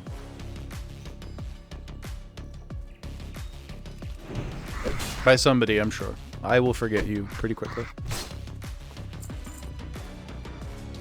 Yeah, Narg is a monster. That guy is completely unapologetically brutal. The Taskmaster. Yes, that's him. And I don't even think I mean I could be wrong, but I don't recall him having like any exceptionally interesting drops either. Maybe in retail, if he's still there, like maybe he's got some, unique appearances or something you could get, but in hardcore he's just there to punish people. He's just a pure knowledge check. Hey there. Safe travels. Ooh, what are these gloves? Leather gloves and an upgrade? Okay. They look exactly the same. Those are kind of interesting. All right, well, what can you do? Leather pants. Ooh, also an upgrade. And a scroll of spirit, sure. Copper ore. We're just going to sell that because we have no use for it, sadly. Pretty good. All right. So how we doing here? Okay, we don't have a back. Oh, right. I was going to say there's no way we haven't got a back, right? But I sold it because we were just in full muscle mommy form. Helm, probably not going to get for a while. Shoulders, we'll get in like Westfall. Just make sure I don't have any mail on like a dum-dum. Nope. Okay, cool. Let's go get on over to the logging camp.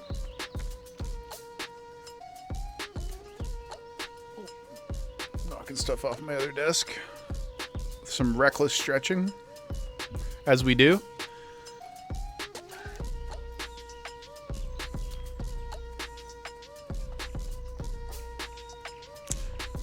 I want to sprint so bad. Oh.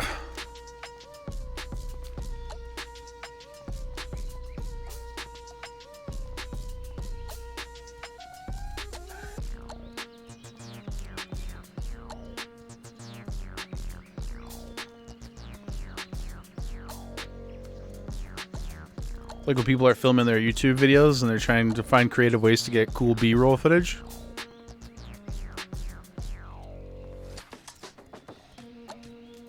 Or the Patholerics. Shout out to our guy.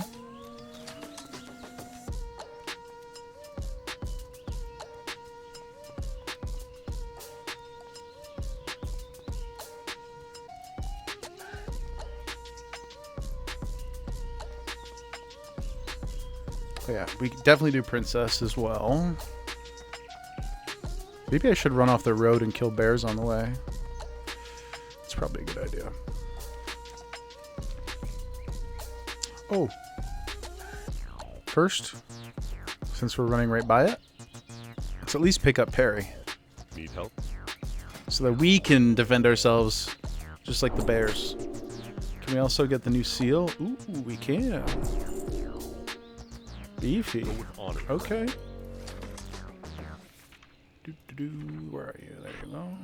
Sweet. We'll get the rest later. That's a nice little bump, though. And I'll sell too. Need help? Bags, bags, bags.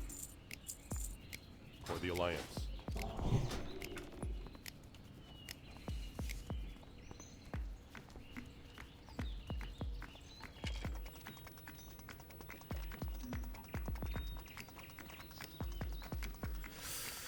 Get Drippy, level 30 dwarf. It's an interesting name. Oops. Well, thank you, sir. I don't have wisdom to give you, but I appreciate your buff nonetheless. Maybe one day our peoples can be friends again. It's not this day. But, you know, eventually, maybe, probably. Who can say? Very divided times.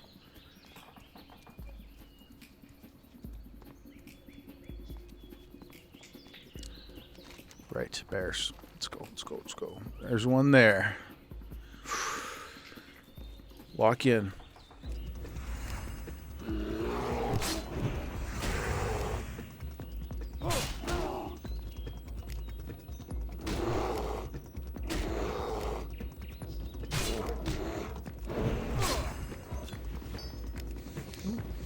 Pretty nice. Hey, a cloak.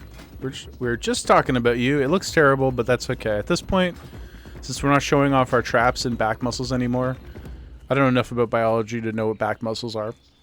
But since we're not showing those off, we're only got the gun show going right now. Might as well get a cloak on.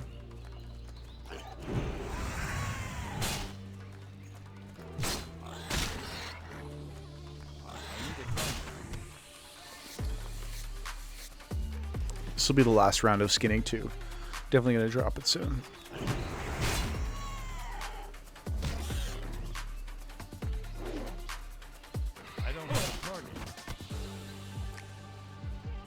Also, I thought about it more.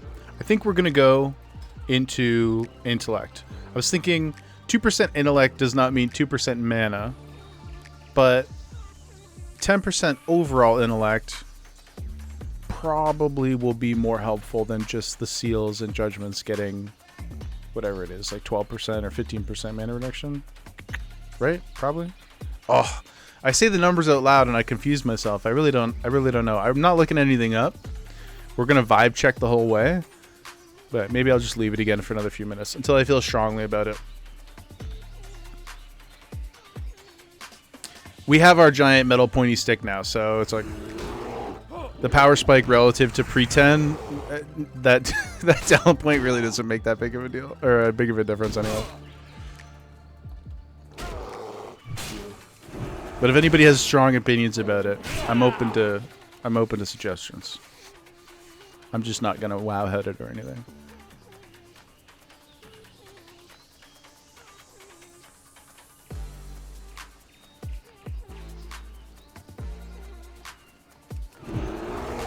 The bear resisted. These bears are the biggest troublemakers so far in this entire forest. They're parrying with their claws, and that one just resisted a holy spell. So does that mean that they are just wholly resistant? Like by nature, bears? Are they demon spawn? You know, or something like... Maybe they're resistant to all magic. I don't know. Maybe that's why we make cloaks out of their skin and stuff.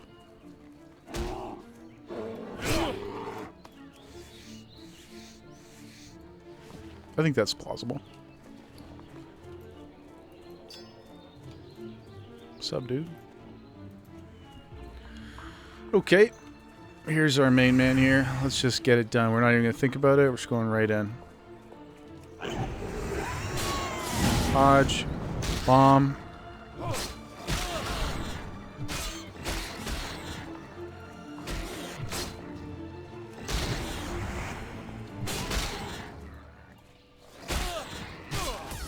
Potion.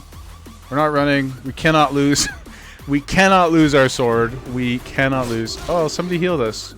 Well, that was nice of them too. But we were standing and banging until it was done. No fear.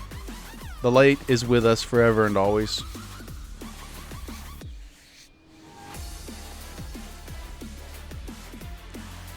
Pooty, judgment for one's actions requires intent. Can you claim a bear has committed wrongdoing when acting according to its nature? Oh, so you're saying like there's a more spiritual lore-based reason for their defensive qualities to the holy damage. So the argument being, if it is in your nature, you cannot be judged for it. What about an inherently negative human? Do you think that they would also? And this is not me disagreeing. I think that's a great point. Do you think there are humans out there too, who are just actually such true, pure evil beings that they are naturally resistant to holy as well? Because that'd be kind of cool.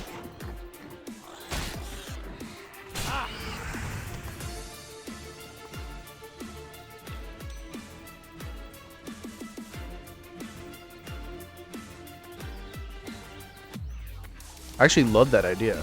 That's so sick.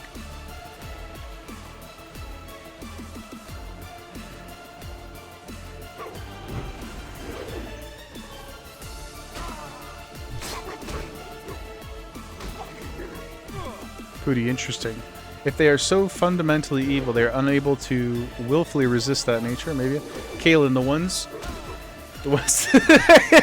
yeah, the ones that make human leather couches. Yeah, that's true. So yeah, what were they again? They were kobolds or whatever. Yeah, they probably are super resistant to the holy. That's crazy. Okay, question though. If we take the... Oh, let's make sure we don't get too much heat on us here. If we take the morality out of the leather workers, technically you would still call them, right? What other kinds of... What else can they make with it? Are there limits to, you know, what you can do with human skin? And I wonder, like, what kinds of artisanal practices they have. You know, like, is there a variety of leather or leather products, you know, that they can make? Can they cure them? What would cured leather look like or feel like? These are all really important questions that I feel like only your Dragon King could answer. So, if you don't know now, that's okay. But we'll have to follow up with you, circle back to that. As long as it's not too traumatic for your character to, you know, dive into some of those memories and interrogate them a bit. Honestly, you're sure it's all the same? Yeah, that's true. Fair point. It probably isn't too much different. We are just animals of a kind anyway. Very true. I guess the only really limiting factor would be, like, humans are pretty small generally. In terms of, like, big square patch. You know, like, I'm just thinking, like, where's the biggest patch of usable leather? I guess, like, if you were to, like, cut kind of down the middle part here, and then you maybe, like, under the arms and above the hips, you could get a pretty big rectangle from the torso. But that would probably be the only thing that limits anything. And then you could stitch it together, of course.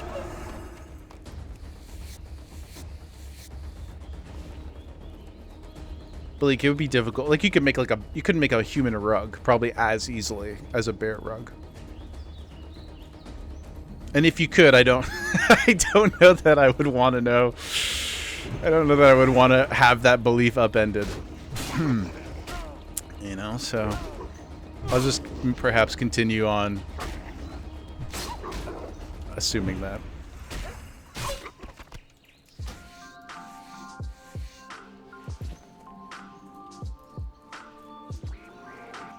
Oh. A little dicey there. It's not really a rug unless they were super hairy. That's true. Yeah, you're right. They would have to have like crazy like back hair or something. Like Robin Williams is hilarious. Rest in peace, brother. That is so funny. He is a hairy man. You could do a lot. Like, you could probably make like bracers out of his arms. They would keep you pretty warm. Dude had crazy arms and back and chest hair. You ever see the movie Birdcage? He shows a lot of his body hair off in that movie. Great time. What an exceptional specimen, both as a performer and a obviously as a human, but also as a potential piece of furniture. What a horrible image. Human leather bracers on a human. I almost died reading that. Jeez.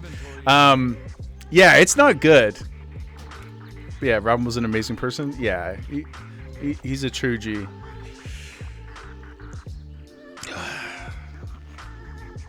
That was scary. That was real close.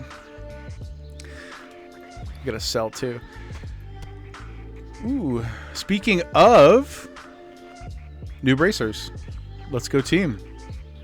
It all worked out for the best. All right, let's get over to this camp here and sell some stuff, and then we'll head up and do those other 2 quests. Yeah, Robin really was. An amazing career too. I don't know, like obviously the intricate details of his personal plights. What a crazy experience for your first live stream watch. Is this your first live stream in like period in totality? I know it's your first for me, but it is oh my gosh. Thank you so much for hanging out. I really appreciate it. Yeah, that's amazing. Thank you. Good day to you. You don't even watch Pootie's matches? Oh, his fighting matches? That's some of the most thrilling content. This is not an exaggeration at all. That's some of the most thrilling content I have ever seen. I do feel special. Thank you so much, really. Those fighting matches are pretty fun, though. They're really, really cool. I know that you kind of have a built-in, like, anti-Pootie, energy, which is totally fair because you guys have been together for like 20 years. So that's reasonable. But yeah, those fighting games are crazy. That's something, it's like WoW PvP. I just truly know deeply in my heart and soul that I have I biologically am incapable of playing them at any serious degree of competitiveness. They are so difficult. Y'all playing those games are like living in the Matrix, literally. It's the most aggressive APM kind of game. Like, I know StarCraft and stuff like that is high APM too, but not as punishing as fighting games are. There's just like no room for error in anything that you do ever. I find it quite overwhelming. It's really impressive. And at that level too, like, Pootie's a beast. You might surprise yourself. We'll see when the Let's Try series kicks off. Yeah, I 100% am going to do that. We'll do it in the next couple of weeks. Where what I was thinking of is, like, I don't know how long the editing would take on it because I'm still very, very green, but the basic premise would be we'll pick a genre of game, or maybe something more specific within that, because some genres are too broad, but we'll pick something that I just like actively, objectively have little to no experience in, or I maybe don't even like it. If I already know that I don't really like it, and we'll maybe do a bit of play with me on my own to see what my baseline skill set is, and then we don't need to be fighting these Murlocs yet, so let's not tempt fate. We'll see what the baseline is, and then we'll do like an hour or 2 of training in like the very beginning. And then make maybe a checkpoint with the quote-unquote pro, which will, for many of them, just be Pootie, because he's so good at many games that I'm not. and then like a last checkpoint where we'll like compete against each other or something like that. I think it'd be a lot of fun. Like, you know, I'm not trying to make a career on YouTube or anything like that, but just creatively. You know, earlier at the top of the stream, we were talking a bit about like the D&D, how D&D like gives you an opportunity and an avenue to be creative, and we just don't get that very often anymore. That was kind of my inspiration for it. And you and I have been talking about me playing fighting games for a long time. There's nobody better, I think, to show me the ropes. We did get pretty close that one day, right, when we were playing 2KO. But then my controller wasn't working with the Steam support or whatever it wasn't working with the buttons, and that was kind of frustrating. And I never did go out and get another controller, so that's mea culpa. That's on me. I never did buy a new one, and I'm not picking up wood either. Yeah, the Stadia. Yeah, I love my Stadia. Look at this. I can show it to you. I wasn't on camera before. Look at this bad boy. Look at it. It's beautiful. Oh. It fits perfectly in my hand. It's unique. You know, there's only like I don't know how many, a couple thousand of these things. That Stadia Pro controller is a beauty, but if the game isn't on Steam and I can't use the their wonderful remapping, then it's not always great. Even though I changed the firmware on it, it's just supposed to be a standard Bluetooth controller. But anyway, I digress. That would be a cool experience. Even still, though, you could probably. Oh yeah, I think we talked about that actually. But because I have launched stuff through Steam before. Like even Diablo 2, I play through Steam now for that exact reason. Because sometimes it's fun to play D2 with a controller. Because the remastered has a bunch of different accessibility support that the old game didn't have. But yeah, yes, exactly. The client, that was the problem. We couldn't do it because Riot has their extremely oppressive Big Brother client. So that was the issue. But otherwise, I would do that. Even still, like for the meme, and because the truth is, there's likely going to be other games we come across in the near future if you know we have fun doing the series.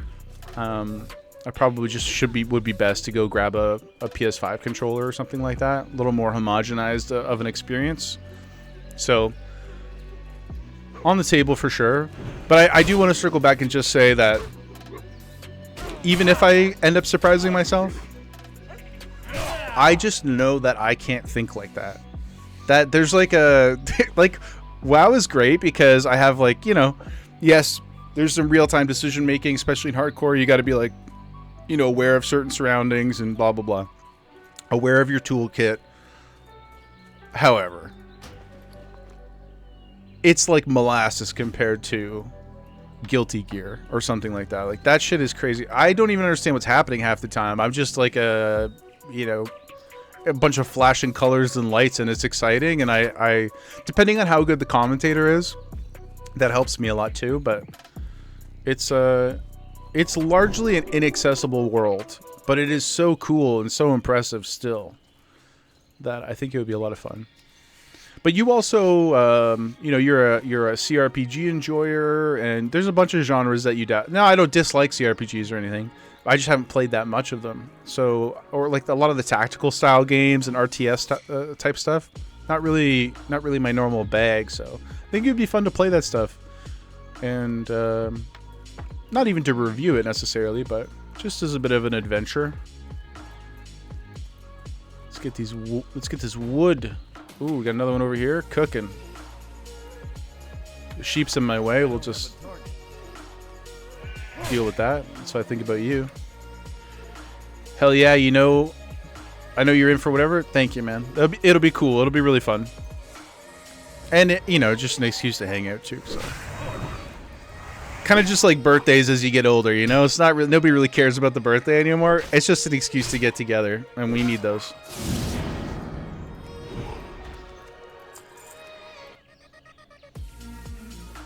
And now's the time to do it. Like, at some point, I will have to re-employ myself. It's not today. It's not this. It's not this week, and it's definitely not going to be next week either. But at some point, it's got to happen. You know, unless we can make Gemma Instagram famous or something, and she can start paying for her own food. But otherwise, we'll need to get cracking at some point. So I want to do it now. Stop slacking. Same reason I turned the stream on. You know, always talked about it, never did it. But let's hang out and play some WoW. And other stuff too, like I was saying. Real question is, do we try like 3 or 4 fighting games that have different like sort of I know there's like families, right? You've explained to me before. In the genre, do we try a couple of them at first and then pick one? Kayla, the stream made your day go by so fast. I can't believe how quick. Love the chat, dude. Thank you so much. I agree completely. I really didn't think anybody, like, I kind of thought I could peer pressure Pooty into hanging out, you know, because he's an RL homie. But yourself, Cheeky, I also RL homie, but I have less of a, you know, a social grip on them. But I'm really so grateful that you guys came and hung out for a bit. And yeah, it's been really fun. So thank you for your time, and thank you for sharing all your stories and stuff too. I really enjoy it. I'll be thinking about yours in particular, Kaylin, probably for the rest of my life. Oh man. But yeah, Pooty, take your time and then hit me back with your thoughts on that. But so funny, dude.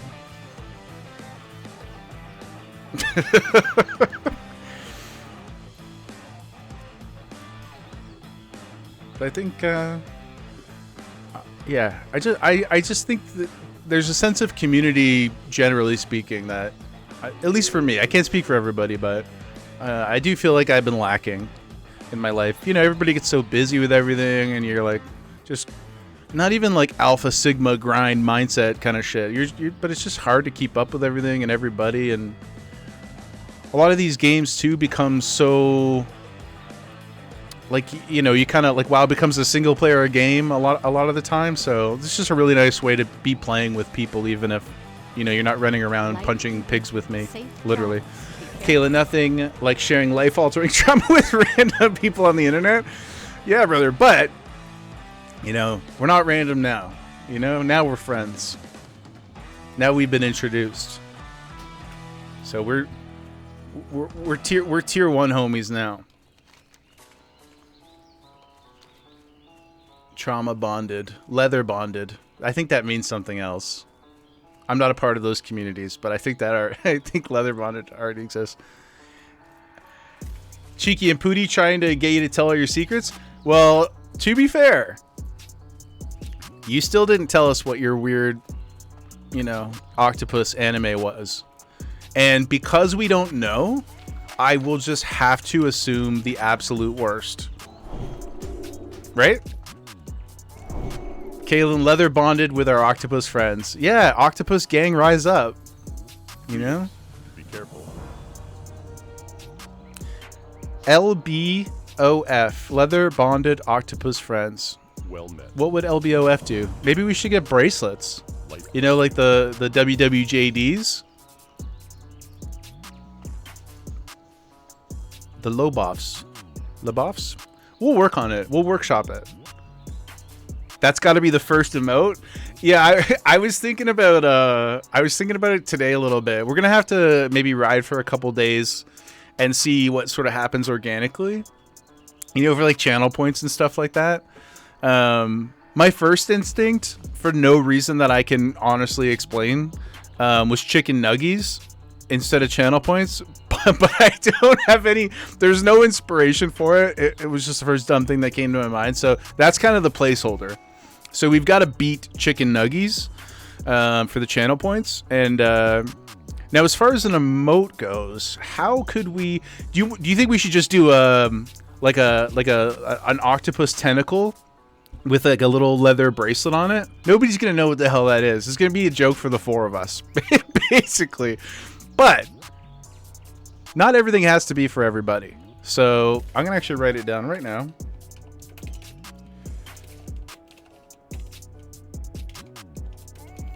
Okay, we'll work on that. I was thinking of Kaylin, heck yeah, bro. That's the one. Okay, so yeah, I was thinking like in a couple days, I'll maybe like go on Fiverr or something, or one one of those sites, and I'll get somebody to put like 10 emotes for us together, and a couple other little things, just like a small graphics package.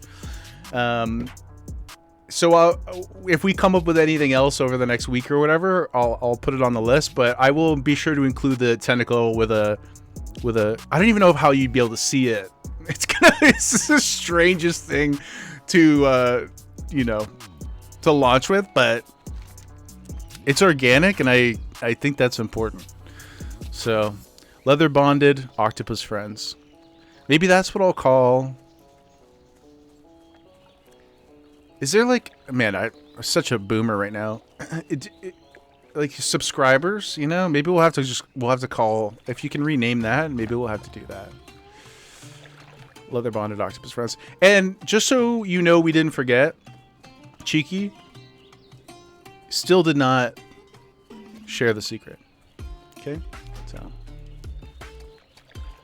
the plate is still spinning. You know what I'm saying? We'll circle back.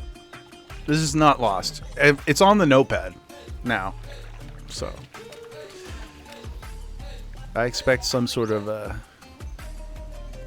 again, no judgment, but I'm just going to assume the worst.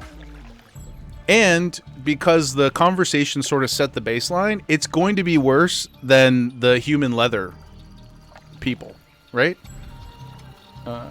It can only accelerate from there. And it could just be something extremely innocent that you're shy about. And if that's true, then I'm sorry. Oh, ding, baby, let's go. Well, cool. But we're all friends. We're here to support you. And whatever alien egg insertion interests you have. Pooty, you know this fucker, nothing will surprise me. Yeah, man. I'm not gonna come out day one and just like share all my own shit. We'll let it trickle out over time, just so that it's not a deluge of madness. But I'm supportive. If it doesn't hurt other people, you're good. Or like non-consensually, I should say. Kalen had to mute, so he talked to a client, he'd be laughing too hard. They probably hear this. Yeah, trying to work through a work problem, and in the background, it's people talking about leather bondage and tentacle insertion. That's a tough sell. I mean, there's probably a few industries where that might be a plus, but I'm going to assume not yours. Not the majority, that's for sure.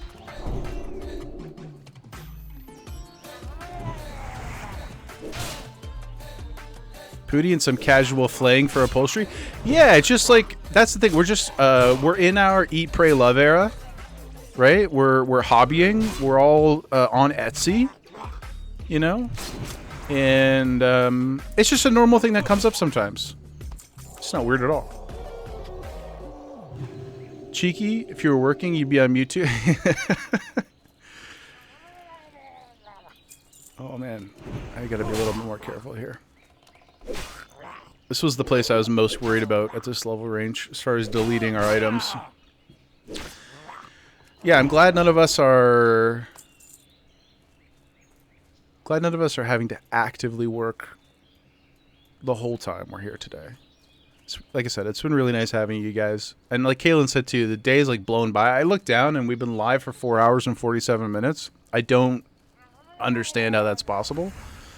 So that's pretty amazing. No dropped frames either. Good job, computer.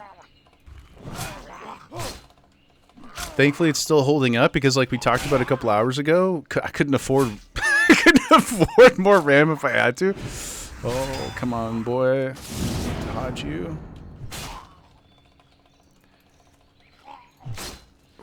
Spicy. You said you have to leave. I'm sad you have to leave too, but there's a pretty good chance. I don't know exactly what the scheduling and stuff will be. I'm really just kind of figuring it out as we go here, but it was a lot of fun, and I'll be on for a little bit more today, but I most likely will be on in the afternoon evenings this week, so not to sound douchey, I know you already followed, but hit the follow button, and then hopefully you guys come hang out again when we're free. It'll be a lot of fun. But I hope you're going to do something fun. Unfollow. Oh my god. Cheeky, you're with Pooty too much. I'm about to dox you again there, Pooty. You're hanging out with this kid way too much. It's too far away. Oh. I really thought I could. Oh. He helped me. Well, I'll get this one, brother.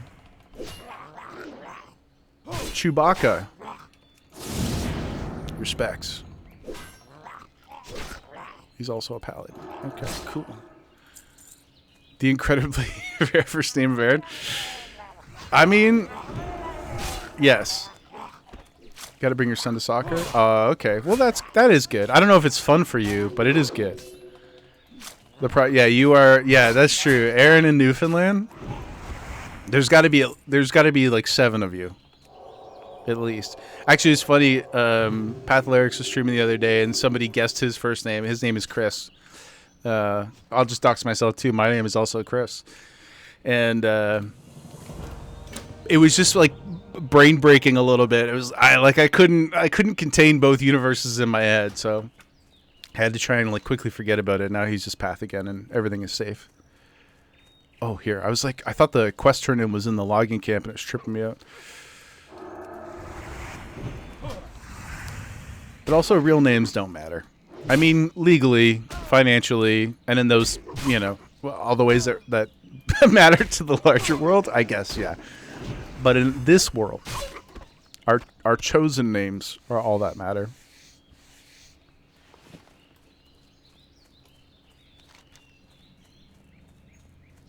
Well, I didn't realize I was so caught up in the sounds of the birds and stuff. We lost our music. Let's throw something else on here. Oh, that's that same. What do we think? I kind of was digging that like Boogie Nights track that came on. Let's see if we get a little get some little vibey here.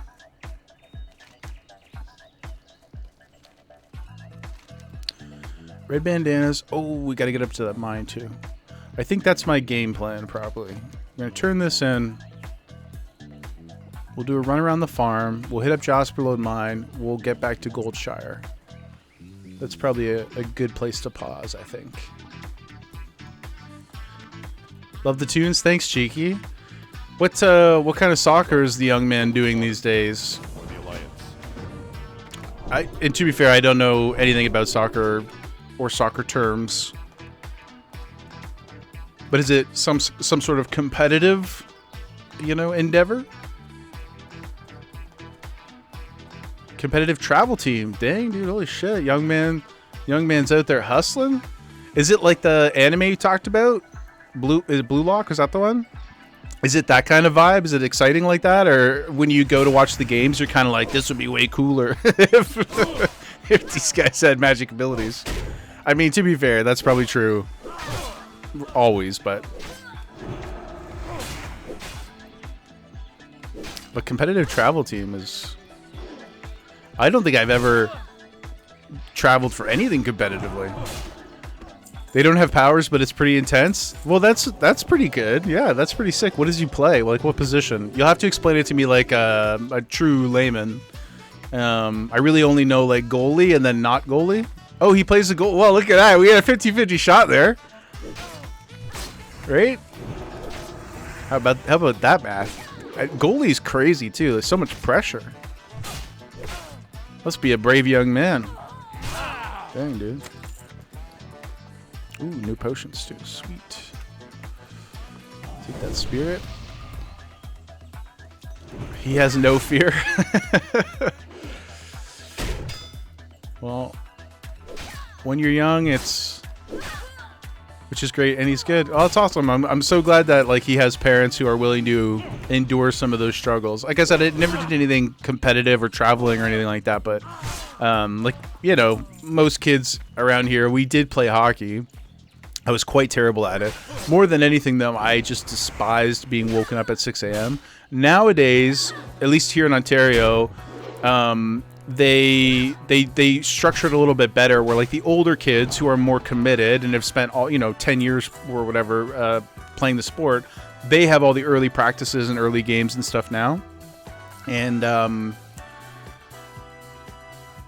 which just makes so much more sense. But back then, for whatever reason, I guess the young kids didn't matter, so we were in the morning for everything. But my parents hated it because I hated it, and it was just a big miserable, whirlwind. I don't think it would have changed anything for me. I'm just not that kind of person. Athletics were never my interest, but maybe for like health reasons, I wish I had kept it up a little bit. But it is expensive, no doubt. Even soccer, right, where you like I know hockey has like way more equipment, but even soccer stuff I know is super pricey.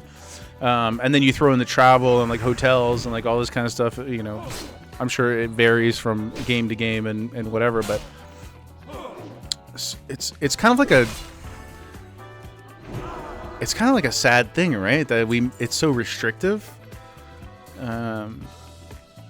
Especially a game like football. Well, some parts of the world would call it that, of course.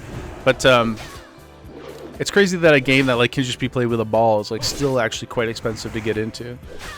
Cheeky's got an awesome nickname. Aaron can side message that. Is it inappropriate? Is it like ball hugger or something? The Gargle Master? Something like that? No? Okay. Well, that's good. I mean, I would support that. It'd be pretty aggressive for a young kid's soccer team, though, now that I kind of think about it for another second. That might raise some questions. Other parents may have a comment or two if you ran out there and you were like, let's go, ball gargler! Ball hugger, yes! Mom loves you! Great save, ball hugger! They're 12 and 13, probably not. Yeah, well... That's because you're like rational parents, but there's definitely people out there who get into some wild shit. Like we have a friend, yeah, they'd find it funny. Well, yeah, like people are into some stuff. Like we have a friend who really loves octopus tentacle anime. So you just never know, right?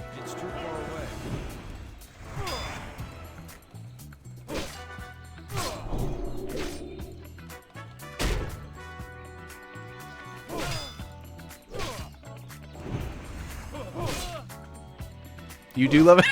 I knew it. Eventually we were going to get you to admit it. And now it's immortalized in this chat history that for sure will never go anywhere. Right? Carved in stone. Immortalized. Like in retail, they have all the titles. Tentacle Lover? Cheeky the Tentacle Lover. Maybe I'll have to create some kind of... special role for you in the channel. You sent the name in the DMs? Oh, I see, because it got the name in it. Okay, fair enough. I'm just gonna read the first part. The last name begins with the letter B, so they call him the Brick Wall last name, Brick Wall B. That's pretty fire. That's a sick name. That's pure gas, actually. I like it a lot. The Brick Wall, man.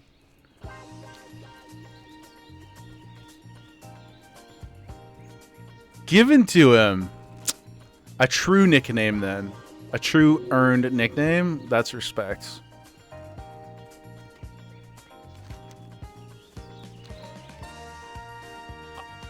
I can't say the first nickname I remember having because it is part of my name, but it was a weight joke, and our now not friend Brad Suley gave it to me, and I did just dox him, sorry. And that was not the most pleasant one, but then eventually, we as we discussed previously, our chosen names, I adopted the Jaeger. But BWB,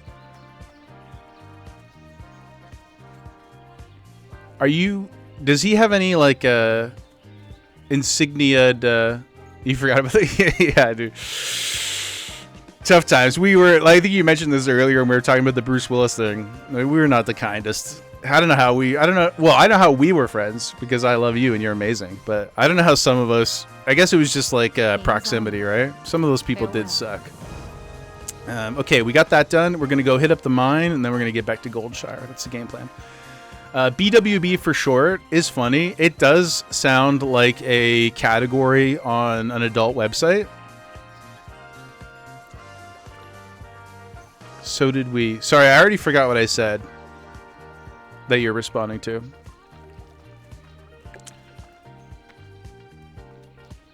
Oh, I see what you mean. Yeah, you know, but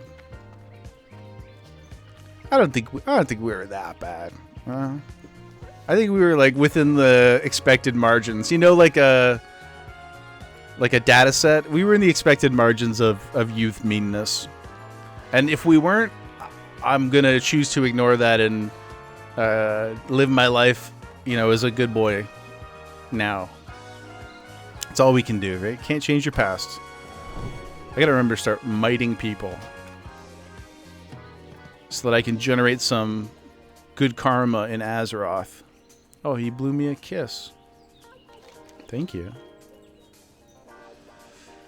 But yeah, BWB, sick. The fact that he's playing goalie is crazy. What a level of confidence you'd have to have for something like that. That's impressive. And when you guys, like, what's the travel schedule like? Like, you like take time off work and all this kind of stuff? Like, we're getting into that level of gameplay now? Man, like, I'm thinking probably too far ahead, but I'm like, oh man, we get this kid a scholarship. Like, he can.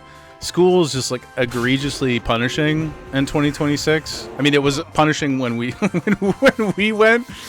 So like, I don't even have context for how much worse and more expensive it is now. But if he could even get a little bit of a grant or discount or whatever, Pooty, drive up to 8 hours for 2 tournaments and games 4 hours away. Damn, that is. Hotels, wow, it's real, eh? Good for you guys. Good for him.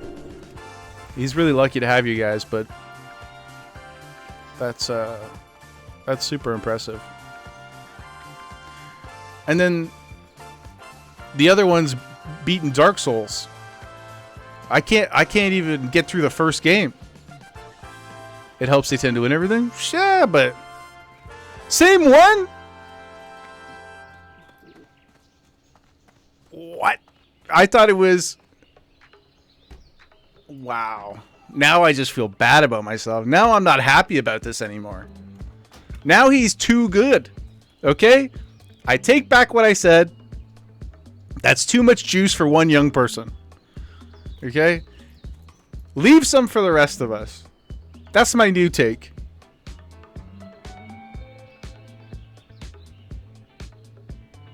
He's good at sports that I wasn't good at. And he's already better than me at video games. It's unreasonable. I'm just gonna... That's my closing thought. It's unreasonable. You should be really proud, but like, this is also bullshit.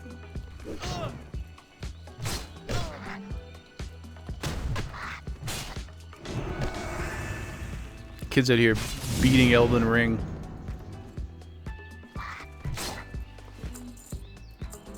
Which we should remember is another one of the game types I'd like to do for the noob tries. You love him, you just wish he would get in a fight. I mean, it's got to be like kind of twofold, right? Like, part of it's got to be that he's like, oh, I know like dad is good at them and he plays them, and maybe he's like a little resistant for that reason. You know, like, you just don't want to like stuff that your parents are into all the time. I had a buddy recently tell me that he like waited 15 years to watch Star Wars with his son, and he finally did, and he was like, yeah, mid. It was like emotionally crippling for him. And he's like, I was too precious about it, and it just like destroyed me. So maybe there's a little bit of that too. Kaylin, your daughter plays 13 different instruments in marching band, jazz band, orchestra. Most of the extra ones she plays, she picked up to help other students. What? Dude, I played trumpet poorly for a couple years in high school because it was a quote unquote easy class. Actually, it was quite difficult, and I did like playing it, but I never had the dedication and motivation is probably like a massive part of it. But people don't like to admit that there's like, what do you call it? Talent feels like it's underservicing their skill. I don't know, but I think of it more just like as a, like the way that their mind works, or the way that their mind, you know, kind of engages with different types of material or learning methods, that kind of thing, right? 13 instruments is like, I'm also, and here's my other take, I'm also mad at your kid, okay? I'm also upset at your kid. I'm upset at both of your kids. Okay, there's no reason for them to be so good at things. 13 instruments. I can't play one instrument. I bought a piano a year ago, and I sold it 6 months ago because it was just taking up desk space. Cheeky, and I should say, I really just wanted to learn to play the Interstellar theme, and I could play the trumpet, but yeah, thanks, man. We did perform. We did actually. We didn't like travel. That makes it sound more than it was. We did like. Bye, Cheeky. Love you. Thank you so much for hanging out. I really appreciate you. I hope you have a great game. Good luck to the BWB. Yeah, we could play trumpet a little bit. There was a cool experience where we got to play that one music teacher we had, Chris something. I can't remember his last name now off the top of my head. Probably don't want to dox people anyway. But he did an arrangement of the Howard Shore Lord of the Rings music for us, and that was really fun to play. You know, you have all like the Mordor blaring horns and stuff, so like trumpet got a lot of heavy lifting in some of those pieces, and that was really cool. But I think I could like practice a thing in front of me and like kind of play it, but I could never do what like I assume Kaylin's daughter does, which is like, it's sort of like intuitively, like it just like makes sense to me. I had to really, really like grit my teeth. Music wasn't a talent of yours either. Yeah, that just wasn't our thing. We were conversationalists, gamers, once upon a time stoners, you know, back in the day. That was like, we played a lot of Halo. That was like our bread and butter. I really didn't have greater aspirations than that back then. You know. Oh yeah. Sorry, don't let me discount you. You definitely did more than me. You did play sports. I remember you were like deep into volleyball, and you did some judo and stuff when we were kids, and drama for sure. You were the star of like more than one school play. Don't let me take that away from you. You definitely did some stuff, and you were amazing too. I still vividly remember being in the audience when you like kind of broke your foot that one time when you kicked the wall. That will live with me forever too. But that was a really cool experience watching you in those plays. Kaylin, she's insanely artistic. She does speech and debate. Started doing actual art, like drawing and stuff like that when she was 5. By the time she was 9, she was saving up to buy her own digital art tablet. Holy smokes, man! So she's not only like talented, but she's motivated, and she's actually like working towards like a track. She's like thinking ahead to things that she can do to continue to pursue and develop. That's crazy.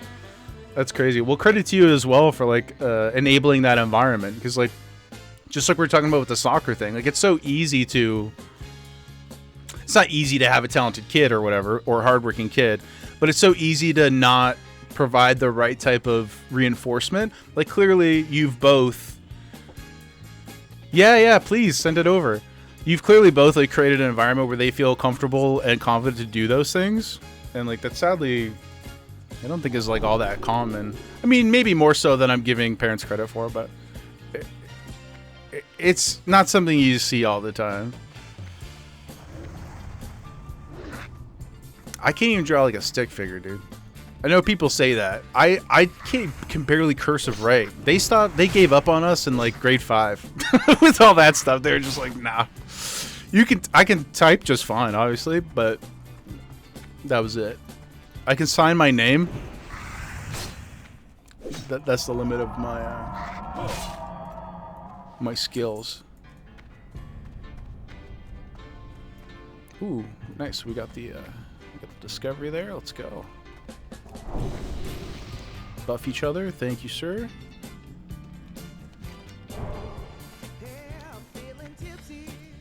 Ooh, this is a nice little ball.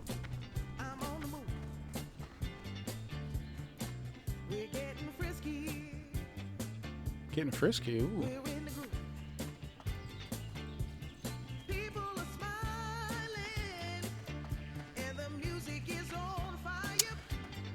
Night Elf, thank you. Hey, thank you, brother. Stay safe in these streets. The Elwyn Forest and Skull Rock are not a safe place for your kind. I am not your enemy. But they lurk everywhere. Figure out what to do with those 2 points, man.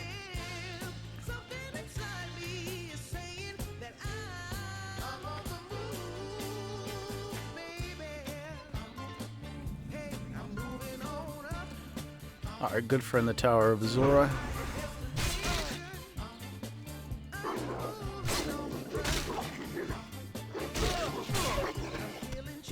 And thinking about, I was just thinking about like thinking about you in the play, Pootie. We started to bring back some memories. Do you remember the talent show and some of the guys played Everlong? That was pretty cool.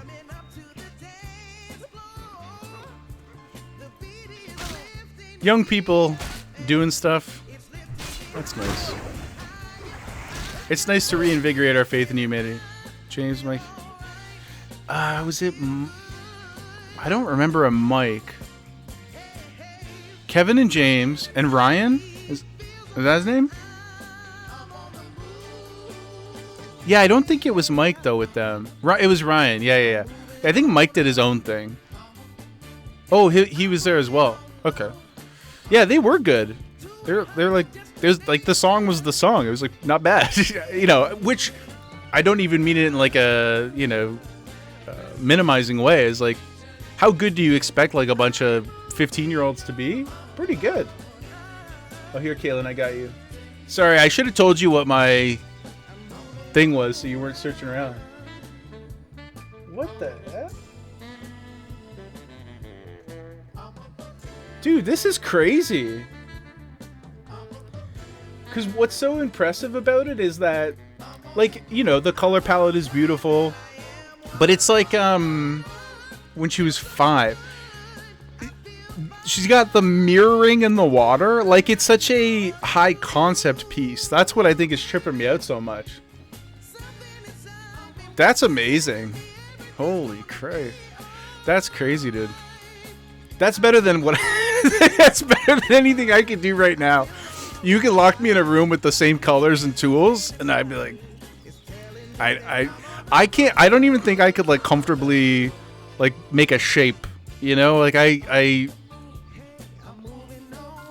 very beautiful, really cool. And now she's playing 13 instruments. Yeah, well. She ever get to level 11 in classic hardcore WoW? That's what I thought. Don't answer, please, because she probably has. She's probably already level 16. I've never got there. So we'll keep that one to yourself. Didn't think so, pleb. Yeah, exactly. That's what I thought. Oh man, holy smokes, that's funny. Let's get some room here. Get some cooking. Looking for something specific? Okay. Okay, question. What does this look like? Don't think you really... I think I like the sleeveless for now. We'll go back and get the Orin cosplay one later. Get rid of that. Drop that. Definitely keep those. You got a video of her screaming for the Horde in her My Little Pony pajamas that'll live in my heart forever. That's good. That's good, man. That's so funny. Do you only have just the one daughter? Man, if you had other kids and they weren't as talented and like hardworking as her, that'd be a tough sibling to have, eh? Like, what an overachiever. Oh, I almost forgot. Let's cook a little bit. We gotta make some food here. Get our bags cleaned up.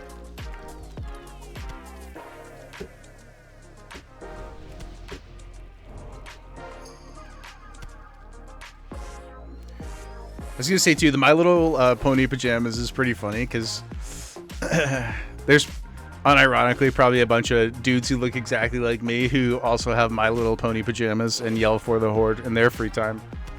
It's a lot less cute when they do it though. I'd have to guess. Not that I have a ton of exposure to it, but I do go to a lot of Comic Cons and stuff, and they do be out there. They do be out there. Which, like, love what you love. To a degree. To a degree. You have two, brother. 6 years older, plays. Okay, so two things. One, he's older enough that there's a good gap there where he doesn't have to be like, whoa. He can be, hopefully he is supportive. He can be kind of like in awe of her too. If they're not like a year apart or whatever, that's a pretty good buffer. But if he's playing esports at college, then he's obviously capable as well and way more talented also than probably most of us. So that's sick, man. Good for you, dude. Good for you. Esports team at college is like, it's funny because I feel like 20 years ago it would have been a little like nerdy, kind of like shucksy. Now though, it's like that's who people want to be, or like at least like in our circles, I feel like that's a pretty sick thing to be. It's like being the captain of the football team. Gotta support what they love. Yeah, brother, you do. It sounds so easy when you say it too, but like I said, there's it's not the case for most people.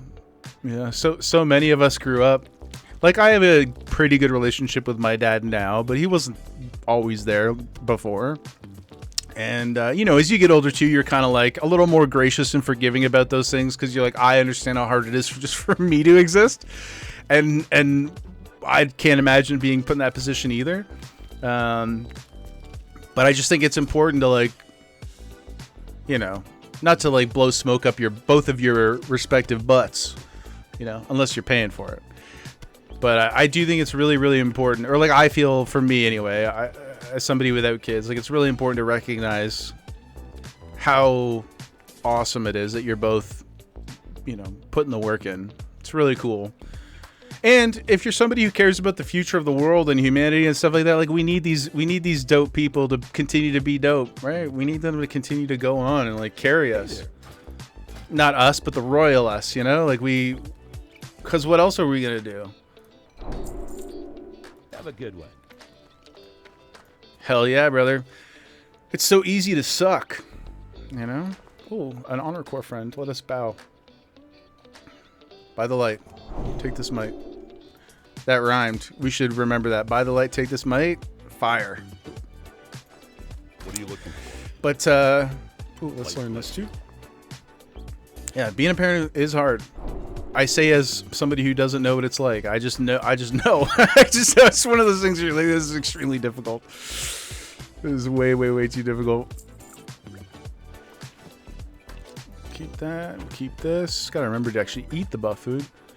You gotta have your proud parent moments. Yeah, dude. Well, if what do you call it? You come across something else that you feel like sharing. My Discord eventually.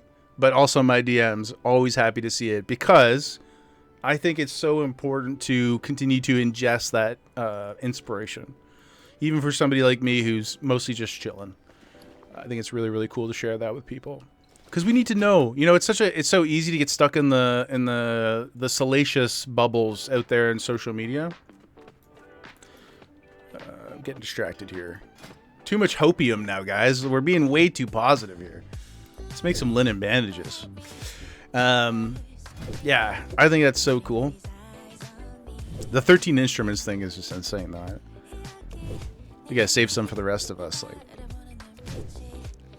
she's like a young a Mozart. Hopefully, she never runs into her. What was that? What was like Mozart's nemesis, Salieri? Hopefully she never has a Salieri.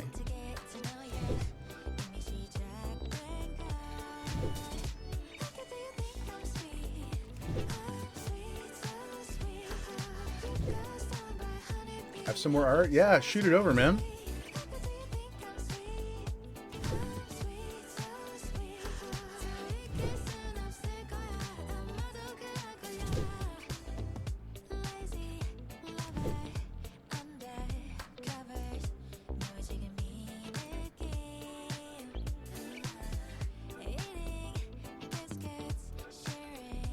Oh my god. Okay, I mean this. I don't know who the character is, but that guy straight up the dude like the only humanoid of the two. That's just straight up like an anime character, like a fully realized anime character, like a My Hero Academia character or something like that. Oh, one of her D&D characters. Okay, so she's not only okay, hold on. Not only is she has the art talent, but she also is actually just constructing these things whole cloth. Wow, that's sick. And then the other one is Pokemon, right? Or like Pokemon-esque. Oh my gosh. Amazing. Yeah? Okay, yeah. At some point, I'll show you guys some of my Pokemon stuff. This whole desk over here it's just kind of slightly out of view. Snorlax is my guy. But I'll show you some of my Pokemon stuff another day. But I do enjoy the hobby quite a bit. At least like the happy parts of it. You know. Yeah, that's amazing.